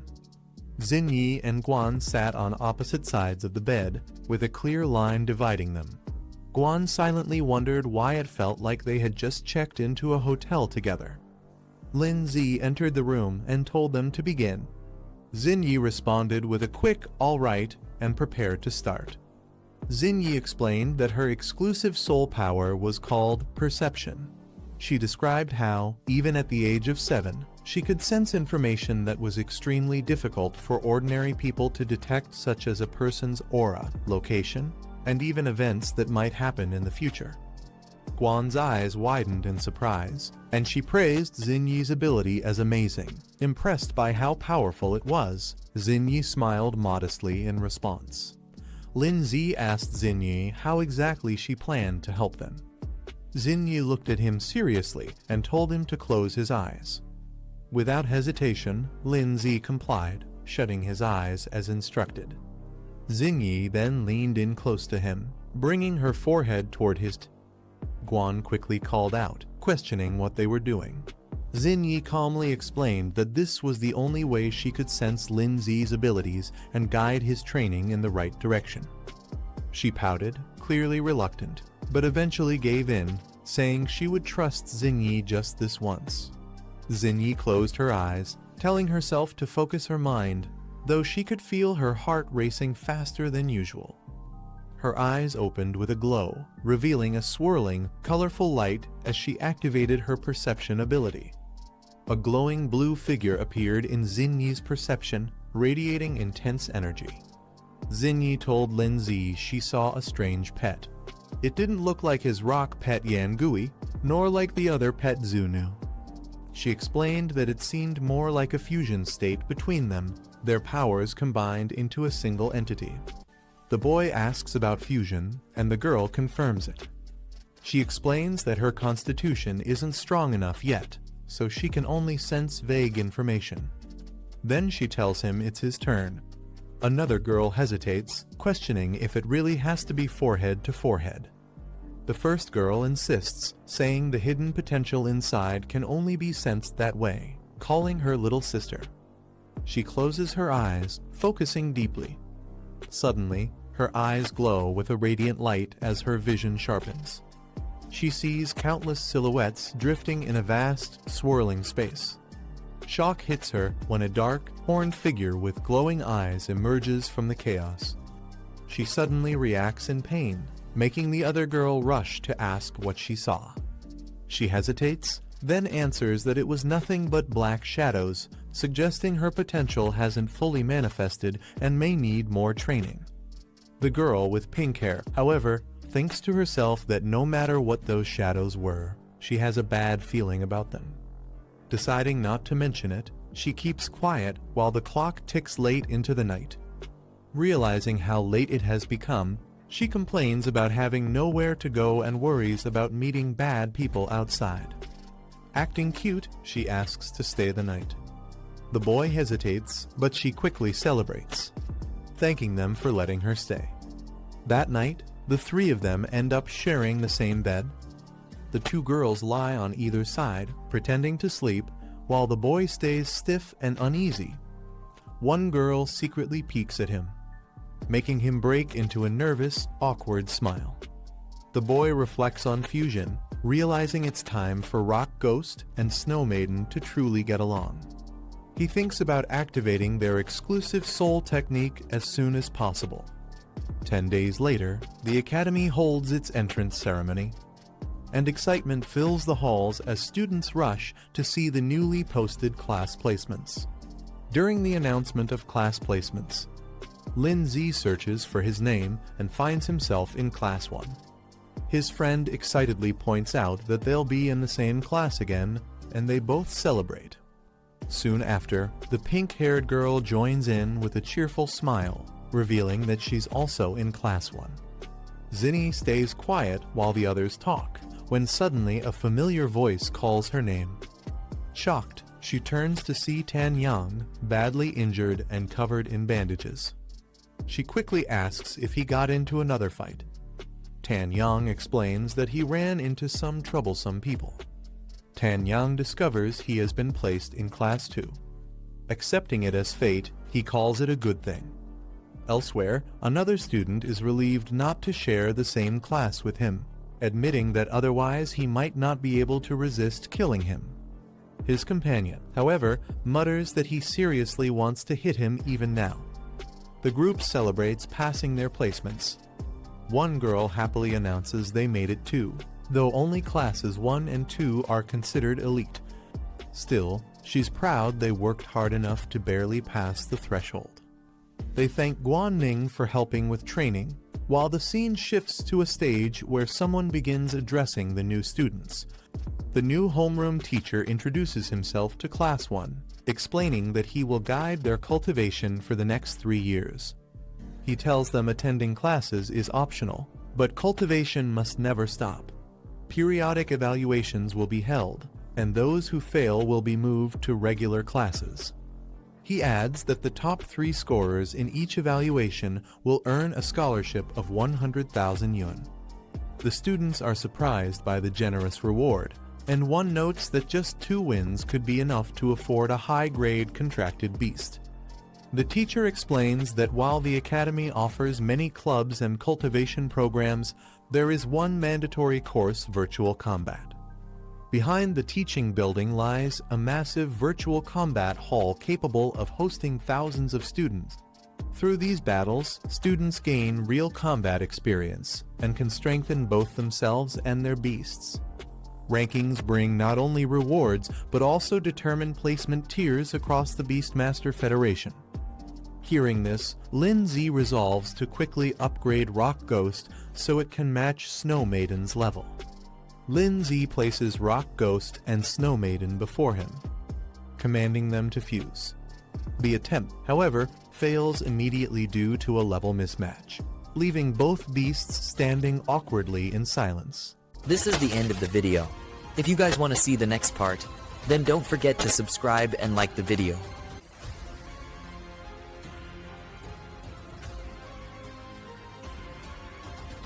The classroom bell rings, signaling the end of the lecture. Students leave together, some chatting casually. One thinks about needing more practice in simulated battles to improve quickly. The classroom doors close behind them. Outside, different school clubs approach students. One group enthusiastically invites Lin Z to join, highlighting their Ice Beast Association as the most influential. Another club tries to recruit him into their Rock-type Beast Society, claiming it's a place for growth and shared training. Another club tries to recruit him, boasting that their Ghost-type Beast Society has many beauties and even offers extra activity funds. He politely declines, saying he isn't planning to join any club for now. Suddenly, the crowd stirs. Members of the prestigious Gaoshan Society arrive, drawing attention from everyone. Curious, he asks who they are. He learns that Gaoshan Society ranks among the top 5 in the academy, filled with elite members. Leading them is a second-year officer, once ranked in the top 3 of entrance scores, making his presence alone overwhelming. The tall leader of the Gaoshan Society, Luo Han, steps forward and directly asks if he is Lin Z. His subordinate quickly confirms, pointing him out without hesitation. Watching from the side, others realize the trouble. One recalls that the thug from before was actually a Gaoshin Society member. Lindsay remains calm and composed, admitting his identity and asking what they want from him. Liu Han offers Lindsay a chance to join the Gaoshin Society, saying it would settle past grudges. He emphasizes that not just anyone gets invited. Lindsay calmly declines, thanking them but making it clear he isn't interested in joining any club, not even theirs. He reasons that joining societies is a distraction and won't help him improve.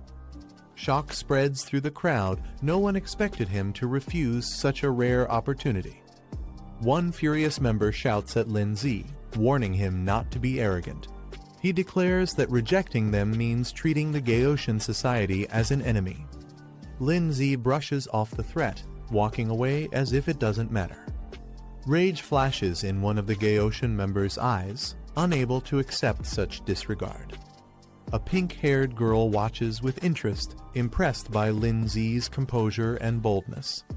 His companion quietly wonders if rejecting them might cause more problems. Lindsay, however, thinks joining a club would only bring unnecessary trouble, challenging them to prove otherwise through strength. The vast hall fills with students, each preparing for the upcoming trial. Looking around, one notes how many participants have gathered. Lindsay takes his position, calmly sitting as the platform activates, signaling the start. A girl clenches her fists with determination, vowing to keep up with Lindsay's pace no matter what. Lindsay closes his eyes, centering himself before the trial begins. He opens them with sharp focus, determination flashing within. The scene shifts into a vast, glowing virtual space where the simulation is about to start. His personal stats appear, showing a low rank of 570-620. Observing the sheer number of participants, he notes how crowded the virtual battlefield is.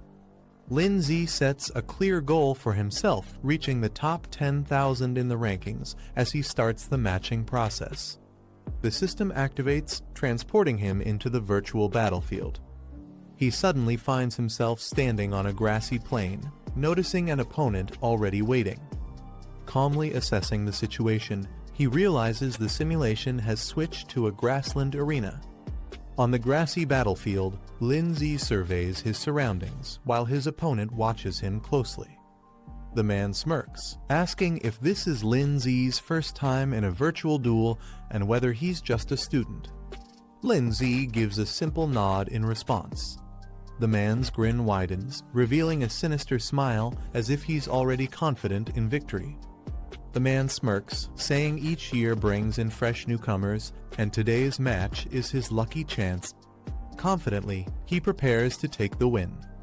With a flash of light, he summons his beast. A massive steel tusked boar appears, its roar shaking the ground.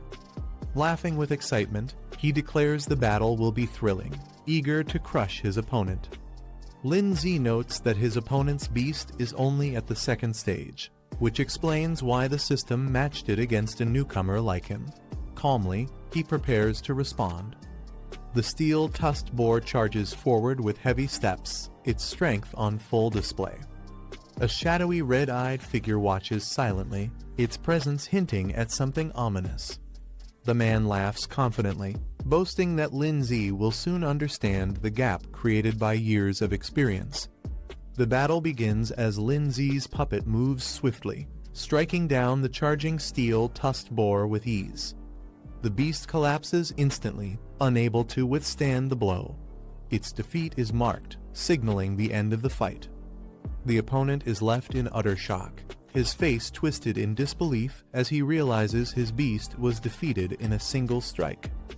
The pink-haired fighter lands a crushing blow, knocking his opponent to the ground with overwhelming force. The system marks the defeated enemy as a humanoid type, first stage, second rank. His beast companion lunges forward, striking down a wild cat monster. The system confirms the victory, noting it as a 6th rank wild beast. The battles continue. Another monstrous puppet charges, but he defeats it instantly. The system announces it as a 9th rank enemy, confirming another knockout.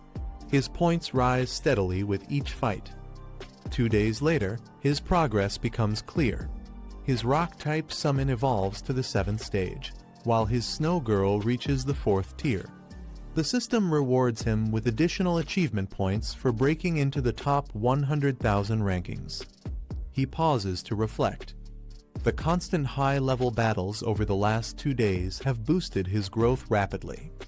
Deciding to rest, he concludes today's training and leaves the area behind. Meanwhile, news of his rise spreads quickly. Many are surprised, calling him a newcomer with explosive potential. Others question his background, and some already view him as a dangerous target that must be eliminated. His sudden climb puts him under the spotlight across the rankings. The boy speaks with his companion, casually asking about the timing of his arrival. She looks surprised by his sudden appearance. A white-haired man steps in, recognizing him instantly and addressing him with confidence. Another character comments that he seems to be the freshman representative, pointing out his late arrival. They remind him not to underestimate the challenges ahead. In a chibai form, the boy is asked if he has already withdrawn from studies, highlighting doubts about his persistence. The white-haired man raises 3 fingers, proudly declaring that he reached the top 150,000 ranking in just 3 days, showcasing his rapid progress. The girl is left shocked, staring wide-eyed at the revelation. She holds her device tightly, unable to believe what she just heard. The girl checks her device and is surprised to see that her brother has already broken into the top 100,000 rankings. Another character reacts in complete shock, unable to believe the sudden rise in rank. A boy explains that his own ranking has been stuck around the 180,000 mark, no matter how much effort he puts in. He wonders aloud if contracting another beast might help and asks for advice. Another boy interrupts with curiosity, asking when he will qualify to contract his second beast. The girl reminds him that he was the only one in their class who chose the highest difficulty path, hinting that this may be why his growth is slower. He laughs it off, acknowledging her words but dismissing it as just a joke, showing his carefree attitude despite the situation. While walking together, the girl asks if he has decided on his second beast contract. He replies that he hasn't, explaining that growth rate, compatibility, and synergy with his current beast all need to be considered. He reassures her not to worry, smiling as he says he'll help her with beast selection when the time comes. She happily clings to him, suggesting that they should go together to the beast market over the weekend. He looks back calmly, quietly agreeing to her idea. Later that evening, they return to the academy. Other students watch from a distance, noticing how close the two appear. One student comments on their relationship, while he casually brushes it off, mentioning training and focusing on progress instead of appearances. They continue talking about spending more time together studying, eating, and training side by side. Another girl watches them closely, clearly curious, and questions what their relationship truly is. The boy brushes it off, saying he'll head back to rest if there's nothing important. Suddenly, his companion grabs his hand with urgency, warning that they might be in serious trouble. She explains that before the dorm incident, they were attacked by a mysterious figure. From another student's memories, it seems that all freshman examinees might be the targets. He listens carefully and asks what kind of person the attacker is and what their purpose might be. She admits she doesn't know, leaving the situation uncertain. The girl warns him to be cautious, explaining that the mysterious enemy they faced is strong and wields a rare ability that can forcibly turn beasts into corrupted forms. He thanks her for the concern and walks away, leaving her behind. She watches his back, deep in thought, uneasy about the connection between the enemy's strange power and his future. The scene shifts to the Academy Tower the next day, signaling the beginning of a new challenge. He sits in meditation, focusing on his next goal, breaking into the top 10,000 rankings. His ice element summon appears beside him, radiating power as the system updates his score to 1002, just one step away from his target. A hooded figure checks information on his laptop, revealing details about Lin Z, age 18, ranked 10,002 with a perfect 100% win rate. His beast type, rock affinity, and special abilities remain unknown. The hooded man smirks with interest after reading the report, noting that someone will definitely want to test this newcomer's strength soon. Meanwhile, Lin Z receives a system notification confirming his rank update. On a battlefield, two figures confront each other. One of them notices Lin Z's presence and reacts with surprise. The opponent wears a menacing skull mask, staring at Lin Z as tension rises. Another student, watching from the side, casually wonders when mask-wearing duels suddenly became so popular. The masked opponent raises his hand and summons his beasts into the battlefield. A massive spiked turtle appears alongside a powerful dragonfish, both revealed to be 4th rank beasts of their respective elements. He warns Lin Z not to think he's the only one with 2 contracted beasts, showing off his strength. Lin Z smiles confidently and activates his own contracts, ready to face him head-on.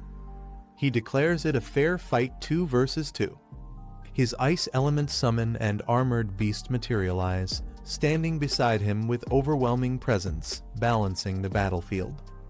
On the battlefield, 2 fierce monsters charge ahead with overwhelming force. The black-haired man calmly observes, noting that such creatures usually take 10 years to grow this strong, yet here they are already at full power. From a distance, a masked man steps forward, addressing him directly as Lin Yuan. He admits he didn't expect someone so young to rise to this level in such a short time, praising his progress but hinting that it changes nothing. The masked man recalls their earlier encounters, reminding Lin Yuan that he once fought weaker opponents. Now, he warns that facing him is entirely different. He insists that Lin Yuan cannot escape his fate. Unbothered, Lin Yuan adjusts his collar and tells him to stop talking nonsense. He states plainly that there's no point in dragging this out if they want to fight. It should begin now. The masked man laughs at his confidence, saying he'll give Lin Yuan a lesson he won't forget. With arrogance, he claims that today will prove the gap between their strengths. Before he can act, a surge of power interrupts. A mighty figure appears, radiating energy that shocks everyone present. Even the masked man is caught off guard as the new arrival declares that beyond every sky, there is always someone stronger. The battle intensifies as a surge of icy energy explodes across the field, freezing everything in its path with overwhelming force. From above, the blue-haired figure descends, channeling immense power directly at the red-haired beast, striking with precision and speed. The ground trembles as fiery spikes erupt upward, countering the attack with explosive force. The armored creature charges forward like a cannonball, breaking through the air with unstoppable momentum. Amid the chaos, a shadowy figure with glowing red eyes emerges, its terrifying presence shifting the atmosphere instantly. Unleashing its true demonic form, the figure lands with a devastating impact, shattering the ground beneath and sending shockwaves across the battlefield.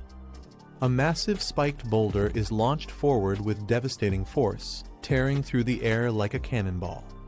The horned girl raises her hand, summoning a frozen shield of ice that solidifies instantly in front of her. The impact strikes hard, but the shield deflects the attack, shattering into fragments that scatter across the battlefield. Her eyes flicker with sharp awareness as she senses the threat hasn't ended yet. She quickly calls forth the power of water, forming a spiraling torrent that surges around her, supported by a massive aquatic beast. Despite her defenses, the colossal projectile crashes down once more, smashing into the ground with explosive force near her position. The red-haired warrior stomps the ground, sending sharp spikes erupting upward with brutal force. A massive spiked boulder follows, launched into the air and crashing down with deadly precision. The horned girl looks up, her gaze sharp and unwavering as the attack descends toward her. With calm control, she channels her icy powers, preparing a counterstrike. A blinding burst of blue energy erupts from her hand, releasing a devastating ice and lightning blast. The boulder smashes into the ground, only to be shattered by her attack, freezing and cracking under the immense power. The icy phoenix spreads across the battlefield, its chilling presence stunning the surroundings with sheer power. The masked man watches closely, nodding with a sinister grin, admitting that the display isn't bad at all. He remarks that his opponent does have some real skill, though his tone makes it sound more like mockery than praise. Meanwhile, the black-haired man recalls that the enemy's ability lies in manipulating earth, a skill that grows more dangerous against airborne opponents. With a wave of his hand, the masked man activates his ability, transforming the ground into mud, swallowing everything into its trap. The dragon companion spits a stream of water in defiance, but the shifting earth begins to close in, pulling everything deeper underground. The masked man unleashes a new technique, molding the battlefield with a towering wave of mud and rock. Lin Yuan quickly realizes that this ability is far more dangerous than it first appeared, its destructive power capable of reshaping the fight. A massive spiked boulder is launched from the earth, crashing down toward the horned girl with unstoppable force. The red-haired beast lunges forward to add pressure, its monstrous presence filling the field with chaos.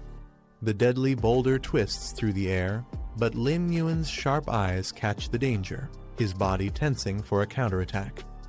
He summons his strength, activating the icy domain of absolute frost, preparing to unleash its freezing power against the overwhelming assault. The horned girl stands tall, releasing a surge of ice that towers upward, freezing the ground in an instant. Lin Yuan braces behind the frozen shield, blocking the incoming force. The ice barrier holds firm, leaving him unharmed. The masked man laughs mockingly, saying that such defenses are only temporary and won't last long against his power. He commands his beast to unleash high-temperature water bombs, boiling streams that crash violently against the ice. The dragon roars as scalding blasts shatter parts of the frozen wall, proving the masked man's attack is still dangerous. Lin Yuan realizes with concern that his ultimate skill cannot be used again in such a short time, just as another massive boulder hurtles toward him and the horned girl. Lin Yuan shields his ally, commanding her to retreat as he blocks the enemy's crushing attack head-on. The impact explodes violently, shards flying everywhere, but he withstands it, standing firm against the force. The masked man folds his arms, amused, and declares that Lin Yuan has finally proven himself worthy.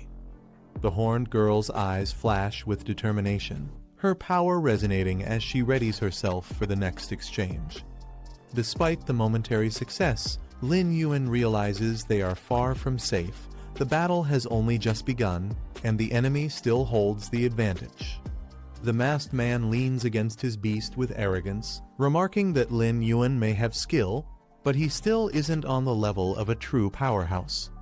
Standing beside the horned girl, Lin Yuan hears the masked man suddenly propose an offer. The masked man invites him to join their group, boasting that their shared power could make them unstoppable. Lin Yuan raises an eyebrow, noting that this so-called organization doesn't sound like a simple school society. He questions their true purpose. The masked man dismisses the concern, pressing him for a clear answer yes or no. With a confident smile, Lin Yuan refuses, declaring that he only wishes to fight and defeat the masked man himself. Amused, the masked man accepts his decision, grinning as he tells Lin Yuan that he'll be waiting right here for their battle. Onlookers begin mocking the boy, saying he was too arrogant and it was only a matter of time before he failed. Some laugh, claiming he just got taught a harsh lesson, while another person curiously asks if anyone knows more about him. A white-haired man enters the hall, facing Lin Zi. He directly asks if Lin Zi has also run into the mysterious group. Lin Zi doesn't deny it and instead questions if the man has already joined them, testing his intentions. The man smirks coldly, telling Lin Zi not to underestimate him. He declares that anyone who dares act arrogantly in front of him will be forced to pay a heavy price. His words carry both confidence and hostility, making his stance clear. Lin Zi studies him carefully and responds with a calm but sharp question, asking if he truly understands their background. His tone suggests doubt, as if warning that recklessness without knowledge could lead to disaster. The white-haired man responds firmly, saying he will make everything clear. His confident tone shows he isn't afraid of what lies ahead. Lin Zi observes the situation carefully, noting that the number of people involved is quite large. He recalls that what Guo Zini mentioned earlier must have been referring to them. He notices a masked figure and thinks he might be able to extract some information from him. But deep down, Lin Zi feels uneasy, sensing that if things are left unchecked, something disastrous will surely happen. The scene shifts outside to a grand building, its majestic exterior standing in contrast to the tense atmosphere inside, hinting that the story is moving towards something even bigger. As he walks, he reflects on his progress. The Rock Ghost is currently at Stage 3 Level 7, and the Snow Girl has reached Stage 4 Level 2. With the remaining points, he could push Rock Ghost to Stage 4, but without the required materials, advancement is impossible. He calculates the value of what he has gained. If these items were purchased with money, they would cost at least 400,000. Just then, someone calls out to him loudly, addressing him as Big Brother. The person rushes over, mentioning that the forum was buzzing with news of his recent defeat. Surprised, he asks how it's possible that someone strong enough managed to beat him. Scratching his head, he replies that he's not invincible, and losing occasionally is natural. Changing the subject, he acknowledges the man's quick access to information. With a serious look, he asks if there's any way to obtain high-grade elemental essence and spirit stones, hinting at his determination to strengthen his team further. A man explains that these materials are extremely rare. Curious, he asks how much the protagonist is willing to offer for them. The required list is revealed 30 portions of high-grade earth elements and 3 spirit stones. The man complains that even with effort, such items are nearly impossible to obtain. Suddenly, he brightens up and suggests another option. He claims to know of a place where these materials might be found and offers to personally take him there. Hearing this, the protagonist smiles faintly and agrees without hesitation, telling him to lead the way. The two arrive at Spirit Crystal Mountain. The rocky terrain stretches endlessly as the man explains this is their current destination. He elaborates that before the ancient war, countless dimensional rifts appeared around the world. These rifts connect to other realms, and it's said that many contracted beasts actually originated from those worlds. Years ago, the Tamer Association and major academies secured safe entrances to several rifts, allowing steady resource extraction. However, many rifts remain undeveloped. Some explorers who ventured too deep in search of rare resources never returned, falling victim to the dangers hidden within. Looking at the glowing rift ahead, the protagonist calmly asks if entering this secret realm will truly yield the rare materials he needs, testing the man's confidence in his claim. The man proudly explains that only experienced tamers manage to bring back resources from such places. He adds that the information he has now wasn't easy to obtain and came at a great cost. He reveals that this secret realm is known to contain valuable resources, including high-grade earth elements and spirit stones, exactly what the protagonist is searching for. Excited by the possibility, the protagonist praises his efforts and agrees to go in and take a look, showing eagerness to confirm the truth. Together, they stand at the edge of the glowing rift, its energy crackling in front of them as they prepare to step into the unknown. The protagonist steps forward with a calm smile, telling his companion it's time to move. His determined tone leaves no room for hesitation. The man nervously warns him to think carefully. If they encounter danger inside, they may never come back alive. His fear is clear, but the protagonist remains unfazed. Looking at the glowing rift, the protagonist states that obtaining the two rare materials is worth any risk. He adds that if his companion is too afraid, he can turn back now. The man clenches his fists and shouts that he won't back down. Gathering his courage, he insists that all the effort spent gathering information was for this very moment, and he refuses to be left behind. The man clenches his fists with excitement, convinced that with the protagonist leading them, they'll surely obtain valuable treasures. He shouts that this could be their chance to strike it rich, while the protagonist simply responds with a calm "good." Without hesitation, the two leap into the glowing rift together, their figures vanishing into the blinding light. On the other side, they land inside a vast cavern. The atmosphere is heavy and cold, and the man stumbles forward, struggling to regain his balance while the protagonist calmly surveys the surroundings. Suddenly, glowing crystals illuminate the cavern walls.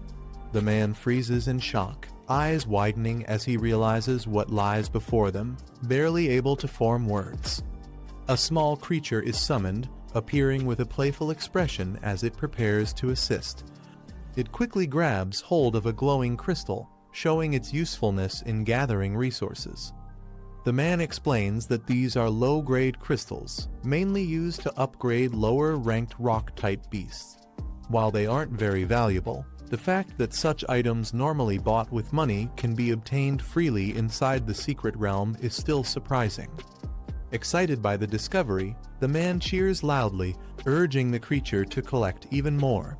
His enthusiasm grows as he realizes the realm might hold far greater treasures ahead. The protagonist suddenly senses something is wrong and quickly shouts for his companion to stop. His sharp instincts pick up a danger hidden in the cavern. From the shadows above, a creature covered in glowing crystals leaps down, startling them both. Its sudden appearance halts their excitement instantly. The beast reveals itself. It's a crystal-eyed tiger, a rock-type creature at Stage 2, Level 4. Its intimidating gaze makes it clear this place is far from safe. The protagonist realizes the truth. The crystals they were after are actually part of the beast's body. The so-called evolution materials are fragments taken from other monsters themselves. Calmly, he tells his companion that since it's only Stage 2 Level 4, they should be able to handle it.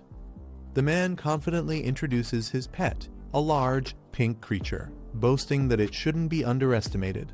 The beast immediately lunges forward, attacking the enemy with force. He proudly explains his plan once the creature swallows its target. All they need to do is wait until it digests the materials inside, making victory easy. However, the battle proves more difficult than expected. The pink creature slams into the crystal beast, but struggles, unable to overpower it as easily as the man had hoped. Panting, the man realizes the problem. His creature indicates that the enemy's body is too hard to consume, leaving it at a disadvantage against such a solid opponent. The protagonist notices something unusual. His companion seems able to understand the language of beasts, an ability that surprises him. The crystal-eyed tiger lets out a loud roar, its voice echoing through the cavern as its body glows with power. The protagonist remains calm despite the noise, while his companion and the pink creature stay alert, realizing the situation might escalate further. Suddenly, multiple glowing creatures emerge from the darkness, surrounding them on all sides. The ambush makes it clear that this battle has only just begun. The black-haired boy warns that his monster isn't fit for group battles. His companion quickly orders him to fall back. A fierce blizzard is unleashed, filling the icy cave with destructive force. The red-haired beast smashes through the frozen shards, charging ahead with brute strength. Meanwhile, the man with the headband picks up glowing crystals, thrilled that they've finally struck fortune. The headband man excitedly tries to collect crystals, but the pink creature takes them away to store. He complains, saying everything is gone. Shocked, he he argues that these crystals are still valuable, even if they aren't worth much individually, since there are so many of them. The black-haired boy explains that the creature's space is limited, so there's no need to keep low-grade materials. He reassures that deeper inside, there will be better treasures waiting. Realizing it makes sense, the man finally agrees. The group then continues moving deeper into the cave. Glowing beetles crawl along the cave walls as the group advances deeper. The black-haired boy observes that high-grade elements and spirit crystals won't be found on these small creatures.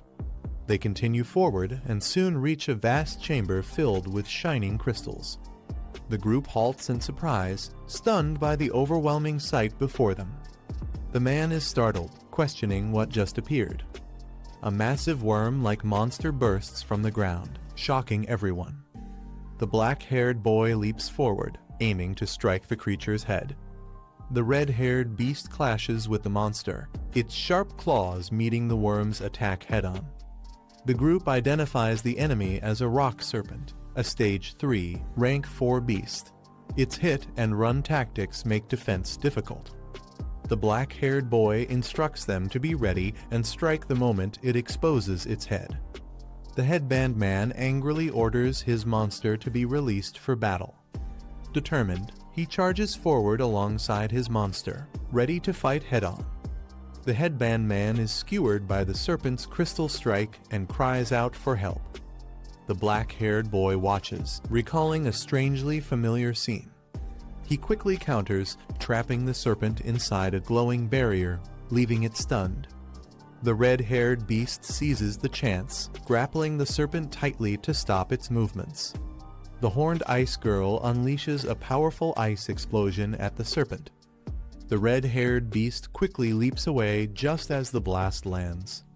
The headband man is confused, wondering why they dodged instead of using the ghostly form ability. The serpent counters, slamming its massive body into the ground with force. The serpent slams its massive body down, shaking the crystal ground.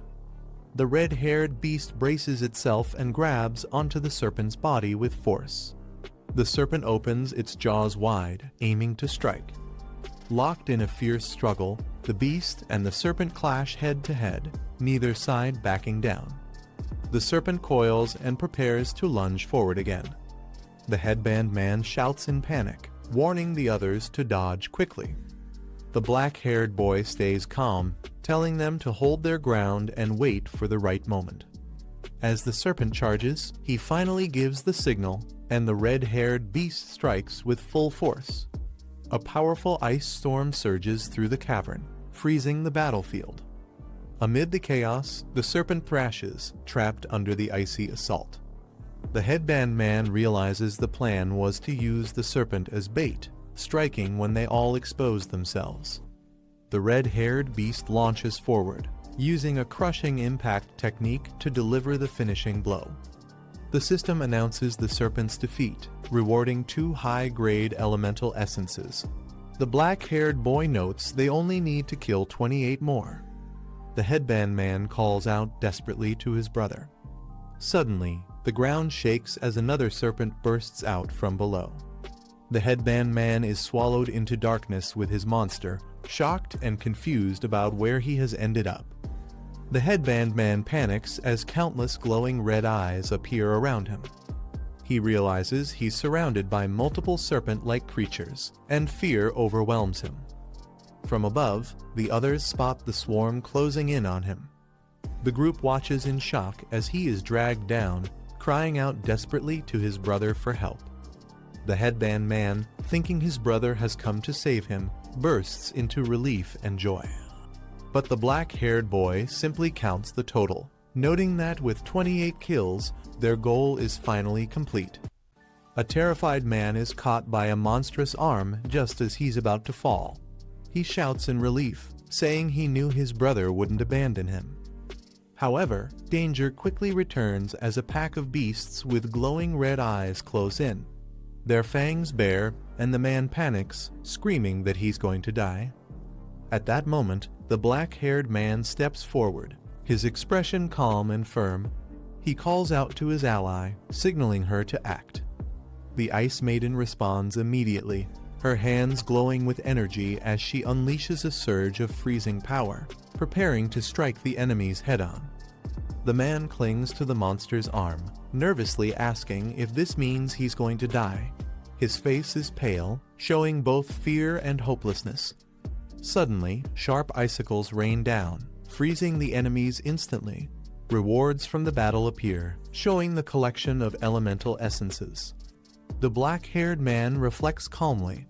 Though these creatures only dropped a single material, compared to a fully grown giant rock serpent, even the immature ones were still impressive.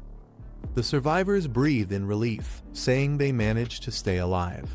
Together, they stand around, finally safe after the intense fight. The man looks touched, smiling with teary eyes as he calls Lin Zi his true brother, expressing deep gratitude. But suddenly, a serpent-like creature bursts out from the ground, catching him off guard.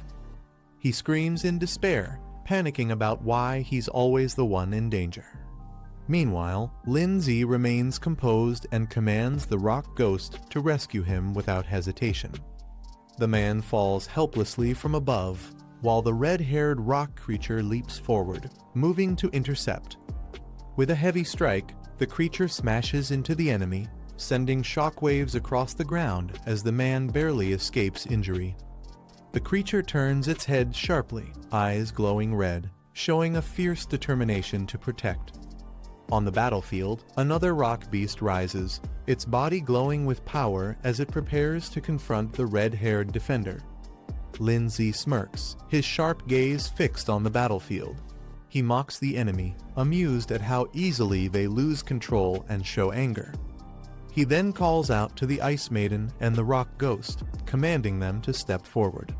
Both move with determination, prepared to unleash the results of their training under his lead.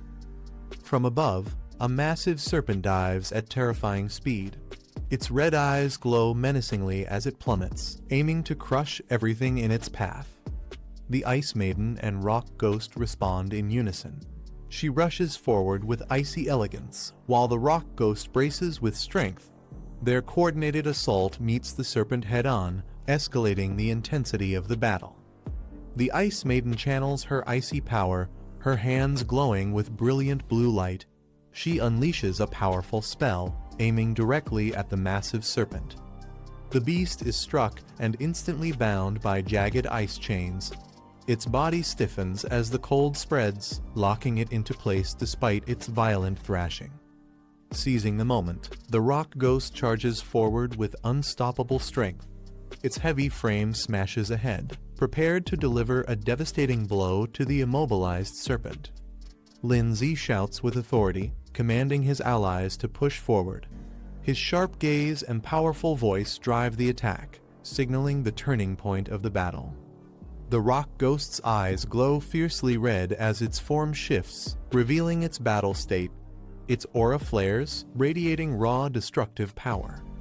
With explosive speed, it launches forward in a lightning-fast charge. The impact collides against the frozen serpent, shattering the battlefield with overwhelming force.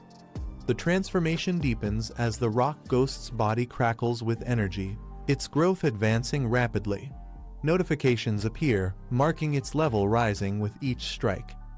The serpent is crushed completely, and system prompts announce the rewards points earned, high-grade elemental essences collected, and even a rare spirit stone secured. Victory has been sealed. Lin Zi checks the system prompts and smiles. They've secured 30 upgrade materials, and the Rock Ghost has advanced another stage in strength. With just a little more experience, it will meet the breakthrough conditions. His companion cheers loudly, praising him as incredible. Excited, he suggests they continue exploring deeper into the cave, convinced there are even more treasures hidden inside. Elsewhere, slow clapping echoes in the shadows. A cloaked figure steps forward, acknowledging the fight and calling it an impressive display. The white-haired stranger fixes his gaze on Lin Zi, stating that he truly is worthy of being targeted. A new threat reveals itself, shifting the atmosphere instantly. Lindsay stiffens, his expression sharp. Shocked, he demands to know how the cloaked stranger could possibly be aware of his true identity. His companions glance around nervously, the tension in the cavern rising. The air grows heavier as all eyes fix on the mysterious figure. The white-haired man smirks under his hood, dismissing the question. He asks rhetorically, "Who am I?" as if the answer should already be known. Spreading his arms wide, the cloaked figure declares that surely Lindsay must have heard of him before. His presence looms larger, signaling that a dangerous reveal is about to unfold. Lindsay narrows his eyes, recognizing the name immediately. The enemy is connected to the parasitic organization, the same group that has crossed his path before. His companion reacts with shock, demanding if the cloaked figure truly belongs to that organization. The tension rises as everyone processes the revelation. Lindsay confirms he knows about them, his voice calm but steady. The enemy's affiliation only makes the situation more serious. A flashback surfaces. Just days ago, their boss had ordered an investigation into this very group. The memory connects everything, proving the danger they're facing is no coincidence. The white-haired man smirks, explaining the group's twisted ideology. They disguise themselves as beast protectors while actually attacking beast tamers and stealing their companions. He continues, saying the organization claims to liberate beasts, declaring that freedom itself is what they call symbiosis. Lindsay listens with narrowed eyes, realizing the group's fanatic ideals are nothing more than a dangerous excuse. Dark energy gathers, and a massive red-black beast materializes behind the cloaked figure. Its presence fills the cavern, marking the parasitic organization's terrifying power. The story recalls the great disaster that struck hundreds of years ago. From that moment, rifts connecting different dimensions began to tear open across the land. Through these rifts, countless ferocious beasts descended upon the continent, bringing chaos and destruction. Among these creatures, some showed the ability to coexist with humans. When they could be trained and controlled, people referred to them as pets, forming bonds that made them valuable allies. However, not all creatures were willing to submit.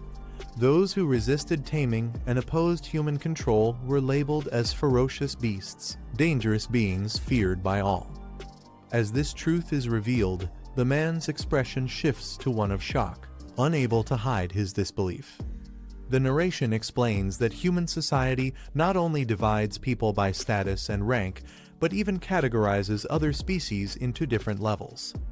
Creatures are judged and sorted, often treated as lower beings, separated into classes without fairness. The hooded figure points out the injustice of this world.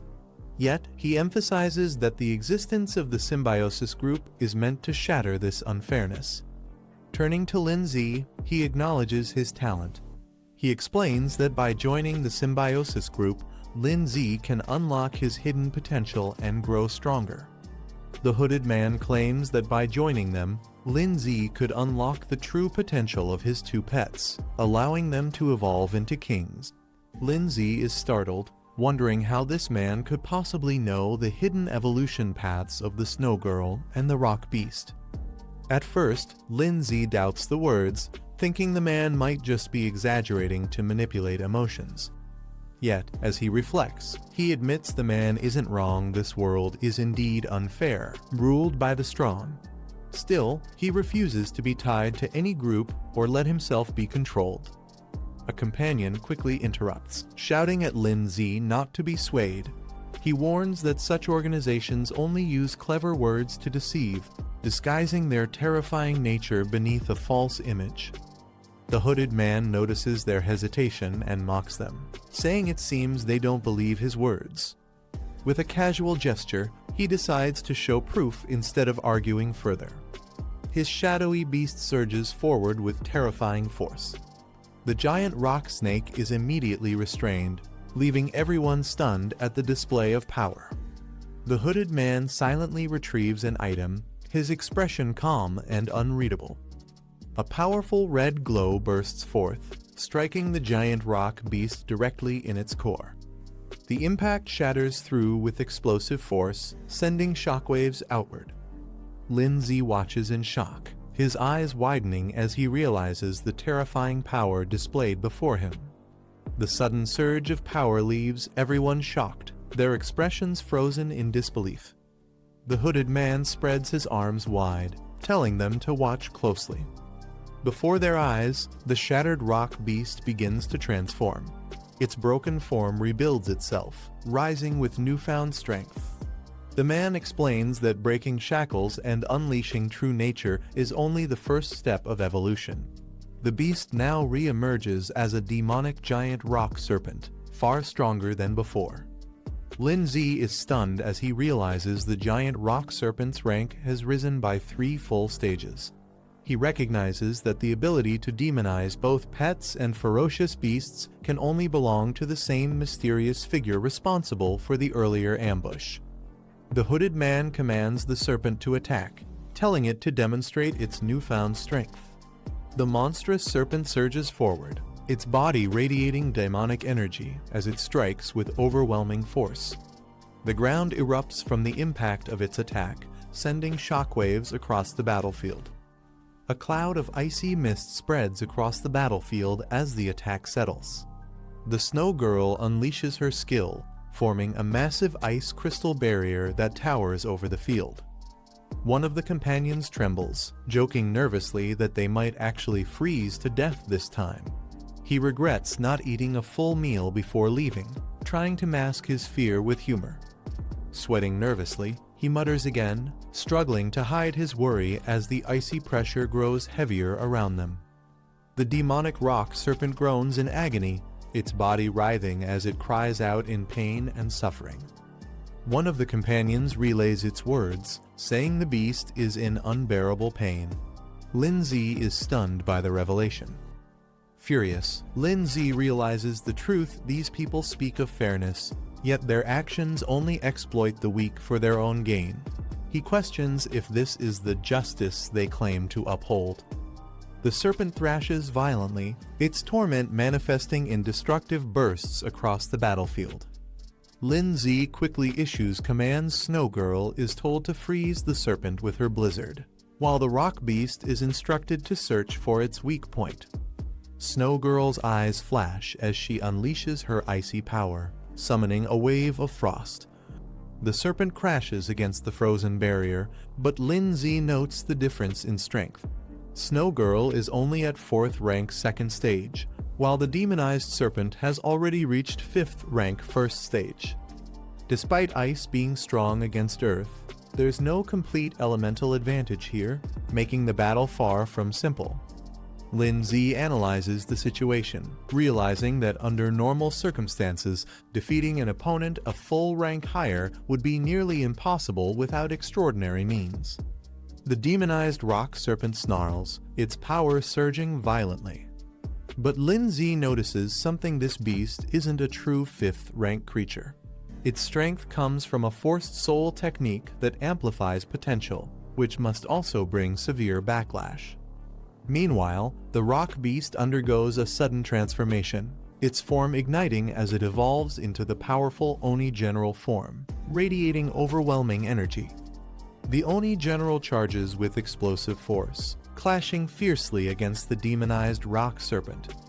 The serpent is slammed into an ice barrier, its body colliding with a thunderous impact. Lin Zi explains that while the Oni form boosts the rock beast's speed by 300%, it also drastically lowers its defense, leaving it as fragile as glass. He quickly calls on Snow Girl to support. Snow Girl responds immediately, casting her icy power to synchronize her attack with the rock beast.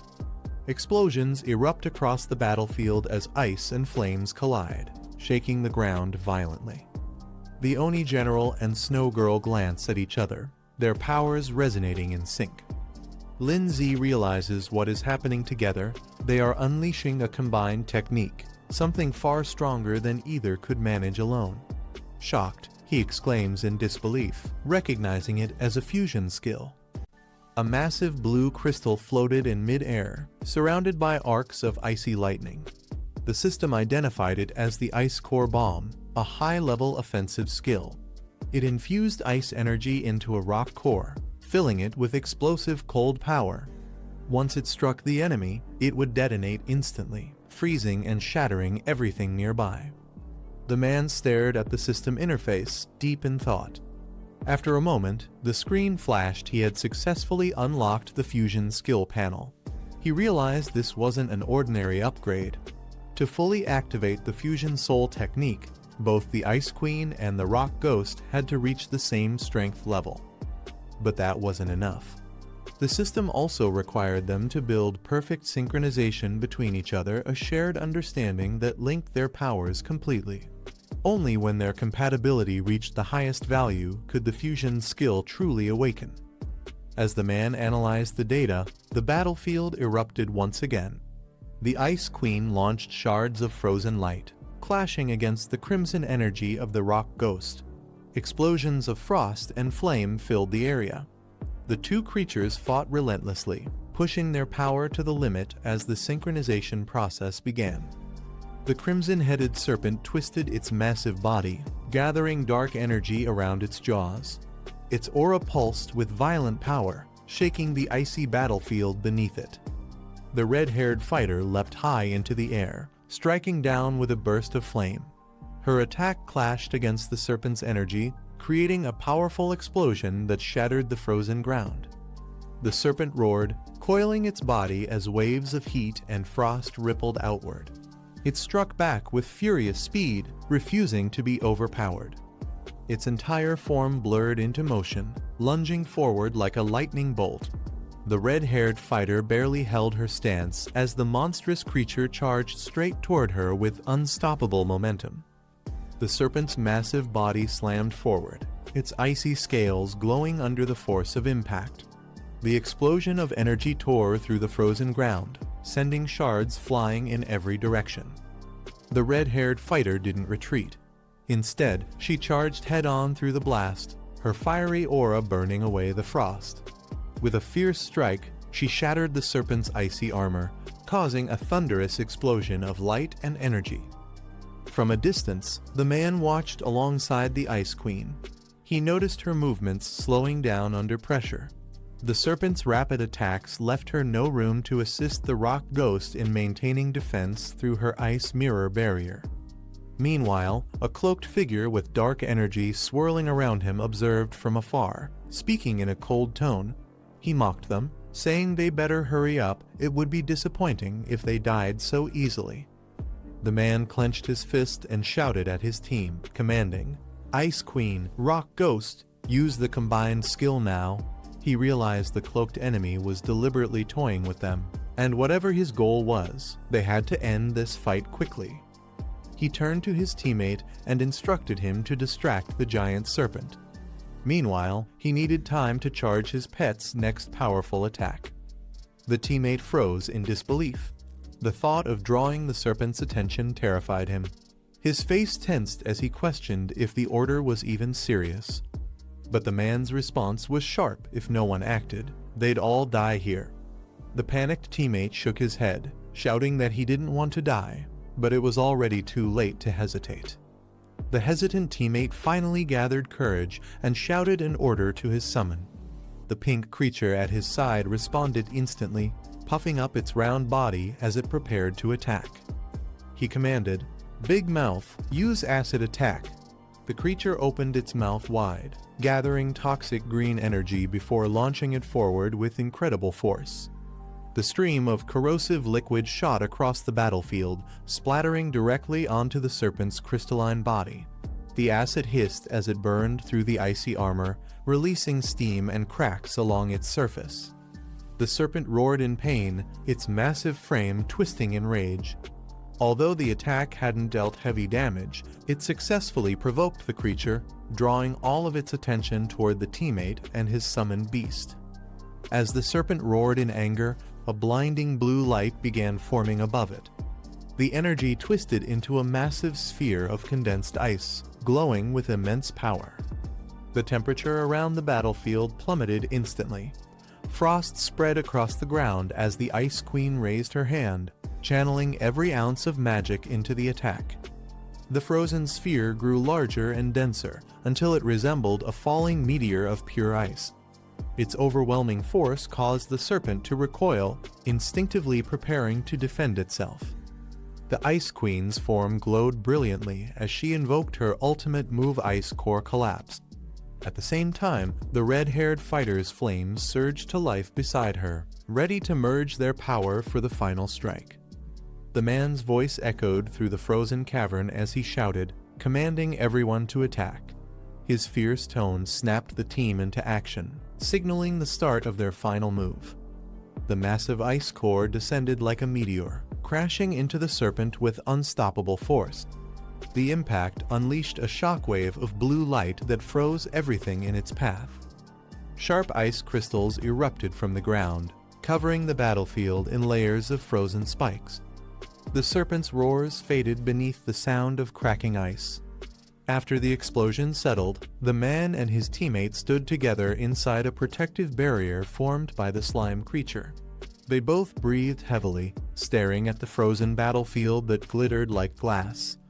The chubby teammate gasped for breath, clutching his chest. He could still feel the lingering chill from the explosion. Then his eyes widened. He heard something moving. "It's still alive," he shouted in shock. The black-haired man narrowed his eyes and said they should check it out. The teammate hesitated, his voice trembling as he asked if that was really a good idea, but followed reluctantly behind. As they approached the frozen remains, faint sounds echoed from within the thick ice. The creature's voice was weak and filled with pain. The crimson serpent lay trapped, its body frozen solid, but its mouth barely moving. It spoke in a strained tone, saying it was suffering and begging them to help. The man stared silently, realizing the monster was still conscious inside the ice. The chubby teammate looked at the frozen serpent and spoke softly, suggesting they should end its suffering. Lindsay remained silent, his expression calm but heavy with thought. He stepped forward, summoning a shard of icy energy into his hand. For a brief moment, he hesitated, then his eyes sharpened with resolve. In one swift motion, Lindsay thrust his weapon forward, piercing through the thick ice and striking the serpent's core. The frozen beast let out a faint tremor before falling completely still. The system immediately announced the result: the abyssal giant rock serpent had been defeated.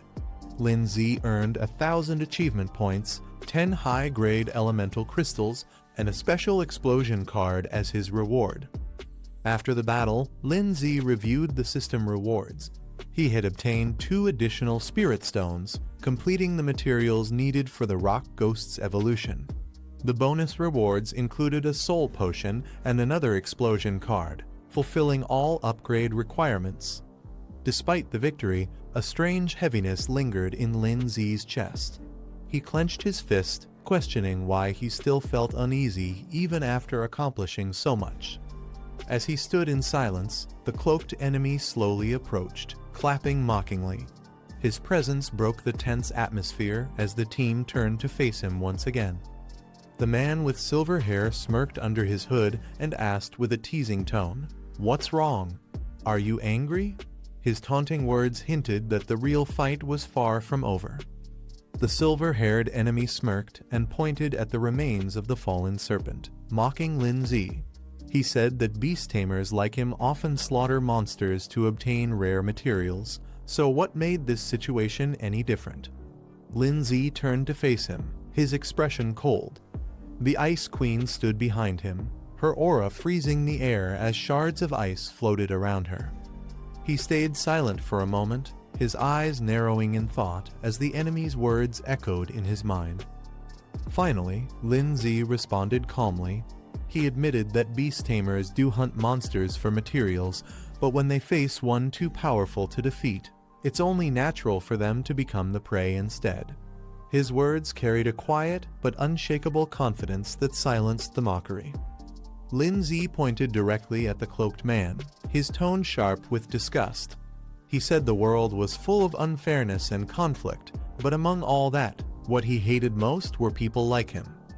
The hooded enemy sneered and replied coldly. He said that Lindsay and his team, who called themselves righteous tamers, were no better. They spoke of equality and freedom while controlling beasts to fight and die for them. He accused them of using their beliefs to manipulate others and exploiting creatures weaker than themselves. His voice echoed with contempt as he called them hypocrites hiding behind the illusion of justice. Lin Zi stayed silent, watching his opponent with narrowed eyes. The man gave a mocking smile and said, "Looks like our little talk is over," as the tension between them thickened once more. As tension filled the cave, a small pink-haired girl appeared beside the cloaked man. Her expression was calm but carried an unsettling confidence. The black-haired boy steps forward, fury burning in his eyes as he faces the hooded stranger. He demands to know what the man is planning, his voice echoing through the cave. In that tense moment, he realizes something isn't right. His instincts scream that someone close to him is in danger. The hooded man pauses, then slowly turns around with a faint, mocking tone. His calmness only adds to the tension, as if he already knows the chaos that's about to unfold. The eerie glow of the cave reflects off his cloak, creating an unsettling silence between them. Without wasting another second, the boy raises his hand, summoning a burst of blue energy that swirls around him. He calls upon his spirit ally, commanding her to restrain the enemy before it's too late. The air crackles with frost as his attack charges forward. A blinding flash erupts when their powers collide, shaking the ground and filling the cave with shockwaves of ice and fire. The explosion sends light spilling in every direction, marking the start of an intense battle neither side can walk away from easily. The entire cave freezes over as the icy explosion settles. Mist fills the air, and silence takes over. The aftermath leaves behind only shards of frost and traces of the vanished enemy. The boy lowers his hand, breathing heavily. Beside him, the ice spirit materializes, her crystal horns glimmering faintly.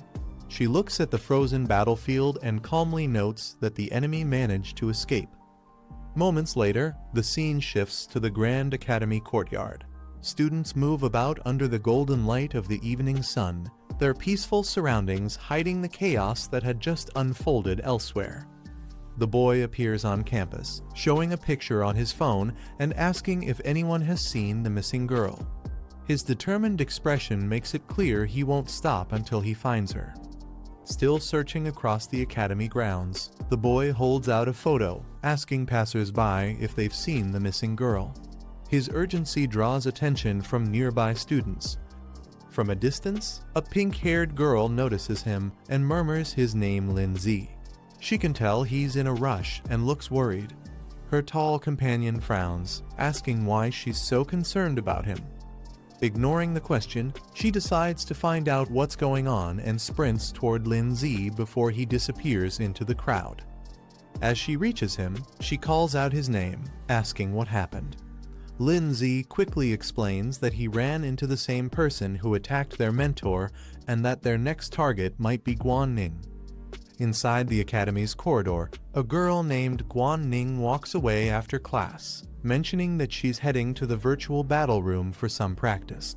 Her calm words hide the danger approaching her.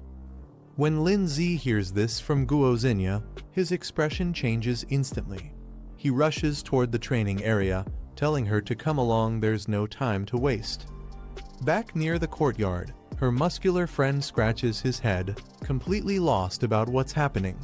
He mutters in confusion, trying to understand the situation.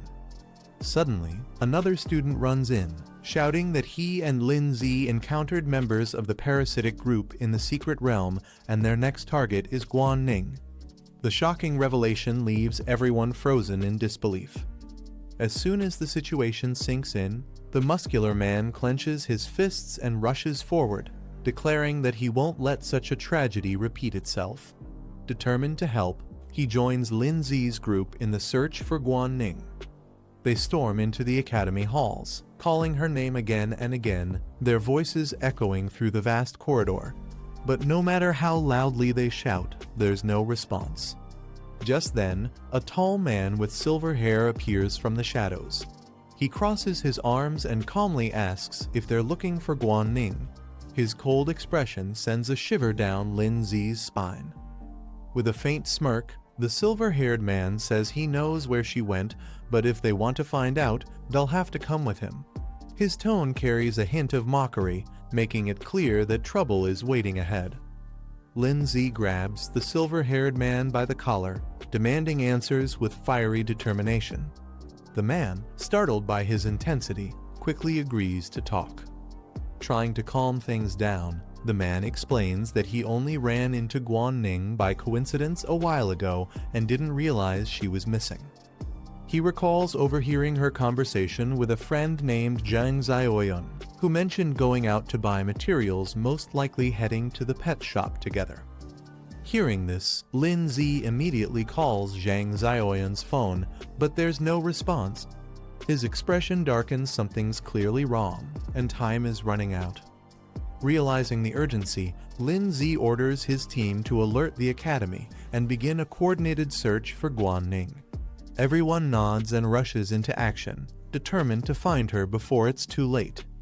Meanwhile, far from the academy, Guan-ning slowly regains consciousness. Her vision blurs as she finds herself in an unfamiliar building, sunlight leaking through cracked windows. Confused and weak, she spots Zhang Zioyun lying motionless on the floor nearby. Panic sets in as she tries to reach her, but her body refuses to move freely. Before she can react, glowing red tentacles lash out and bind her tightly in midair. Shock and fear fill her eyes as she realizes she's been captured. Guan-ning slowly regains her senses and realizes she's not alone. Standing before her is a tall man in a yellow coat wearing a skull-like mask, his eerie smile hidden behind cold confidence. He tilts his head slightly and asks if she's awake, while another cloaked figure stands silently beside him, observing. Guan-ning's heart races as she demands to know who they are and why they've captured her. The masked man casually introduces himself, saying they're members of the symbiosis group, his tone disturbingly calm for someone who just kidnapped 2 students. Hearing the name shocks her. She yells for them to release her, shouting that no one makes friends by tying people up. Her eyes flare with anger, but the ropes around her only tighten in response. Still trapped by the red tendrils, Guan-ning clenches her teeth as her enemies explain their plan. They reveal that the fiery demon bird's flames can overpower her plant-based spirit, leaving her defenseless. She struggles fiercely against the bindings, releasing a surge of energy, but the moment she tries to summon her spirit, a sharp pain shoots through her body. The cloaked man steps forward, summoning a grotesque red creature. He calmly explains that his poison demon has already injected venom into her body.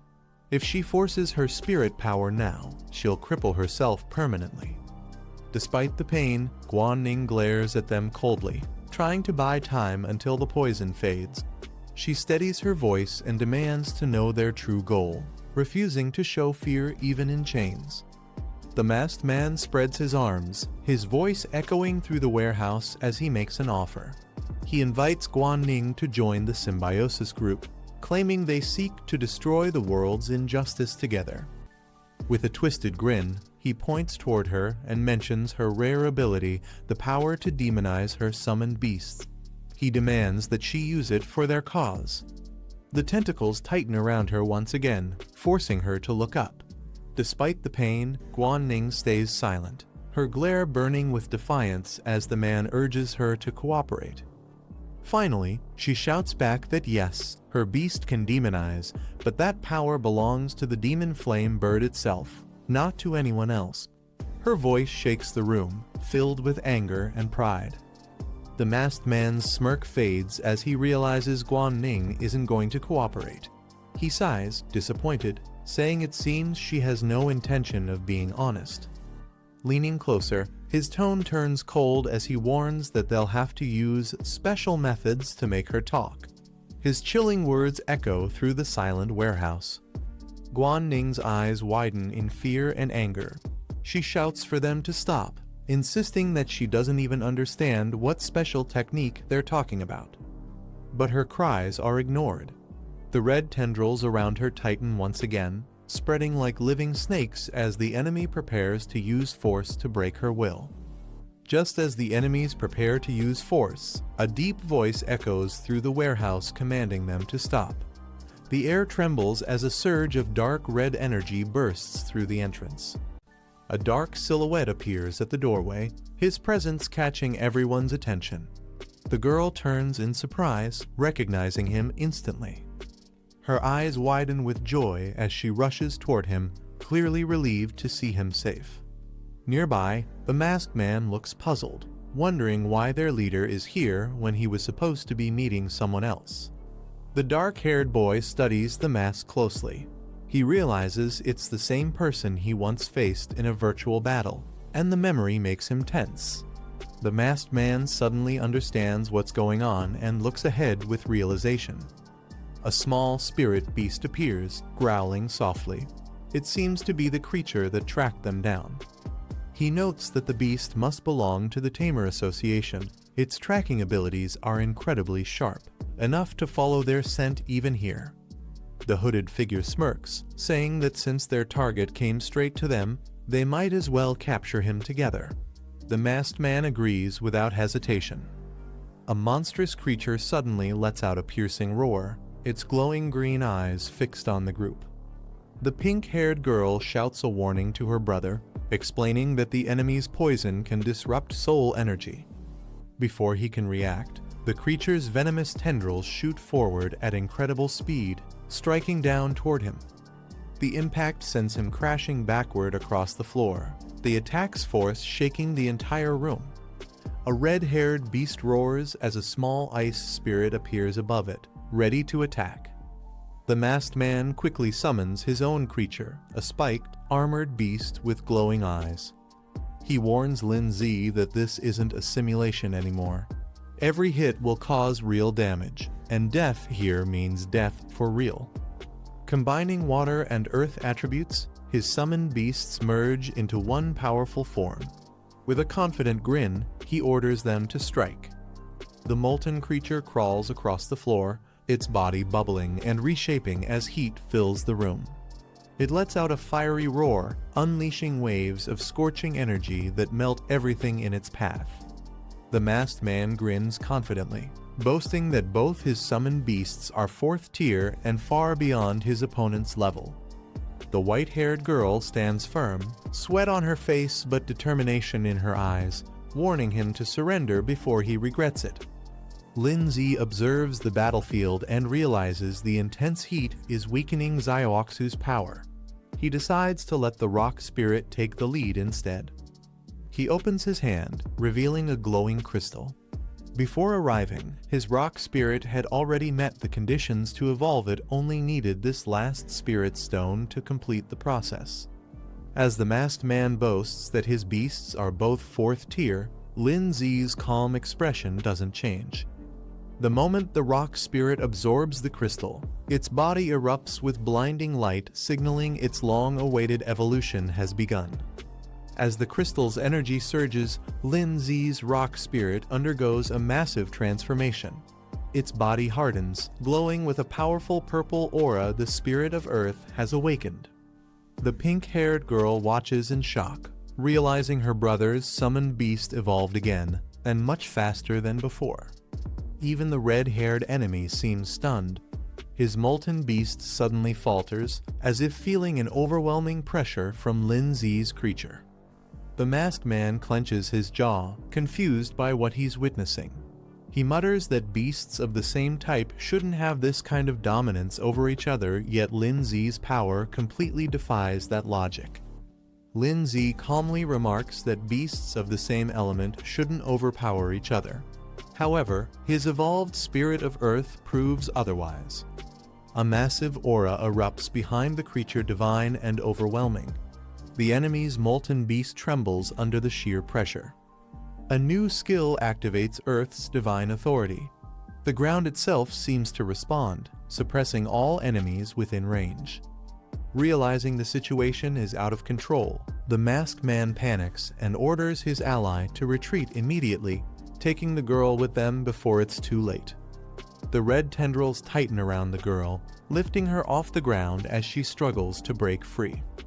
She clenches her teeth, forcing herself to stay conscious even as the poison weakens her body. Determined not to become a burden to her brother, she gathers her remaining strength and channels her power. With a fierce cry, she summons her flaming companion, the Fire Phoenix, which bursts out in a blaze of heat, cutting through the red restraints. The Fire Phoenix collides with the red tendrils in a powerful explosion, filling the entire hall with flames and smoke. As the dust settles, the pink-haired girl holds the unconscious child in her arms, relieved that she's only asleep. Determined, she vows not to let their enemies escape after what they've done. But the masked man quickly orders his ally to retreat, knowing the inspection team will arrive soon. They flee the scene before reinforcements can show up. The red monster releases a thick wave of purple poison fog, spreading it across the entire room. Lindsay steps forward through the mist, unbothered. His calm gaze fixes on the fleeing enemies as he mutters that escape won't be easy. Outside, the masked men run frantically, cursing each other for failing to hold back even one opponent. The hooded woman yells in frustration, blaming her partner's unreliable beast for collapsing before even landing a single hit. The masked man and his ally flee down the street, panicking as they argue about Lindsay's evolved beast being far too powerful. The woman warns him to stop talking and keep running before the poison fog fades and their enemies catch up. But before they can escape, a massive shadow lands ahead of them. Lindsay's rock beast slams into the ground, blocking their path. The two freeze in terror as the creature's glowing red eyes lock onto them, its presence radiating deadly intent. Under the twilight sky, a bright flash cuts across the horizon, lighting up the forest below. The explosion's glow reflects against the evening clouds, signaling the end of the battle. As the dust settles, silence returns. Only faint sparks remain, drifting like fading stars. The night grows calm once more, marking the end of this fierce clash. But the next encounter is already waiting beyond the horizon. Under the quiet night sky, tension fills the room. The pink-haired girl, with flames swirling beside her, angrily demands answers. She interrogates the two men, wanting to know the truth about their so-called soul transformation magic. The men, terrified and restrained, struggle to respond as fear grips them. She presses further, asking what their great goal truly means. Meanwhile, another group watches from the shadows. One of them recalls a man wearing a hood who possessed a similar ability, dark, forbidden, and dangerous. He wonders how such an evil power could possibly be connected to Ning. The dark-haired man gives the captives one last chance to speak, warning them of the consequences if they stay silent. His sharp gaze and calm tone make the threat clear. Terrified, one of the men breaks down and hurriedly explains everything. He admits that their group, known as the Symbiosis Organization, mainly recruits weak beast tamers and those with crippled beasts. He adds that they joined because someone spread rumors about powerful new students at Zhongning Academy, potential targets for their plans. With desperation in his voice, he screams that to gain more strength, their group believes they must gather as much power as possible, no matter how dark the method. The girl's eyes widen as she listens to the prisoner's confession. He explains that her ability to demonize her beast during the exam is exactly what their organization is after. To them, that soul technique holds great value. She's taken aback, realizing how dangerous this information is. The dark-haired man steps forward, questioning why they still need Ning if they already possess the demonization technique. One of the captives hesitates, then admits the truth: they don't actually control soul arts. Their power comes from a mysterious artifact that imitates demonization. The revelation shocks everyone, leaving the room tense and silent once again. The captive trembles as he mentions a strange artifact being the source of their power. Trying to bargain, he promises to hand it over if they let him go. Before he can finish, the girl beside them strikes him across the face, cutting his words short. The dark-haired man coldly reminds him that he's in no position to negotiate. He then commands the ice-haired girl to search him. Without hesitation, she presses her icy hand against the prisoner, freezing him in fear. Panicking, he blurts out that the artifact is hidden in his pocket and begs her to stop searching. As the ice-haired girl searches the prisoner, she pulls out a glowing purple shard. The others watch closely, sensing something strange about it. The pink-haired girl tilts her head, asking what it could be. Even her fiery beast companion admits it has never seen anything like that before. The dark-haired man examines the shard in silence, recognizing it as something unnatural. He explains that such artifacts, known as mystic relics, possess extraordinary power beyond normal comprehension. These relics were born during a great catastrophe, the result of another dimension colliding with their world. The shard's energy flickers softly as the man studies it. He explains that relics like this one have different uses. Some act as massive storage tools, while others enhance the strength of both tamers and their beasts. According to his system, this crystal serves mainly as an evolution material, which might explain why it was mistaken for a mystic relic. The fiery bird seems especially drawn to it, reacting with curiosity and excitement. Its interest suggests the shard could be connected to its evolution path. Realizing its value, the man hands it to Ning, telling her to keep it safe. She nods, holding it carefully as the light from the crystal reflects in her eyes. As the interrogation ends, the man questions the captives one last time about the demon flame bird's ability. Before they can answer, someone suddenly calls out his name from behind. Two new figures rush into the room, worried but relieved to see everyone safe. They quickly ask if anyone's hurt. The dark-haired man assures them the situation is under control and that the culprits have been captured. The captives, however, look completely drained, realizing that their plan has failed and escape is no longer possible. After the fight, the black-haired man checks on his team. Zhang Xiaoyan is safe, only unconscious from the poison mist released by the enemy's pet. The antidote will wear off soon. A small blue beast appears, scanning the area cautiously as footsteps echo from outside. Moments later, a squad from the Beast Tamer Association storms in to secure the scene. Their captain, Yu Yan, orders his team to seal the perimeter and check for injuries. He then approaches the black-haired man. Confirming his identity, Yu Yan asks, "You're Lin Zi, right?" The man nods calmly, replying, "And you are?" The officer introduces himself as Yu Yan, captain of the A23 investigation team from the Ningyang Beast Tamer Association. He mentions that the academy principal had spoken highly of Lin Zi, praising him as one of the most promising new students. Yu Yan thanks Lin Zi for providing valuable intel on the symbiosis group and promises to recommend him for a reward. Lin Zi nods with a calm smile. The captain takes charge of the scene, saying his team will handle the follow-up investigation but might need their cooperation later. Lin Zi agrees without hesitation. Before leaving, Yu Yan arranges for Lin Zi and his team to be taken to the medical center for a full checkup, ensuring none of them are secretly injured after the battle.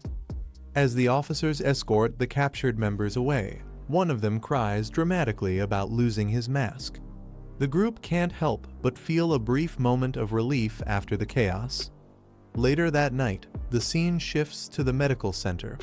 Inside, the injured are being treated under the soft glow of the hospital lights.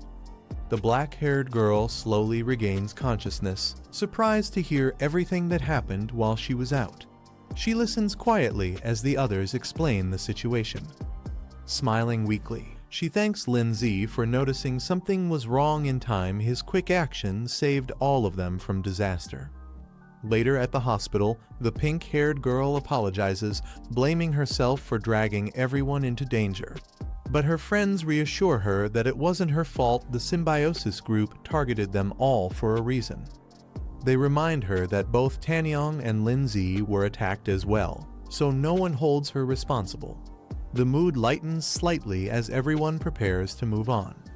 Meanwhile, Lindsay recalls what the captives mentioned earlier, that the symbiosis group sought Ning because of her connection to the demonization soul art. He quietly wonders if this mysterious art could be linked to the strange vision he once saw, a world filled with demonic shadows rising under a crimson sky. As things settle down, the pink-haired woman asks to speak privately with Lindsay and Ning. The others quietly leave, sensing the seriousness in her tone. They walk down the quiet hospital hallway, the tension growing with each step. Lindsay finally asks what's wrong. She turns to them, her expression firm, and asks if they remember when she helped analyze their soul power potential. Both Lindsay and Ning are caught off guard, realizing she's about to reveal something important connected to their past investigation. The group stops as the pink-haired girl apologizes, saying the scene they just saw was too disturbing. She explains she initially planned to gather more information before explaining it to them properly. The pink-haired girl looks down, saying she had only heard rumors about demonic-type beasts but never truly understood them. She begins explaining that the demon-type class is an extremely rare and special branch, known for its incredibly fast growth rate. However, these beasts are often violent and cruel by nature. Once contracted as familiars, they can gradually corrupt their master's mind. As the narration continues, the scene shifts to a terrifying image of a tamer losing control, his body twisted and veins glowing red. The girl concludes that such tamers eventually become chaotic, uncontrollable beings known as fallen ones. The pink-haired woman continues explaining that, under the Beast Tamer Association's strict control, all demonic-type beasts are now banned from breeding or trading. Even the materials related to their evolution are heavily restricted and prohibited from being sold. The black-haired man then recalls meeting someone who owned a demonic-type beast, but surprisingly managed to remain sane despite its corrupting influence. She explains that the fallen are tamers completely consumed by their beast's power, while others suffer a reverse backlash when their beast loses control. Both outcomes are equally dangerous and unpredictable. Curious, the pink-haired girl turns to him and asks how he managed to demonize his flame bird. Calmly, he explains that after evolving, his fierce flame bird naturally gained this new ability. The man explains that his flame bird is currently at Stage 2, Level 7. After demonization, it can temporarily reach Stage 3, Level 2, but only for about a minute. With his current soul power, he can only use that ability once per day. He recalls seeing others attempt to demonize their beasts through symbiosis, but their results were unstable and often led to severe backlash. He assumes the authorities banned the practice to prevent uncontrollable disasters. The pink-haired woman remarks that the world is full of mysteries and humanity has only begun to scratch the surface of soul arts. There's still so much unknown potential waiting to be uncovered. Teasingly, she tells the girl beside her not to overthink things. What matters now is getting stronger, and if her soul arts can truly enhance demonized beasts, she'll become incredibly powerful in the future. The girl lowers her gaze, realizing that if this truly is a new type of soul art, the symbiosis organization will never abandon it easily. The thought weighs on her, but instead of feeling discouraged, she gathers her determination. She clenches her fists, reminding herself that the only true solution is strength. If she wants to control her destiny, she must keep pushing forward and growing stronger, no matter what obstacles appear in her path. Later, she approaches her brother, her tone firm but hopeful. She says she wants to form a second beast contract as soon as possible to increase her power. Her brother listens calmly and smiles, reassuring her that he'll help her make it happen. Her brother agrees to help, saying it's a good chance to also check the detailed condition of the flame bird. The group then decides to head out together. However, the pink-haired woman reminds them that it's already late and most pet shops are closed at this hour. The girl suggests they wait until tomorrow since there are still 3 days left before the trial. but her brother quickly mentions a special 24-hour shop that provides beginner materials and pet evaluation services. With a confident smile, he suggests they visit it right away. The scene then shifts to a quiet street at night, where the glowing sign of the 24-hour pet shop stands out in the distance as they make their way there. They soon arrive at the pet shop late at night. Inside, the shelves are lined with familiar creatures. None seem particularly rare or special. The black-haired man observes that most of these beasts don't have any unique evolution paths, even among the same species. The girl scans through the rows, unimpressed by what she sees, commenting that everything feels quite ordinary. Meanwhile, the man walks up beside her with his flame bird. He gently pats its head, causing it to let out a happy sound. Suddenly, something unexpected flashes on the display, a message revealing a possible evolution path for the flame bird. A glowing message appears, revealing two possible evolution paths for the flame bird. The first path, Flamewing Eagle, strengthens its explosive power and core attributes, but reduces its speed, allowing it to evolve up to the 5th stage. The second path, Infernal Demon Phoenix, enhances the control of its demonic flames through ancient bloodlines, trading elemental balance for destructive might, a path that could evolve up to the 9th stage. The man studies both routes carefully. He realizes that the flame bird's current evolution likely connects to the demonic path Guiya once saw, meaning it's deeply tied to the demon-type branch. Since the evolution toward the demon phoenix has already begun, there's no turning back now. The only options left are to let the flame bird continue evolving, or halt its progress here and focus on raising a second beast instead. The system reveals the next evolution form, Infernal Crimson Phoenix. To evolve, the flame bird must meet extremely rare conditions, including specific elemental essences and ancient catalysts tied to awakening its bloodline. The man notices how different this is from his previous evolutions. When he evolved the ice orb and the stone beast, he didn't need such materials. Before he can think further, his sister calls out, saying she has something important to tell him. As they talk, he smiles and admits that he actually awakened a unique soul art, one that lets him faintly sense the hidden evolution paths within certain beasts. Hearing this, the girl is stunned and amazed that such an ability even exists. He laughs lightly, explaining that it's not as impressive as it sounds. It only provides a vague intuition and drains a lot of soul energy to use, but it's been incredibly helpful nonetheless. The man jokes to himself that he can't just tell others he has a system, or he'd be captured by the Beast Tamer Association for having such an overpowered ability. He then explains that when he touched the flame bird earlier, he could sense an immense energy within its body, a power far beyond the normal Flamewing evolution line. The girl listens carefully but warns him that this hidden evolution path seems extremely dangerous. She can feel that the energy is wild and unstable, possibly connected to the demonic type they discussed before. Crouching beside the flame bird, she wonders if it might evolve into a dual-type beast combining fire and demon attributes. Although rare, she admits it isn't entirely impossible. The man explains that the information he sensed is still unclear, but it seems the flame bird needs a very ancient catalyst to awaken its dormant power. Hearing this, the girl realizes why it hasn't evolved, yet something crucial has been missing all along. Clenching her fists, she declares that no matter what, she and the flame bird must confront and master this uncontrollable strength together. It's the only way to move forward.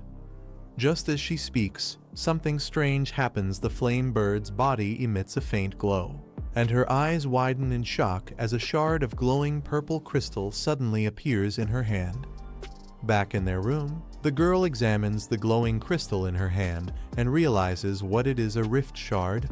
The man recalls that the system mentioned any ancient medium could serve as a catalyst, meaning this shard fits the requirement perfectly. He quietly wonders how he should explain it to her, thinking back to how he borrowed his soul art's ability to detect hidden evolution paths just in time to find it. As she studies the shard, the girl senses faint energy fluctuations inside it, ones that strangely resonate with the flame bird beside her. She frowns, realizing there's more to it. Looking closer, she mutters that it's not just a resonance, something deeper seems to be linking the crystal and the flame bird together. The girl suddenly feels a strange pull. The flame bird's eyes glow bright red as it fixates on the rift shard in her hand. It chirps impatiently, clearly craving the crystal's energy. Before they can react, both she and the man freeze in shock as the flame bird suddenly snatches the shard and swallows it whole. Their expressions turn blank in disbelief as they realize what just happened. A moment later, a violent burst of purple flame erupts from the bird's body, filling the room with a chaotic wave of demonic energy.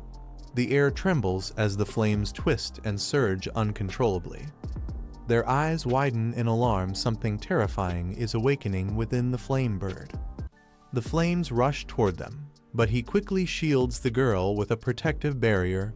She warns him that the fire is getting too close, and he calmly tells her not to panic as the shield holds back the heat. Inside the roaring blaze, something powerful begins to awaken. The swirling fire gathers in one spot, and sharp claws slowly emerge from the burning light as a massive presence takes shape. A blazing phoenix bursts out of the flames, fully evolved and radiating intense energy. Its wings spread wide, and its fiery aura shakes the entire area as it descends. A girl steps forward and admires its new form, impressed by its overwhelming presence. The phoenix lowers itself toward her while she reaches out, trying to calm it as thick smoke curls around them. He checks the creature after its transformation and confirms everything went smoothly. He then mentions that he'll inspect it again the next time it evolves, making sure nothing goes wrong. She smiles and agrees without hesitation, relieved that the evolution ended safely. Her reaction lightens the mood as the energy around them starts settling down. Nearby, the smaller girl stands stiffly while the newly evolved bird stares at her in silence. She hesitates, unsure how to respond to its intense gaze, creating an awkward moment between them. As he approaches, he notices the two of them quietly locked in a strange standoff. The room goes silent for a moment, filled only with small bursts of smoke lingering from the evolution. After leaving the building, the staff reminds them that evolving a pet should ideally be done at a professional training facility. Both of them freeze in shock as they check the bill on their phones. Realizing how much the evolution cost, they panic together. She laments losing her savings, while he also struggles to process the sudden expense. He soon pulls himself together, thinking about how quickly the reward money they earned has already disappeared. Determined, he tells himself that he needs to start earning again immediately. With that resolve, they head out, leaving the city behind as they move toward their next goal, ready to recover the money they just spent. A hidden garage door opens quietly, revealing a dim interior. Someone inside has already activated something powerful. A hooded man stands before a towering purple crystal, inspecting its glow. The energy around it pulses steadily as he examines its condition. One of his subordinates rushes in and reports that the two people they were monitoring have been captured by the investigation team. He waits anxiously for the man's reaction. The hooded man responds calmly, saying he already knows. His tone remains steady, as if this development was expected from the beginning. His subordinate asks what their next move should be. The hooded man stays silent for a moment, still focusing on the glowing crystal beside him. He then orders the group to stay inactive for now. No one should make any moves until further notice. He adds that once the right moment arrives, their targets will approach them on their own. The crystal pulses as he speaks, hinting that he already has a plan in motion. Meanwhile, the scene shifts to the protagonist meditating in a quiet chamber, preparing himself for whatever comes next. He prepares for the upcoming school exam, knowing that performing well will earn him a large scholarship. At the same time, he reminds himself that raising his virtual battle ranking can also bring valuable rewards. His current stats appear, showing a high win rate but a ranking that recently dropped because he didn't battle for a few days. Seeing how much he has fallen, he realizes he needs to push harder. He decides to jump straight into ranked matches, confident that a strong streak will carry him to the next tier. With determination, he initiates the matchmaking process. The battle begins immediately, pitting him against a strong beast-type opponent. After a decisive victory, his ranking rises again, putting him one step closer to his goal of reaching the top 100 before the exam. He continues battling through ranked matches, defeating a powerful water-type beast and pushing his rank up rapidly. Each win moves him closer to the top.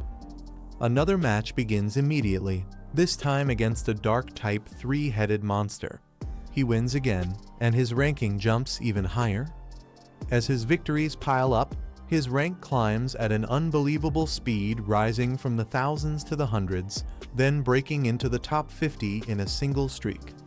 News spreads quickly across the platform. A new record holder appears, someone who climbed from the bottom ranks into the top 100 within a single day, with an almost perfect win rate. Everyone starts wondering who this mysterious player is. Across the platform, players are shocked by how fast he climbs the rankings. Many comment that he wins every match in under a minute, calling his speed insane.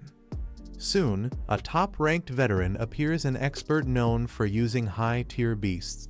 He mentions that he has heard about the newcomer who rose from the 10,000 range all the way to the top. The veteran approaches him directly, admitting that the newcomer has real skill.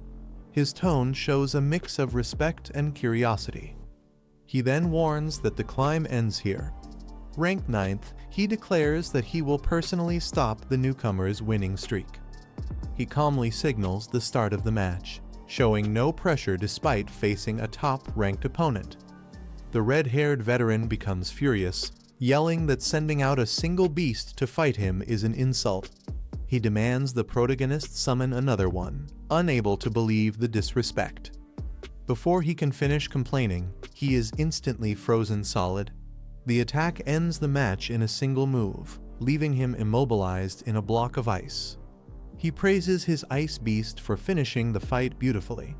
At the same rank level, she completely overwhelms opponents with ease, proving she can dominate any equal tier match.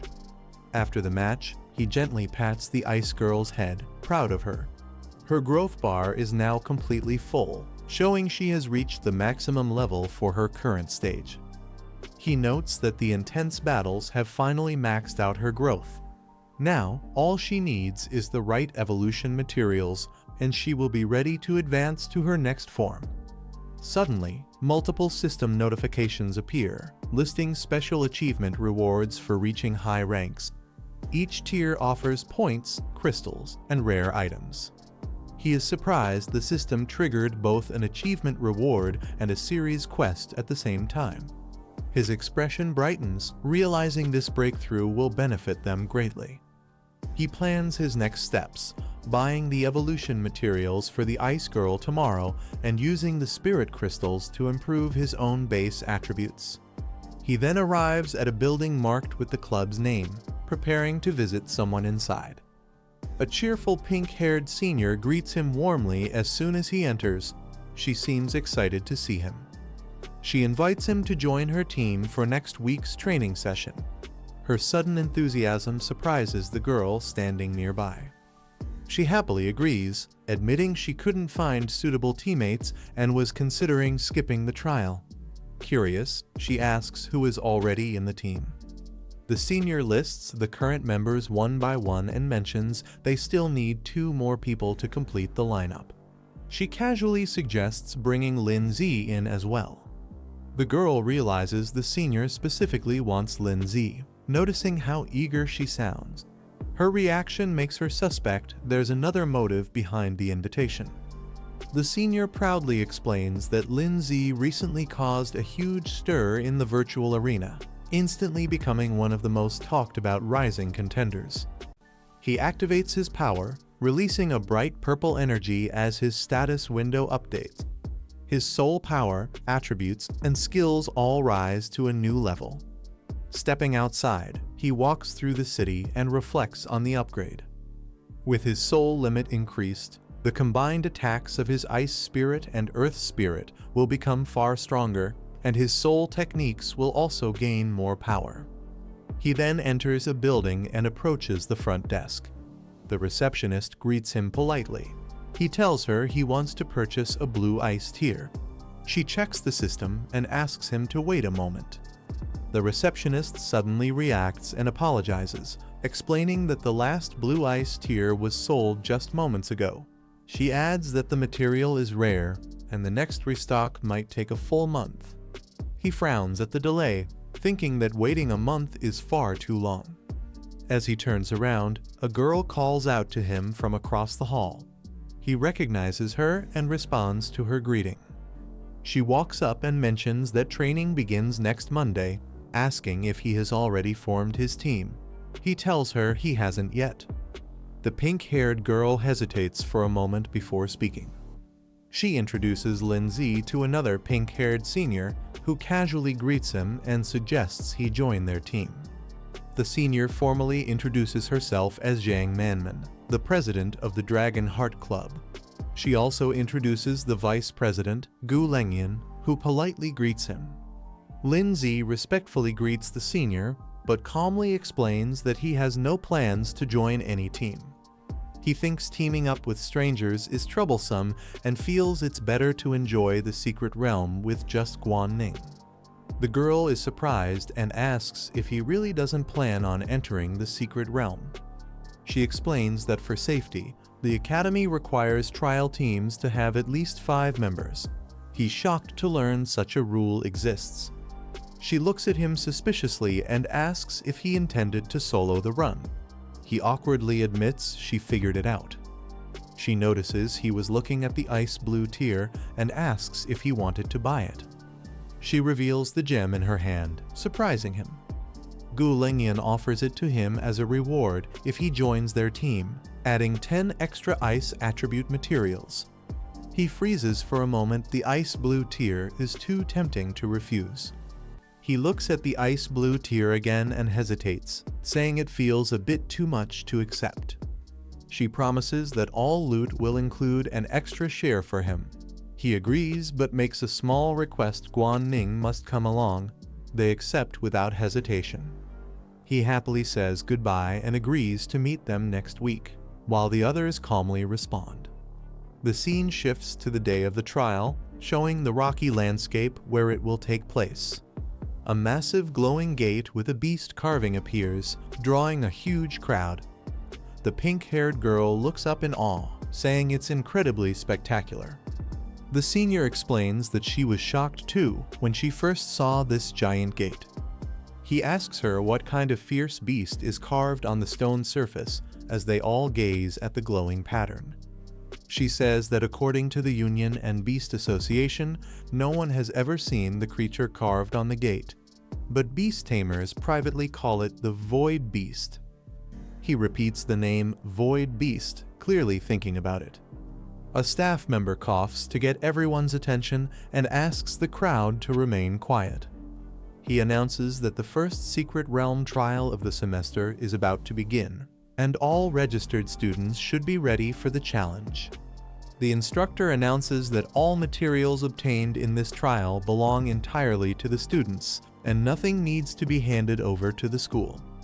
The crowd cheers, excited that the school is being generous. A glowing portal appears, and the instructor explains that each ring has a gate leading to the next, with different environments and beasts. He gives a final reminder students should not rush directly toward the innermost ring.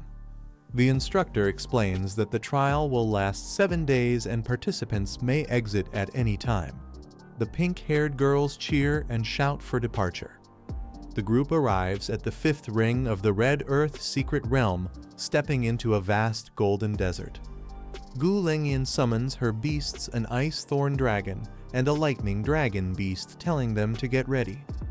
Another member sends out her rock lion, saying it will guard the outer perimeter. She summons another beast, a fire-type crimson giant spirit at 4th rank. She calls out a second one, a silver light type centaur also at 4th rank. He's shocked, realizing she actually has 3 4th rank beasts. She proudly says she's the 2nd-year vice leader and tells everyone not to worry, she'll protect them. She excitedly praises the 2 summoned pets. One is a beautiful humanoid type. The other is a strong rock-type defender. Both pets react, one with elegance and the other with a menacing grin. The pink-haired girl asks Guzini why she isn't summoning her own pet. Guzini smiles and says she has a secret item.